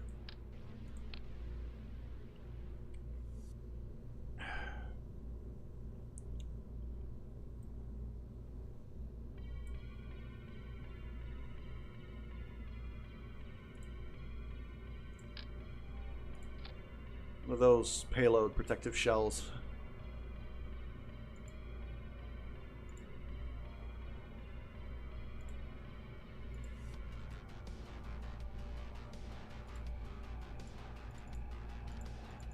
Ah, it's intersecting the antenna of the avionics hub.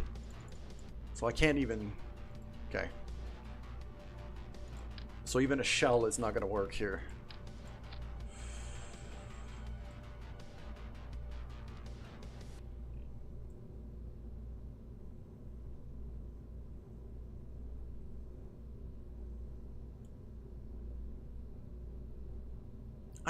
Oh, actually, I have an idea. I could put a shell on it.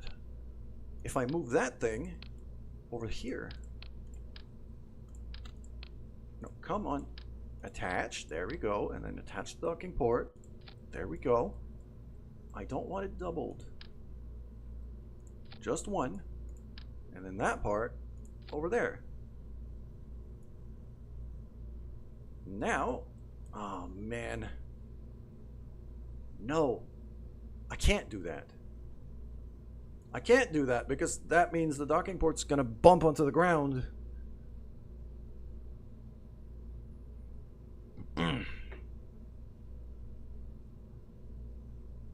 It's gonna bump onto the ground when we land.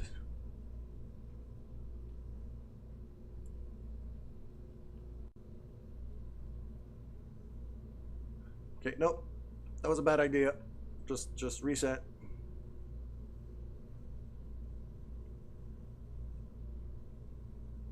There we go. We'll try it without the shell for now and hope that just the fins is going to be enough.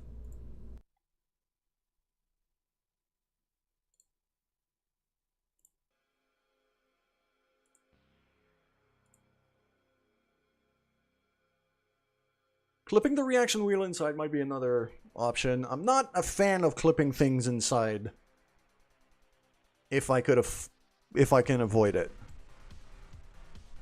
Usually I prefer not to. It's kind of, I don't know, it feels a bit cheaty to me. I don't, feels a bit like cheating, so I'm not a fan of that.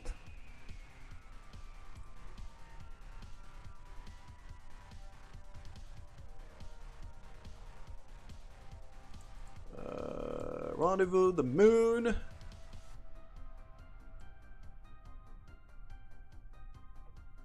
About a quarter thrust. Here we go.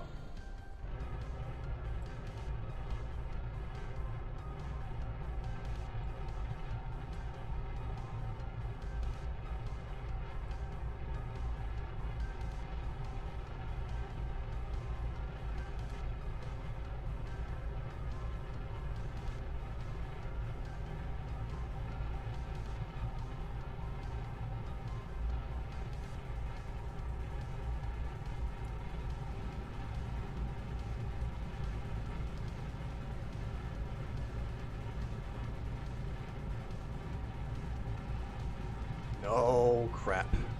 Okay. This thing is damn near impossible to fly.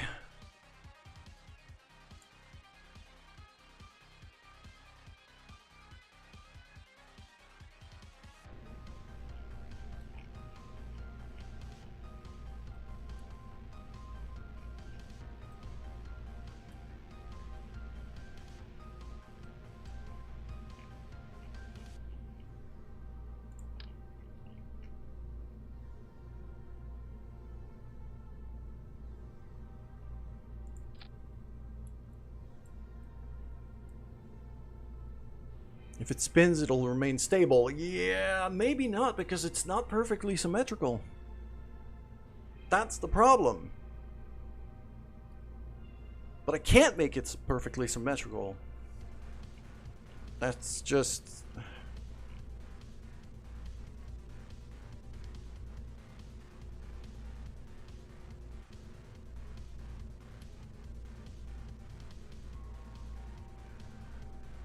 Could it help to put the viewpoint of the nav ball up? Yeah, that's because it's piloting it from this core here. So what I think I'm going to do is I'm going to take another one of these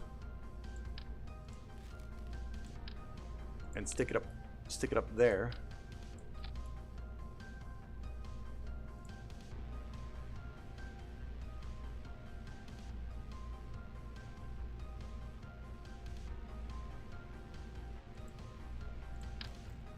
Pilot from that instead, because the SAS tries to stabilize it. Yeah. So now that I've put the root of the ship as this core here, I think it'll be fine.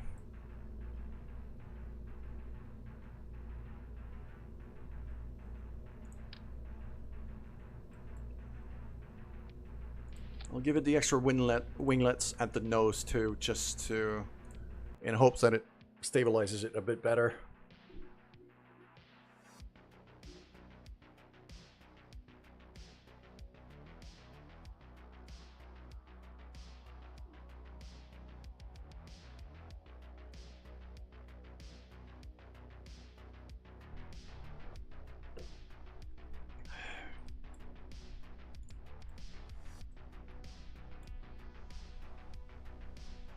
All right, here we go.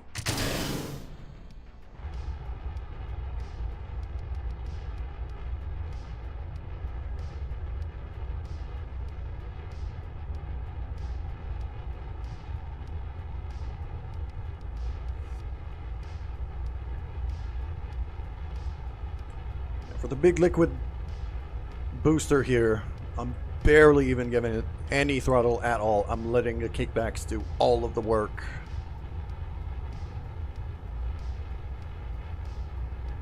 Okay, it's already a lot more stable than it was. I did not get this far last time, so... now we have a shot at getting into orbit.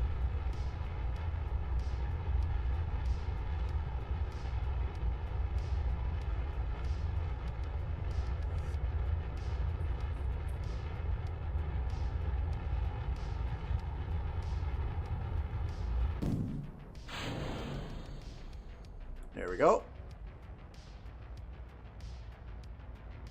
I did not have any grav turn for this because this thing is very heavy and not very symmetrical. So I'm doing a very late grav turn on it.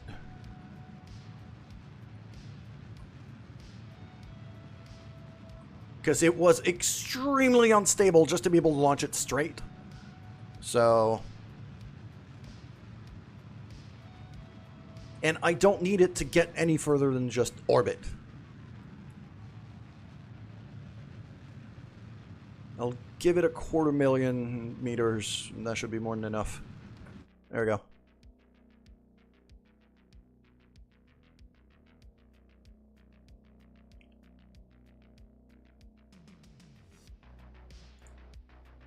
I might have to redo this and try a grav turn.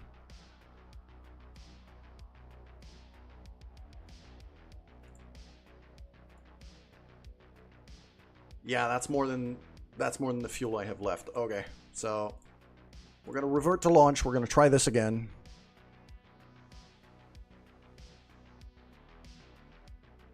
With the right sash, you can make a grav turn. Yes, but not when the ship's weight is so that it's trying to flip on itself.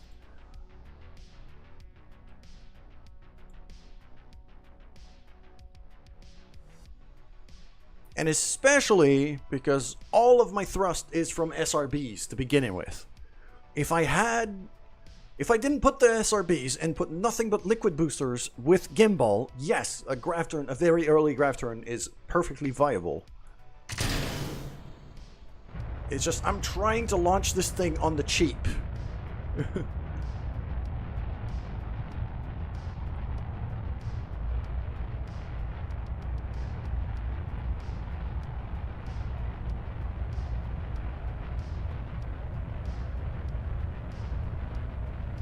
Okay, let's do that.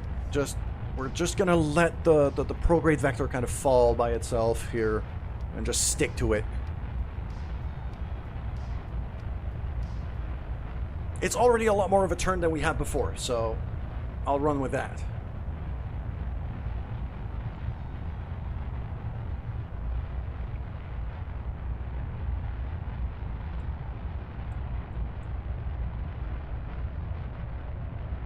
Because the only gimbal I have is that mainsail in the middle, so that's kind of the issue here.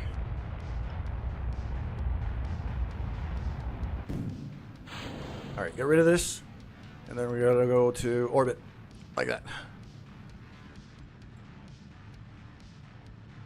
Bring that, let's say 175 should do. So we've got a bit more lateral than we did before. And we got more fuel in the tank than we had. So this might just be enough.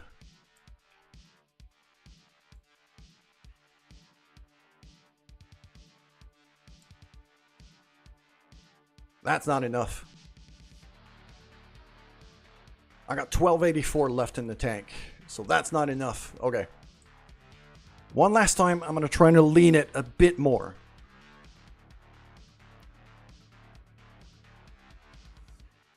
It's just, with only SRBs, this is tricky to pilot in atmosphere.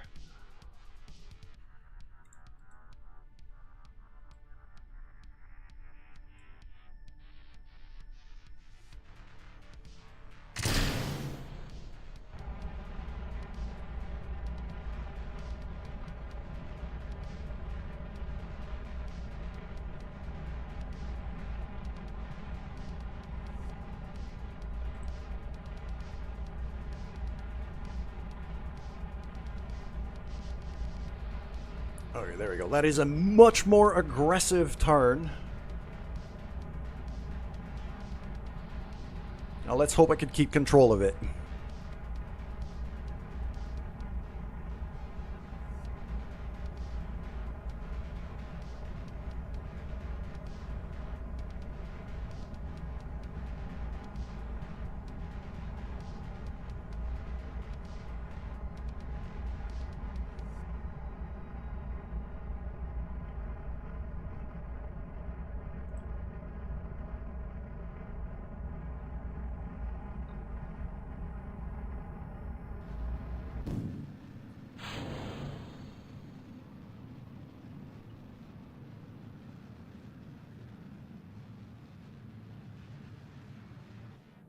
Okay, that's 110.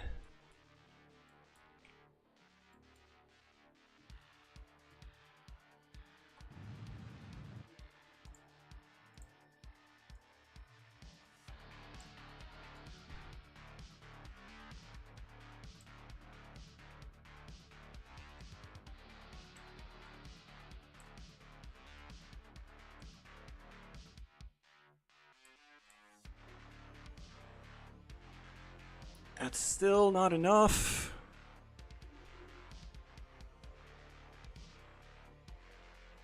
This thing is heavy. This thing is very heavy.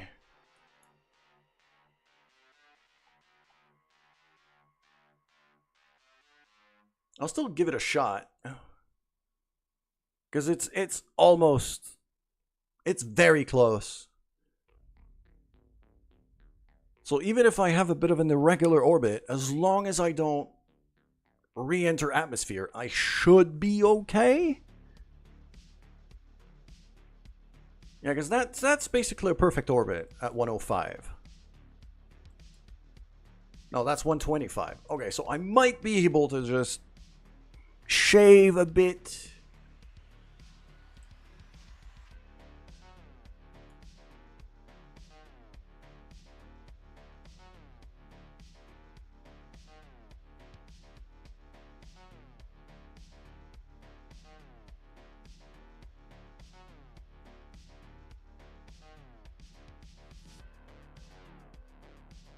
It's 43-second burn, but it's actually going to be 42.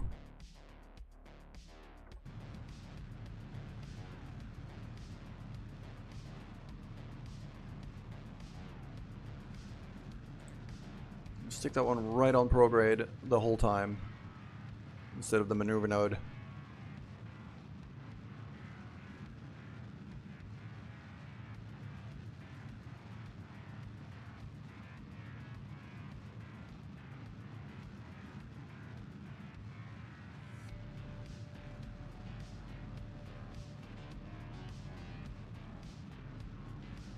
Because I'm not going further in the orbit with this thing. I don't need it to be 68. It's going to re-enter. Crap.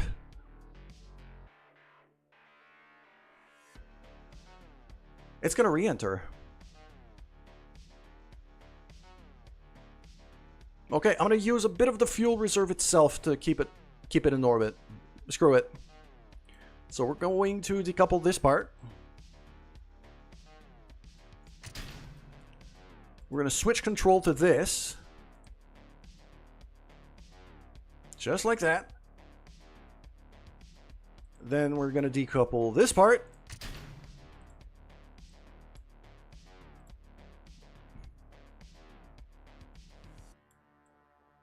Oh, that's unfortunate. Okay, back to the drawing board. I can't do this.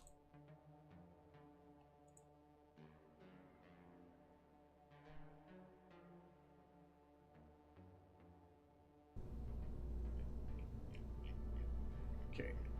The other thing that I'm thinking of here... This mainsail, I think, is not efficient enough. If I switch it over to a skipper instead...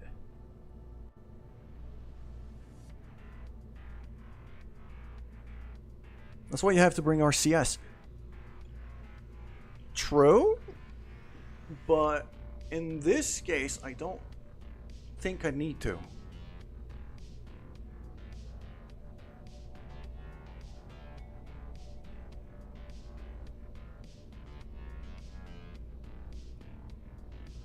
$29.25 here with a mainsail.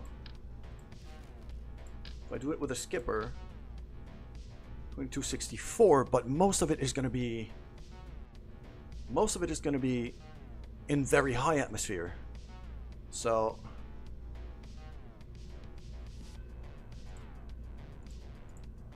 yeah, I'd better okay, I tried to launch this thing on the cheap. I don't think I'm going to be able to.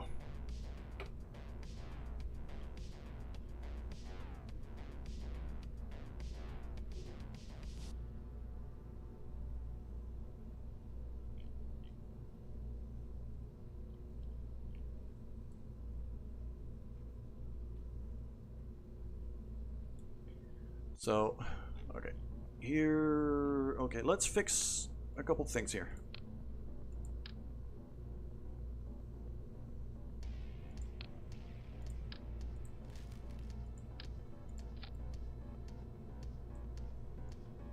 First things first.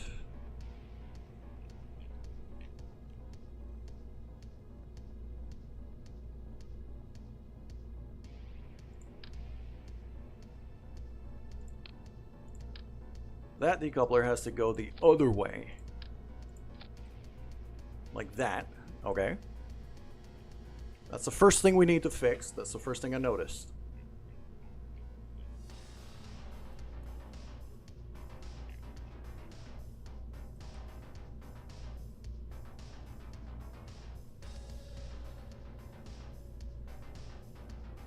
Ah, I see the problem. It's not telling me... It's not telling me everything I want to. That should go there. Okay. It's because of the engine plates.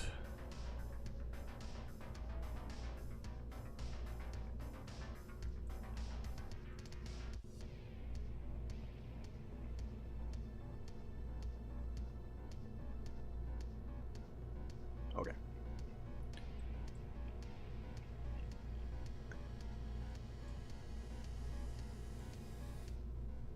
That's a skipper engine now. Yeah, I think this is more efficient. Mostly because the kickbacks are doing most of the work in low atmosphere. And the skipper burns less fuel. I'm gonna have to burn for longer. But I think this is more efficient.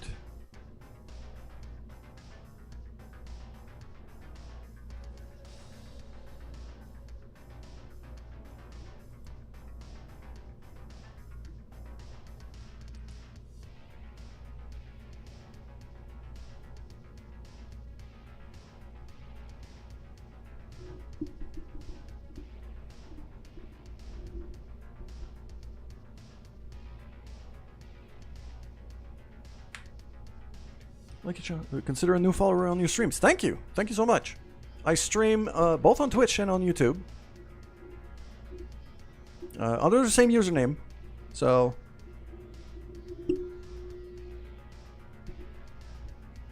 if you want to check it out, go right on ahead. I should probably start using... ah, crap. I forgot to put my Discord link in the description. I'll fix that for the next streams.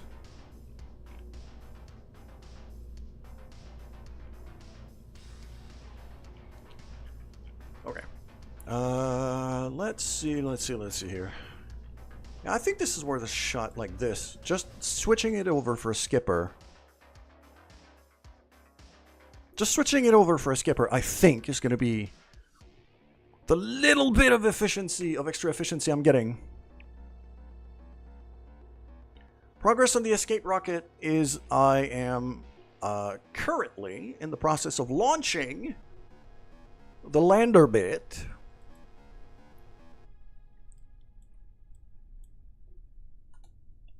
I just need to get this thing into orbit. Freaks, if you don't have a Twitch account, then it's totally fine.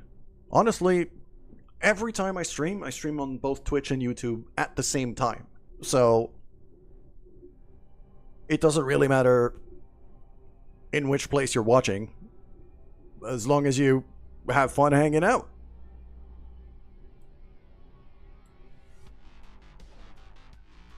Alright. Let's see if those little corrections I made are gonna be enough.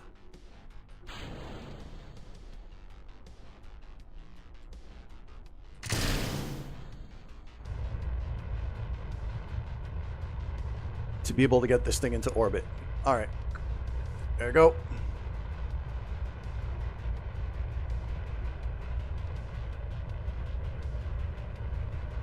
Oh yeah, I like my streams to be pretty chill.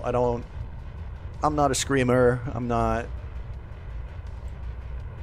a screamer. I'm not an overreactor. I just like to build ridiculous stuff and try to launch it in space and have some fun and hang out. Okay. Bit more angle.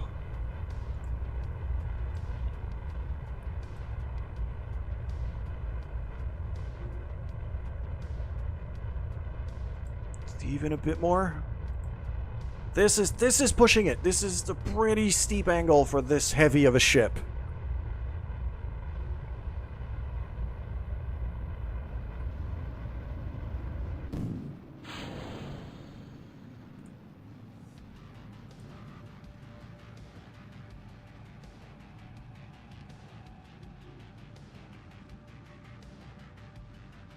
Okay, that's 100 kilometers. This is not a bad angle. Okay. Yeah, now I definitely have enough fuel to put this thing in orbit. So just that switch was enough. Just that one little switch of switching the mainsail to a skipper.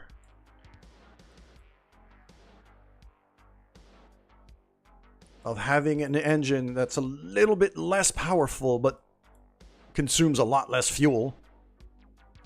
Just that was enough to make a difference.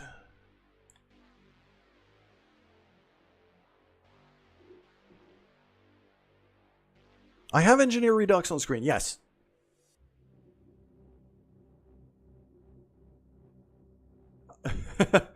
For me, it's really just, I need to have engineer redux on screen because I calculate a lot of stuff from that.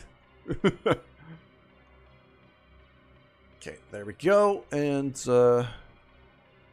for the sake of making it look nice, I'm going to do something like that. Put the avionics cone on top. It's going to be a minute and 38 burn. I did quick save here because we're going to have enough fuel to put this thing into orbit. So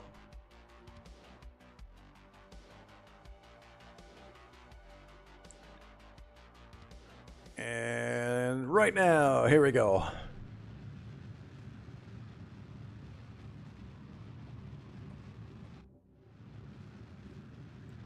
Look at that freaking beauty.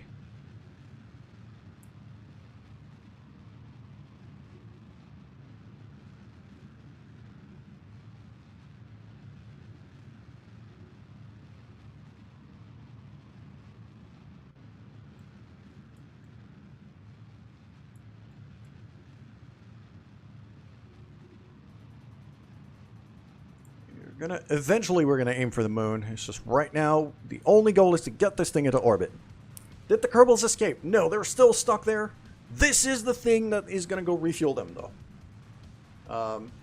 So the plan is, I've got a docking port down here. The goal was to get this fuel reserve in orbit for now. And then I'm going to launch another big kind of booster pack thing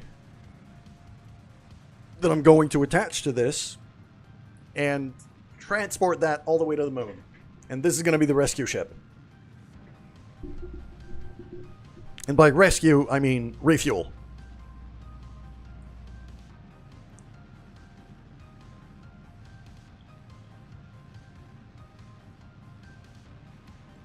This is a long burn. But it's coming along quite nicely.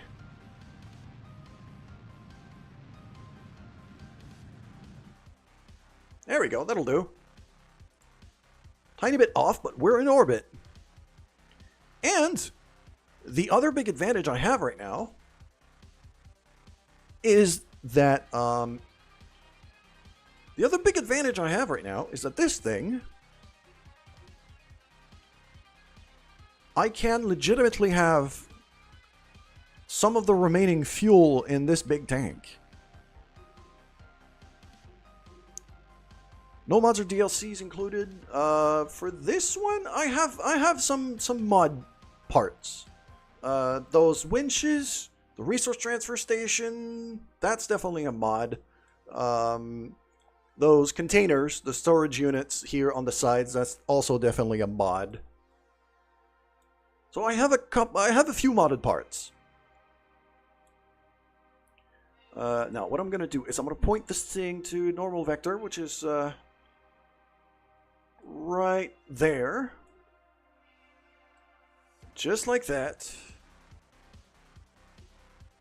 And then I'm gonna spin this thing just like that. The reason why I'm doing this is first so I can turn the lights on. Second, so I can deploy the solar panels so this thing doesn't run out of battery as I'm maneuvering to dock with it.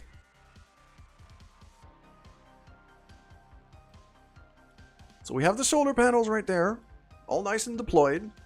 Batteries are going to stay full thanks to that. We've got almost half of our fuel left from this thing. So just the engine switch was a huge difference.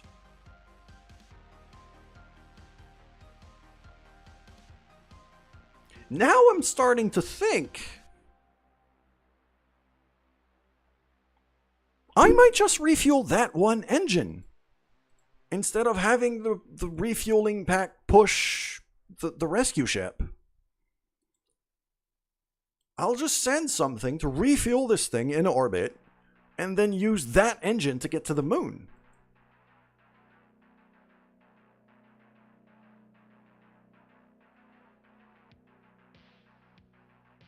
Yeah, I could do that. I could totally do that. Okay, let's have a look here in terms of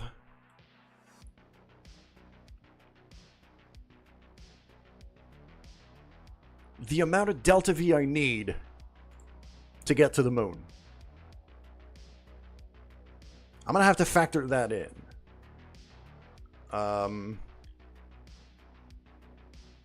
Because right now,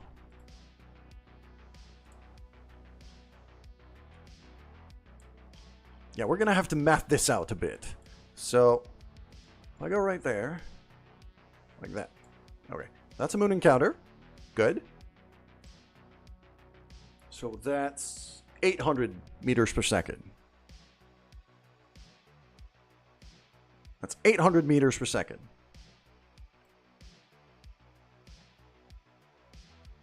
Okay. Just this tells me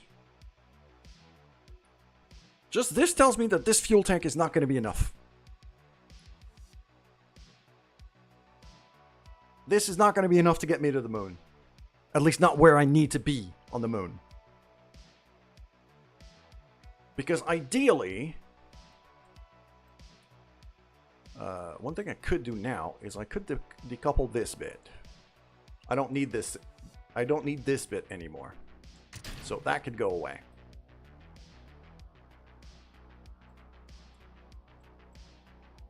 So these little engines here, I want to use them to land the thing and nothing else. So now this probe core has control, and this is fine. I'm not going to decouple the big tank.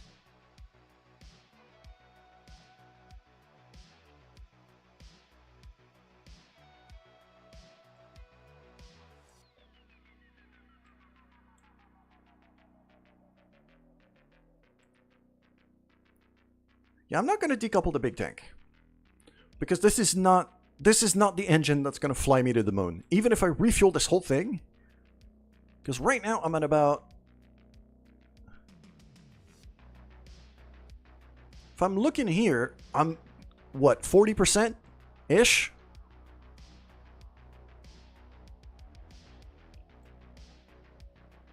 And just the first maneuver to get me a moon encounter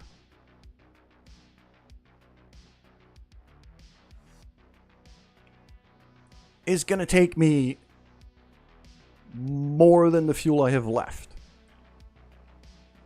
So if I start considering the correction burn to get me to a polar orbit, plus the deceleration,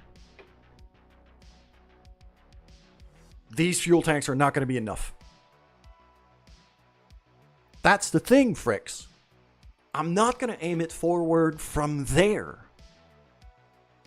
I'm going to dock a booster pack on that docking port, which means this thing is then going to be facing forward, and I'm going to boost that way.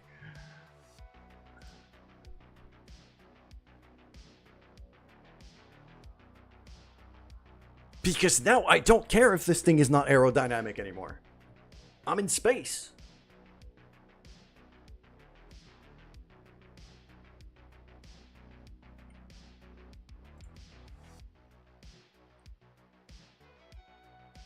My comm will be... Oh, you are absolutely right about that. My comm is going to be trash. But I do have...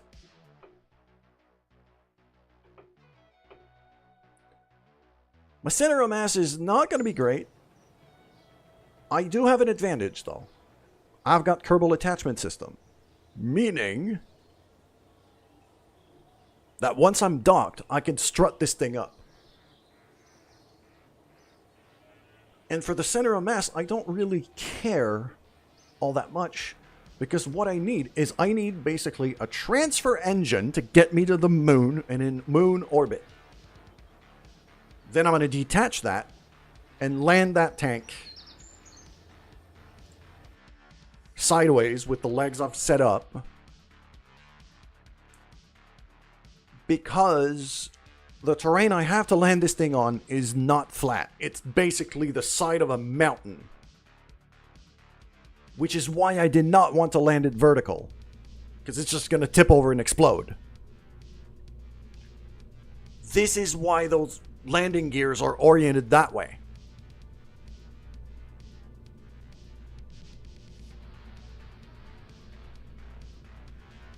The only reason why the launcher is still attached to it is because it still has some fuel in it.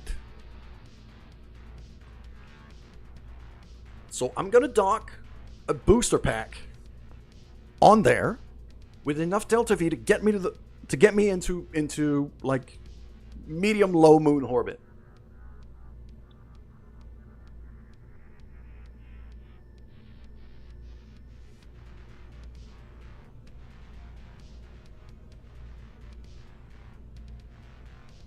It's just that this is the heaviest payload I've had to carry, so I would rather not do it in one go, refuel it in space. And I'm going to be able to strut the engine up with Kerbal attachment. Once this thing is docked on, like just to give you an example, I'll get rid of this for now. Not going to save it anyway.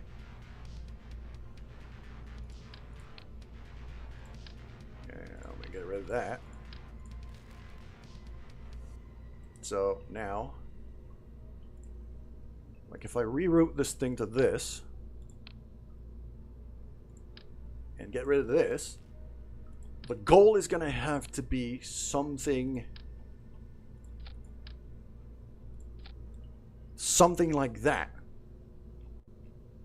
with more power and none of the fins and the things. And then with Kerbal attachment system, I'm going to be able to install some struts.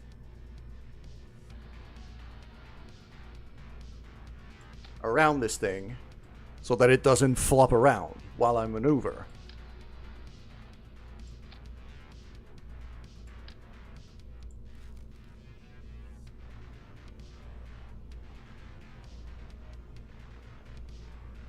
That's a goal. Like, this is the configuration. This is the kind of configuration I'm going to be looking for to fly, to transfer from Kerbin to the moon. All the way to lowish moon orbit. And then the rest of the landing I'm going to do on these engines, which are already in orbit. That's the plan.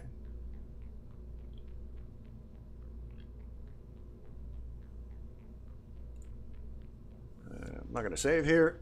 So now, we got to design that booster pack. Actually, you know what? I've been going for 5 hours. And I haven't had lunch. So I think I'm going to call it here.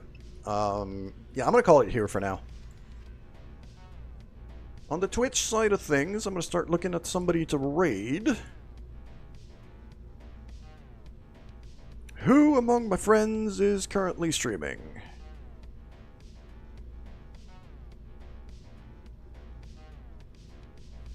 Skulls is streaming. I could send it. Yeah, I could send you guys over to her. That'll do. Yeah, I'm gonna call it for now because this is I need to put some, I need to refuel myself as well. I need some food. Next stream is probably gonna be this next stream is probably gonna be tomorrow morning. Although I'm not sure if I'm gonna be streaming Kerbal. I might do some Darkest Dungeon.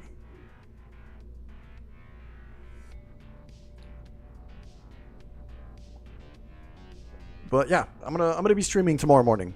Not sure exactly, and this is actually quite a challenge. I might do this.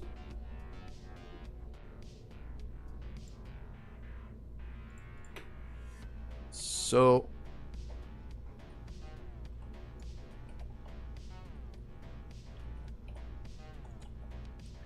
when you're up in your evening, I don't know if I'll be able to join. Yeah, I'm streaming in the morning usually. Like, it's 2 p.m. for me right now.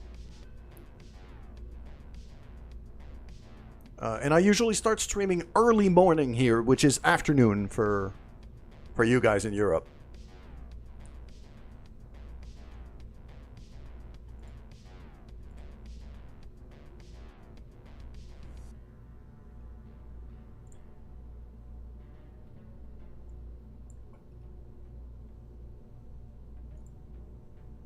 So yeah, we're going to be streaming, we're going to be, on the Twitch side of things, we're going to be raiding Skull's Nightshade, who is a very old friend of mine. She is streaming some Phantasy Star Online from a private server right now. Thank you guys so much for hanging out. This was a very fun stream. I'll see you soon.